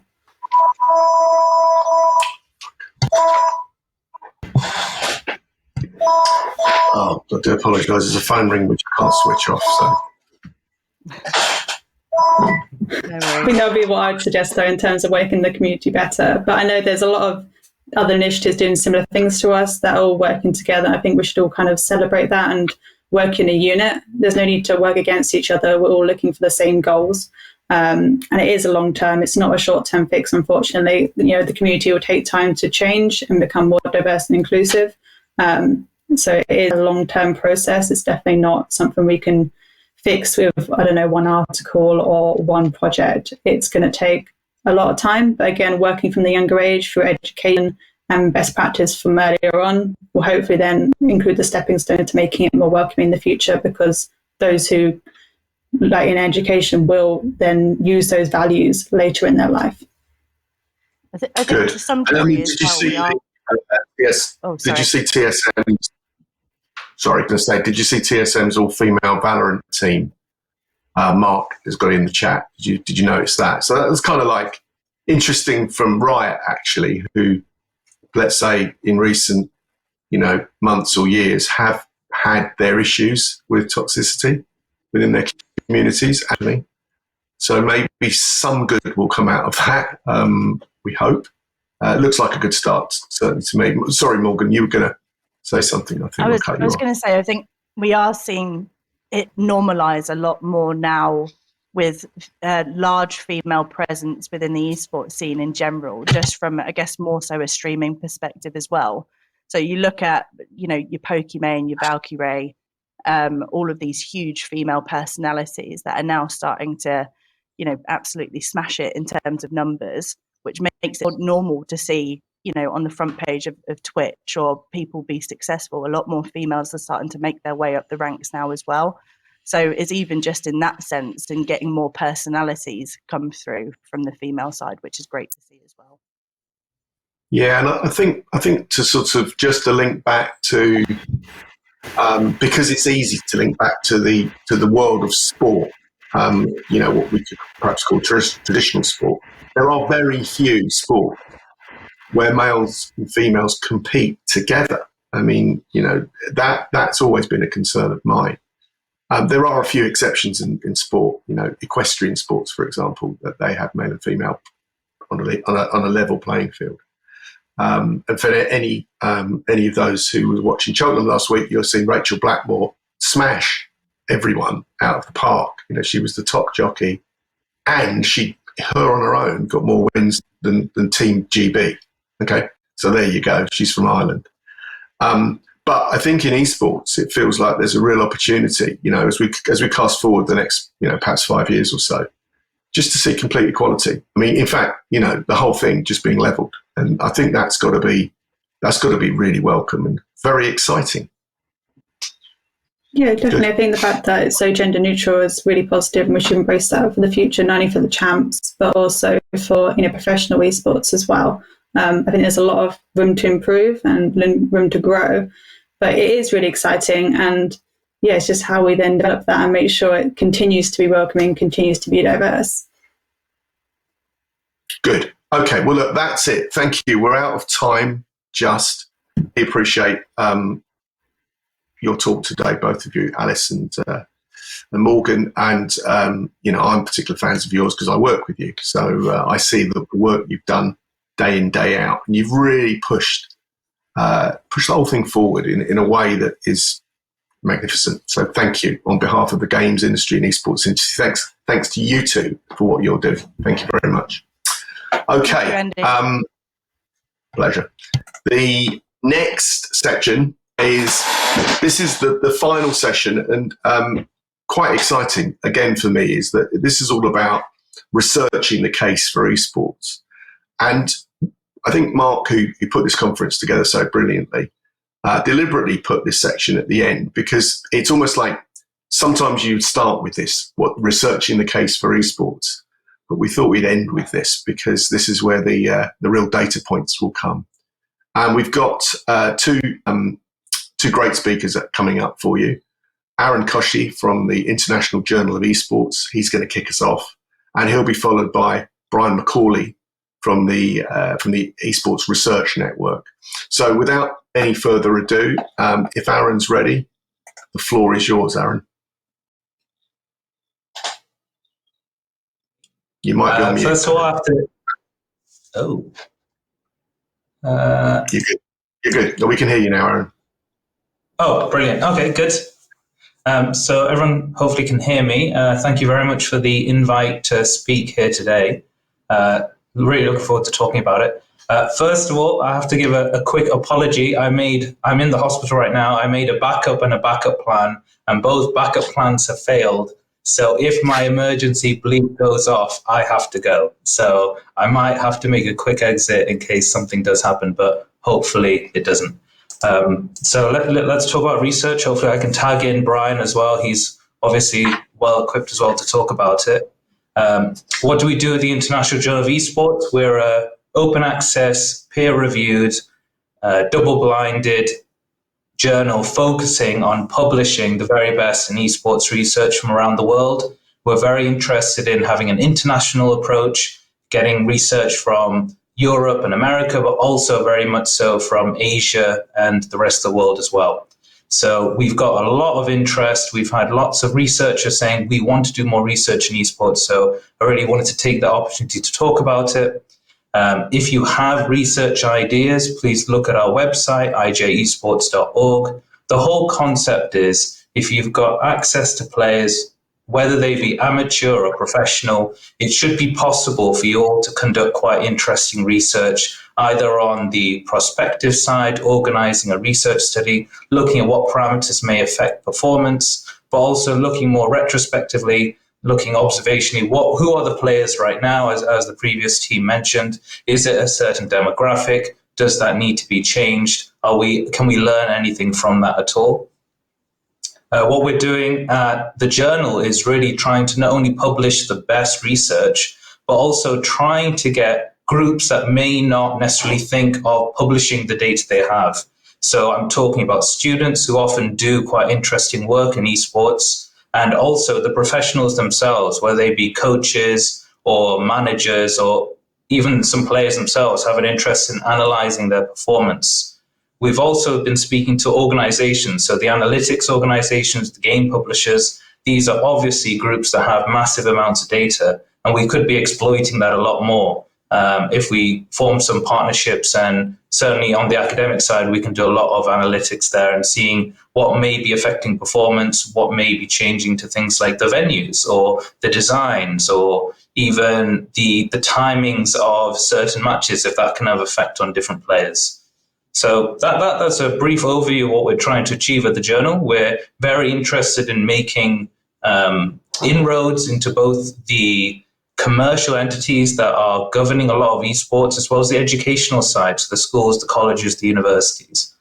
And we're very open. We'd love to hear more from people that have an interest in research. I personally believe that research probably represents the highest return on investment you can have when it comes to esports as well. It's such a data, it's got such a high potential for data analytics when it comes to this area, not merely because it's all digital anyway. So we can do an awful lot without having to invest so much. And I think hopefully in the next few years, we can understand more about physiological monitoring and about how we can monitor their performance, the players, amongst the many, many other things.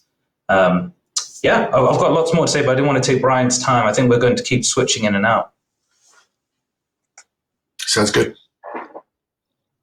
All right. Hello. I'm Brian. I'm here at the Jönköping International Business School, which is at the Media Management and Transformation Center.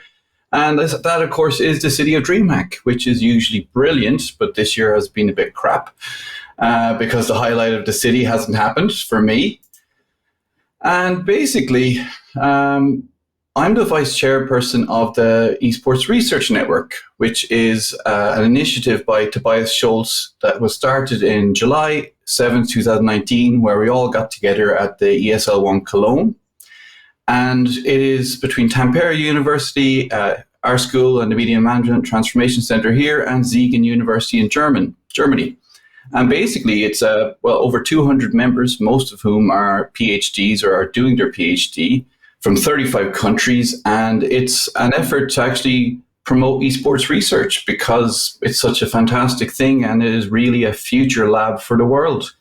And so our goals are to firstly to connect researchers around the world, achieve rigor and excellence in research, but there's other aspects like teach the next generation of researchers, achieve diversity in esports, link to practitioners. I'm reading this, by the way. I can't remember this off the top of my head. Help other researchers enter esports because it's so multidisciplinary. And we also want to solve problems with esports by working with esports. And so, if we just look at our board, we have Nico Bessons, who's a professor at the University of Paris. He's also vice president of the French Esports Federation. Julia Hischner is just finished her PhD, and she has worked for ESL for almost 20 years. And so some of the things we do is we try to get members together in our Discord channel. We have a podcast, the Esport Research Report, where we're trying to actually promote research and the PhD students and the people in the industry and everything. It's not a for-profit thing or anything. It's really a resource we want for education.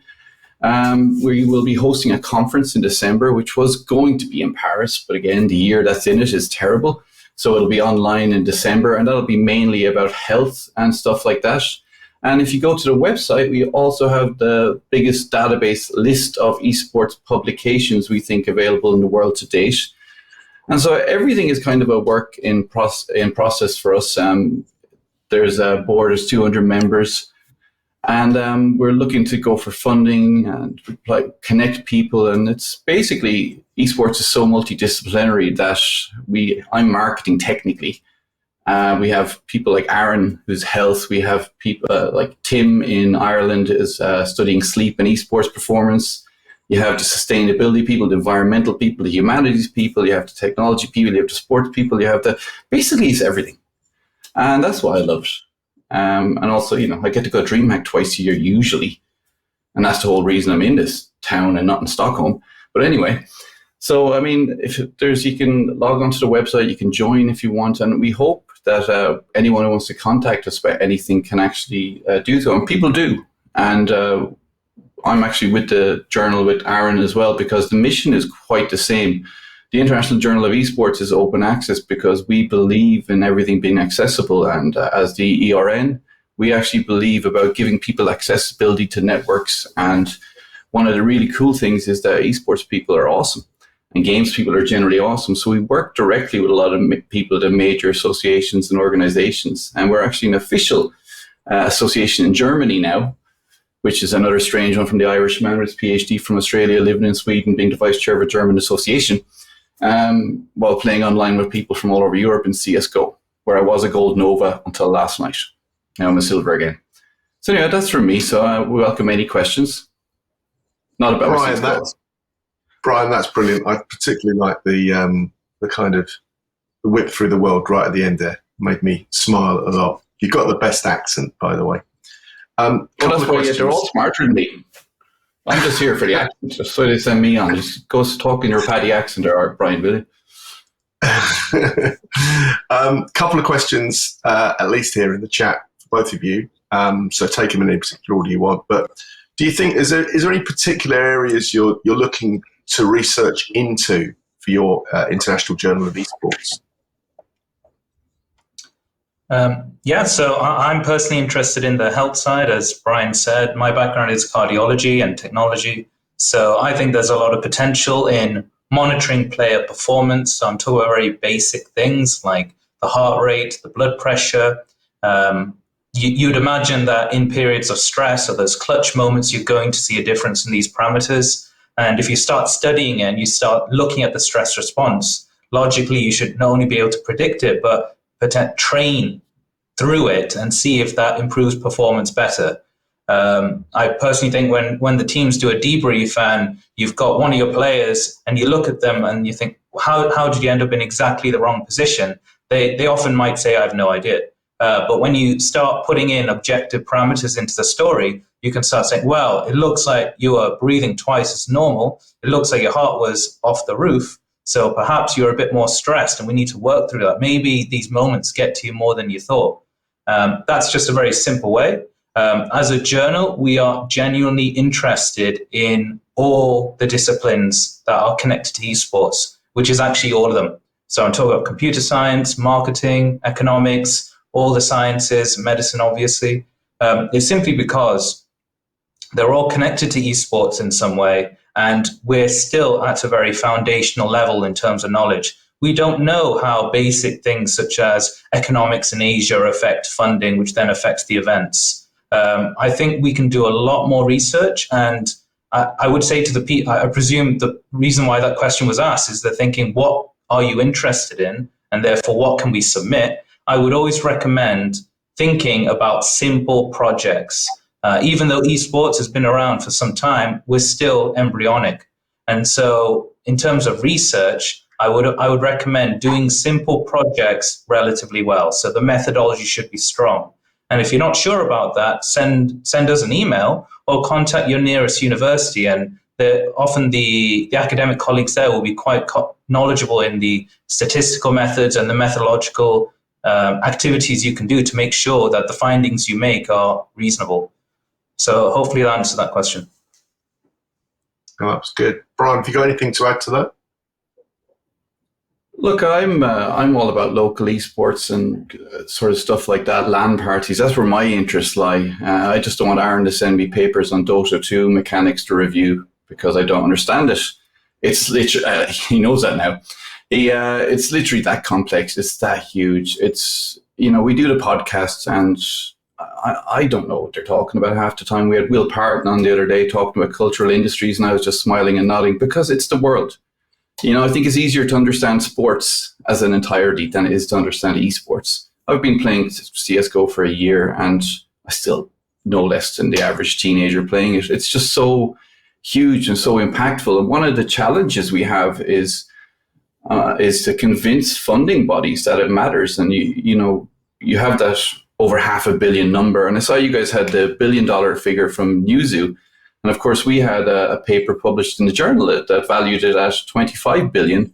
So Aaron arranged the Newzoo guys and the authors of the paper to have a little debate about the valuation of the esports industry. And it's just, that's what we want to do, is we want to make sure people can research whatever they want, because team dynamics, communication styles, use of technology. I think I have a paper under review on innovation for sports marketing.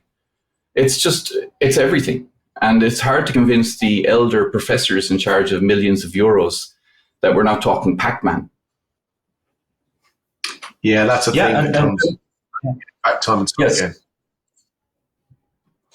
Yeah, just to add on to that, if I may, it's just, again, hammering home that there's so many simple projects that can be done. If you talk to FPS players, half of them will swear by the idea that you need to tilt your keyboard by 45 degrees so you get faster access to the relevant keys. And then you've got another group that are saying that TKL keyboards are what improves their response times. You've got the whole controversy around DPI and mouses. There's so much that we don't understand that would benefit from studies that would in turn improve probably performance across the board.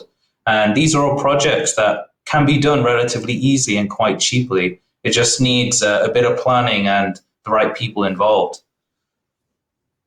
Yeah, and I guess, we've seen it in this world in the last 12 months. Money plays a big part. I mean, we've had a number, not just one, we've had multiple vaccines against COVID-19 when the whole of the scientific and medical research profession said, be careful, it's going to take years. And the reason it hasn't taken years, from an outsider's perspective, is two things. Firstly, the scientific community have got the will to work together. Secondly, governments have put in colossal amounts of money to make it happen.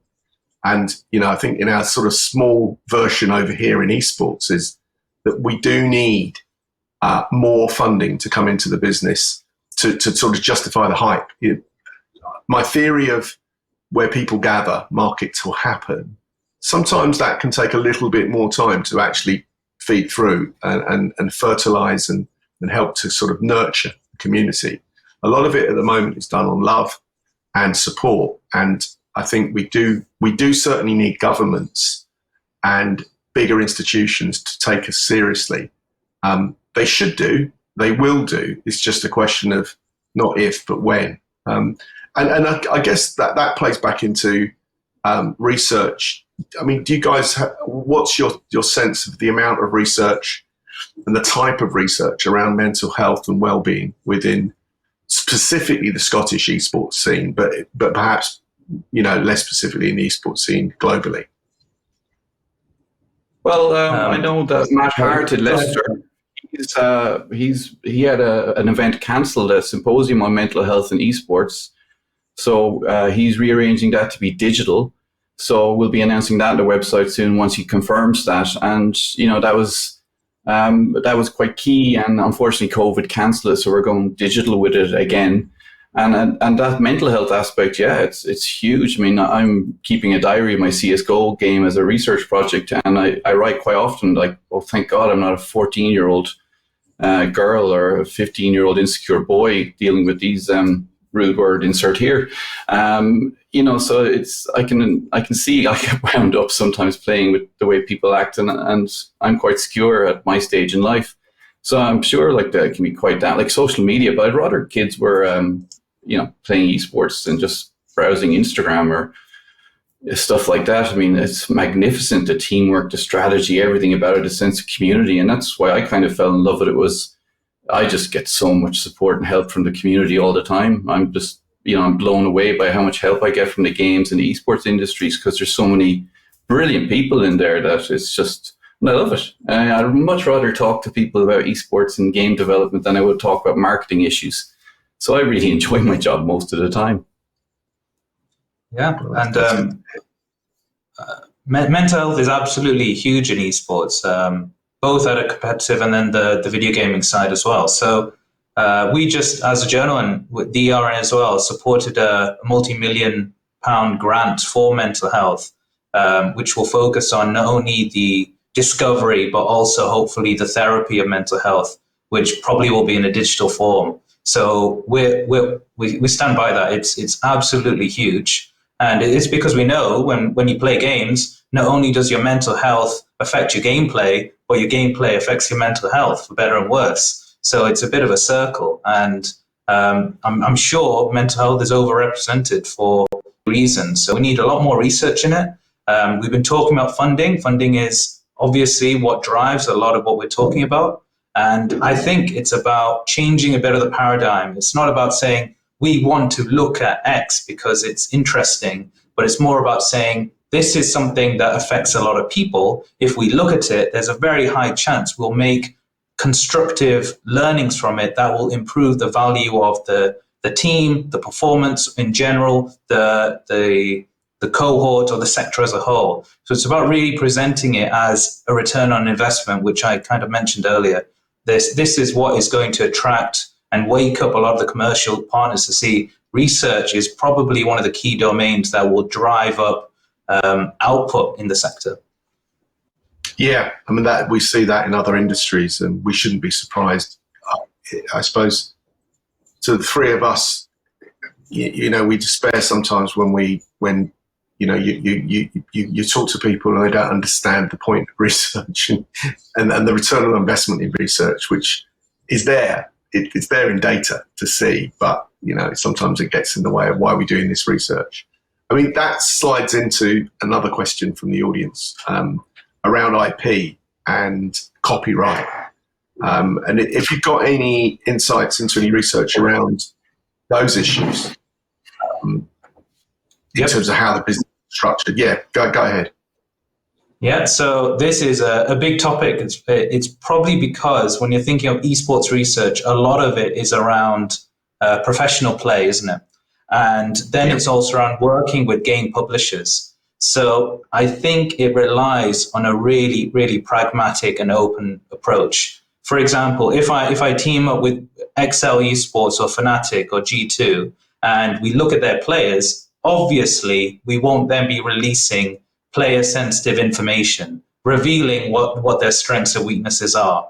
But it's about the research team and therefore the sponsoring or collaborative organization saying, yep, we're concerned about it, but this is not an issue if we do X, Y, and Z.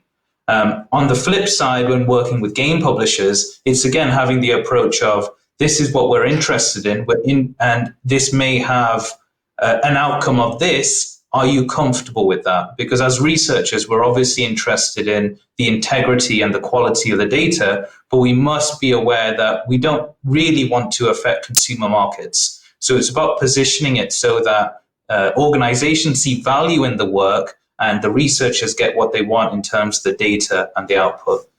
So it has to be about open conversations and trying to see what problems you can deal with ahead of time.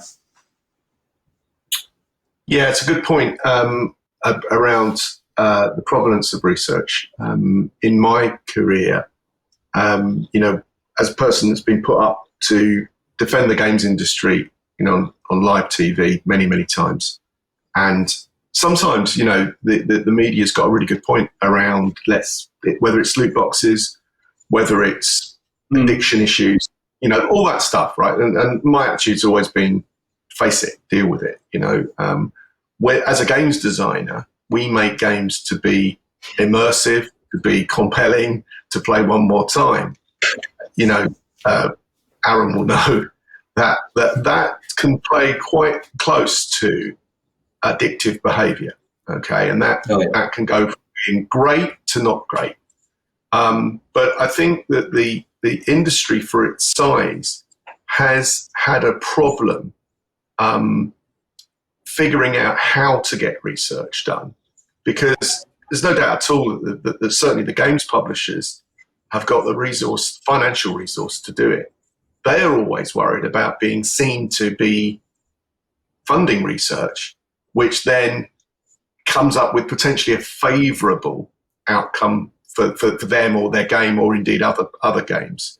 And equally, as you said, Aaron, that when they fund this stuff, they are not really wanting to hear something fairly bad on the other side. So, there's that kind of balance.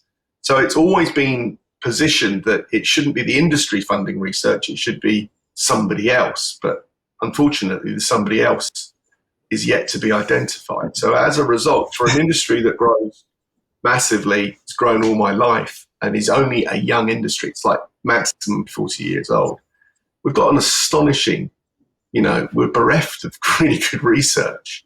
And that's a concern. And what would you say? Should the industry solve that problem? So what I would say is it's about being a bit more open. If you think of a few game publishers and we suggest, let's look into player behavior, addiction / toxicity, it would be, yes, indeed, they don't want research to show that their game is full of toxicity. But at the same time, if the research is committed to actually looking at what can be done about it, that can always be positioned as a forward-thinking approach. There isn't an esport known to man that doesn't have an element of toxicity. So I think it's about saying, actually, everyone knows about this. We're researching it because we want to do something about it, which is often obviously good PR and important for the longevity of the game. And we're now doing research so we can have evidence-based models on improving our game and improving the way people play the game. So it's about being a bit more grown up about it, I think. Yeah, I think that is incredibly wise words. Brian, sorry I cut you out there. No, they are quite open to it. It's a big negotiation when you talk about IP and stuff like that. I mean, I have a lot of friends at like big companies, and one friend, I think he nearly has to say, "Well, these are my opinions and do not reflect X company," and I laugh at him because he has to say stuff like that all the time.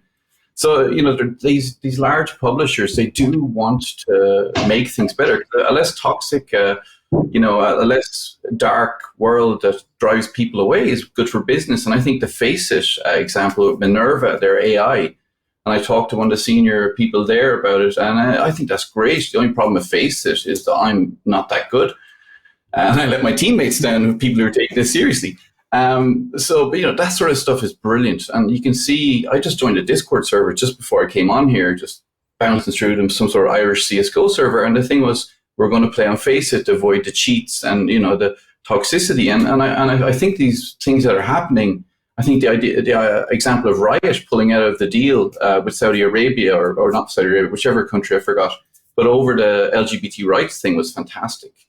I think that was a really good example of an engaged audience keeping a company in line. And from what I can see and from what I've heard from in Riot, they do kind of stick by those values, that there are those values there. And I think a lot of people who are in games and in the games development industry and esports are fantastic. It's there's more, it's just that the one bad apple example. And I think that's what happens a lot, because most of the people I meet are fantastic and I love it. And I'm like, oh, it's okay. I'm in Jönköping. It's in the middle of nowhere in Sweden. But wow, what a great esports community. What a fantastic group of friends I made as soon as I came here, because we shared that love of games and stuff. And to me, that's the most important thing. And that's why I research what I do, is that it's fantastic. So when we look at the bad stuff, and I agree the gambling and the loot boxes, and not the fact that every time I spend €2 on a container, I never win a good weapon. That's research. Is that... I can afford it as well. I'm not spending any money going out for dinner at the moment. So, those elements have to be addressed. But if we look at it from a research perspective, I'd much rather celebrate the brilliance of it. You had the girls movement here. In Sweden, we have female legends. They work with DreamHack and they do so much to promote equality. I have Prima Esports, Martin there. They're doing things in schools to prevent toxicity. If Esport United here run all the grassroots, an umbrella brand, and they work to help the grassroots here. Phoenix Blue started here in Jönköping working with the government, and they organized the Smash Brothers scene here. And that was, they're literally, the government worked with them to help promote equal access to esport, and they organized Smash Brothers. So I hate to think that we look at the issues of IP and toxicity and gambling, and when so much of it is about, as I heard earlier, is sharing and joy and community and being able to talk about stuff. I interview game developers, and the first thing I say is, "What's your favorite game?" And then if they haven't played BioShock, I tell them, "You're not allowed to do the interview anymore," and we laugh, but it's fun. And there's that shared culture that is so magnificent, and that's why I always love this research network, and it's why I love going to any sort of game event, because you can talk to people and it's overwhelmingly positive, and that's just the point I'm making. It's brilliant, and the games are brilliant, and it's all generally brilliant. And I would have gone mad the last year of not going out if I hadn't got into CSGO and made my first esports online friends through that platform and joined community. So to me, maybe some research should focus on all the great things about these, as Tobias Schultz in his book says, over enthusiastic, over dynamic, and over passionate people. Yeah, I, for the record, I really agree with that. I think that's well said, and I would personally like to see much more research around the positive aspects of games, because look, you, Brian, and millions would have been worse off without online games this last 12 months. There's no doubt about that at all. Everybody I talk to says the same thing. And it's not just because we're gamers. Just mates of mine who play FIFA, who wouldn't even know what a gamer is, but they play FIFA. They've found salvation through their online friends, most of whom they don't actually have never met in the flesh. So another kind of an interesting part of our online identity. Do you think that the kind of portrayal of women in esports, and maybe even women in video games, female characters in games, do you think that plays into impact in terms of participation? It's going off the subject really, because it's blending back into Alison Morgan's session. Well, actually, the next week's podcast is with Amanda Cote, and she had a book on it, so I'll be releasing a podcast discussing that with her. And I can't remember there's a great chapter 4, it's got a great title that involves the word tits, and tits toxicity and teammates or something like that. And we discussed that, we discussed the tiny little armor and the portrayal, and that's I think, while it's dealing with negative things, that the research is looking at how to address these is a positive thing. And yeah, so like we had Sarah Hayes on the podcast talk about queer esports, which is for lesbian women to get together in a community. We had Lee Peng, who did her PhD on gender and esports in University of Glasgow. Steph, my co-host, she publishes works a lot on gender. So I really have thought about getting a voice modulator to experience people responding to me as a girl to live it on CS:GO, because I can't even imagine what it's like. So yeah, there's just issues, of course, and teenage boys are, as having been a teenage boy, are the worst people in the world, and we can all admit that.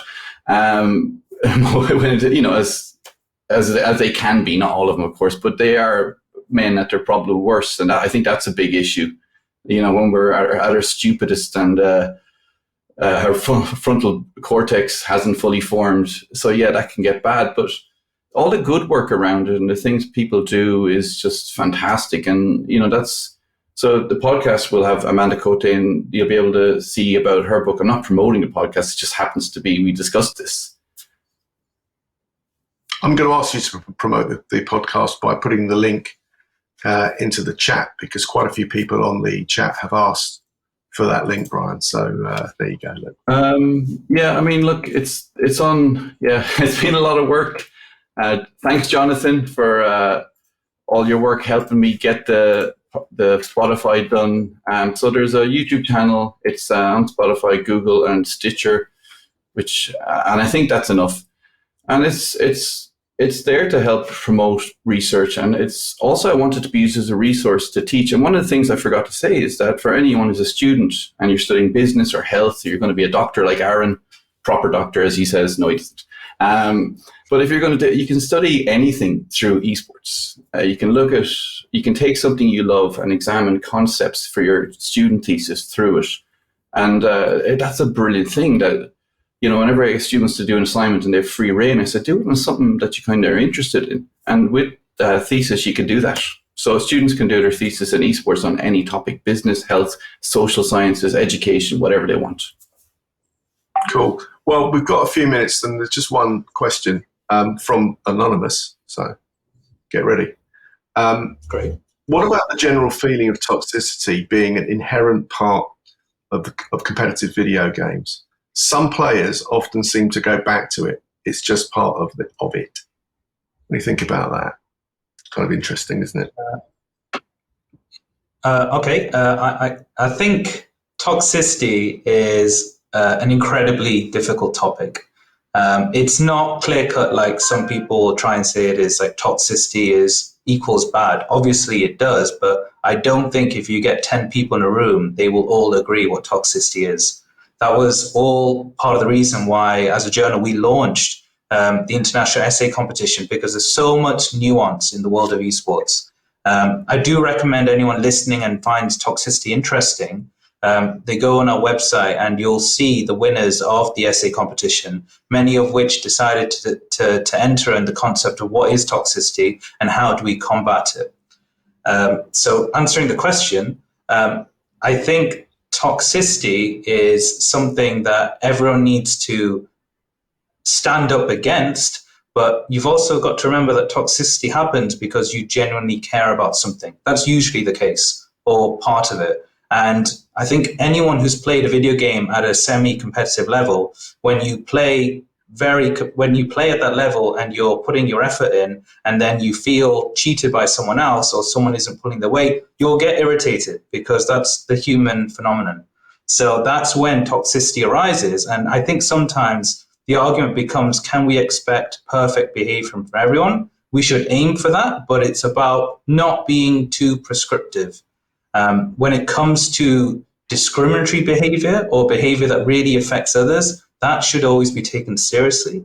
But it's also about remembering that, we can't expect people to suddenly behave like superhumans that are morally excellent in all situations, because I don't think we'll get to that stage. And you have a lot of factors then that can be very hard to actually control for. It's probably a different viewpoint, but I think it's important when you think about the game. That's a really I've good been guilty of it. Yeah.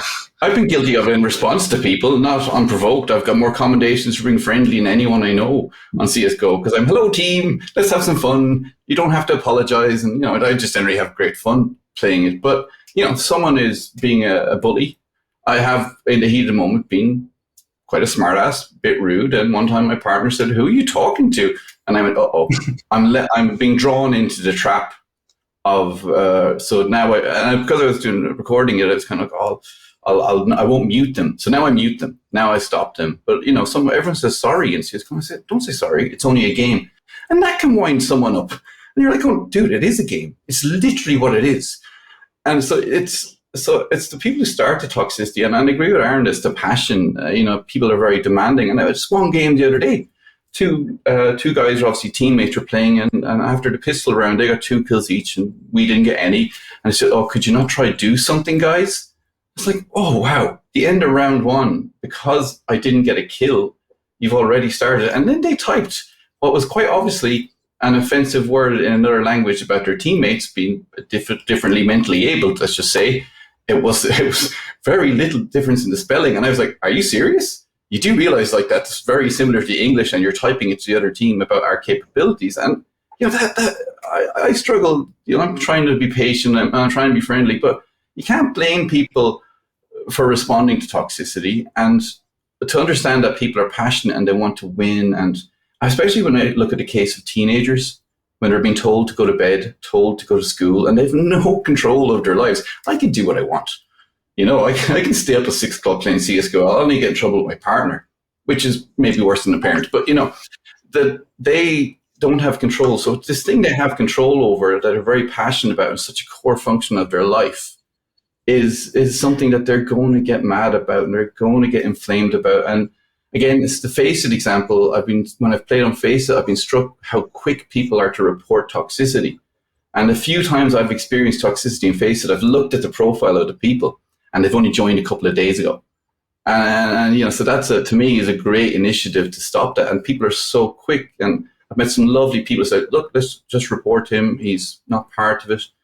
But, God, if you didn't do something stupid when you were a teenager, you didn't live, really. Yeah, maybe that's just me. All the academics are well-behaved teenagers. It's not just you. It's certainly me as well. But I think we're closing up now. And I think that last question from Anonymous was a good question because it played into the nuance. I think Aaron's point about passion can boil over. And boy, do we see that in the real world. And it's not surprising we see it in the online world, which is the real world. So I do think it's part of all of us learning to get along with each other as best we can. And if we do that, we generally have a lot more of a laugh because we find common touch points. And so I think, in an era where people are shouting about free speech on one side and then shouting about free speech on the other side, it's quite nice sometimes to listen. Good. Well, thanks, Aaron. Thanks, Brian, for your amazing insight. Remember to keep pushing that podcast because that's good. And keep reaching out for more research into your journal. So thanks very much indeed. And that leaves us with a couple of minutes only. It's been an amazing amount of content come through today. Blown me.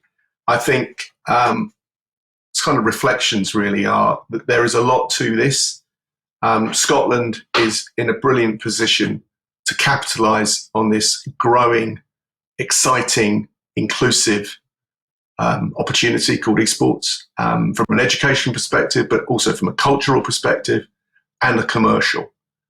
If we can spread the love, spread the word, give people the chance to understand what the industry is offering, then it's bringing jobs, not only of the future, but the jobs of now, jobs that should be, fun, rewarding, with career progression, financial rewards as well as great job satisfaction. But working with like-minded people, listening, being open. We've had amazing speeches today from people, great insights. And I think we can see that the Scottish esports scene is really, really, it's exploding. I want to thank CDN for putting this on and hosting it. I think that the guys at Tapestry who've done all the production behind the scenes been absolutely amazing. Thanks very much to you for that. All of the speakers who've been, frankly, on their game and some today. Education Scotland, brilliant insight there. Really warming to hear the noble Education Scotland talk so warmly about esports and embracing. Thanks so much to the Social Games Network with Brian, as Brian's piece, great supporter of the industry, great advocate for the industry, and the guys from JISC, who managed to do in 20 minutes what probably would take 10 years of people like me to try and explain, even if I could. So thanks to everybody, and a special thanks to Mark McCready, who's masterminded this, and it's just brilliant. So to see such a young, talented person do so well. So thanks, everybody. That's 4:45. That's the end of the show. Thank you very much, and we'll see you very, very soon.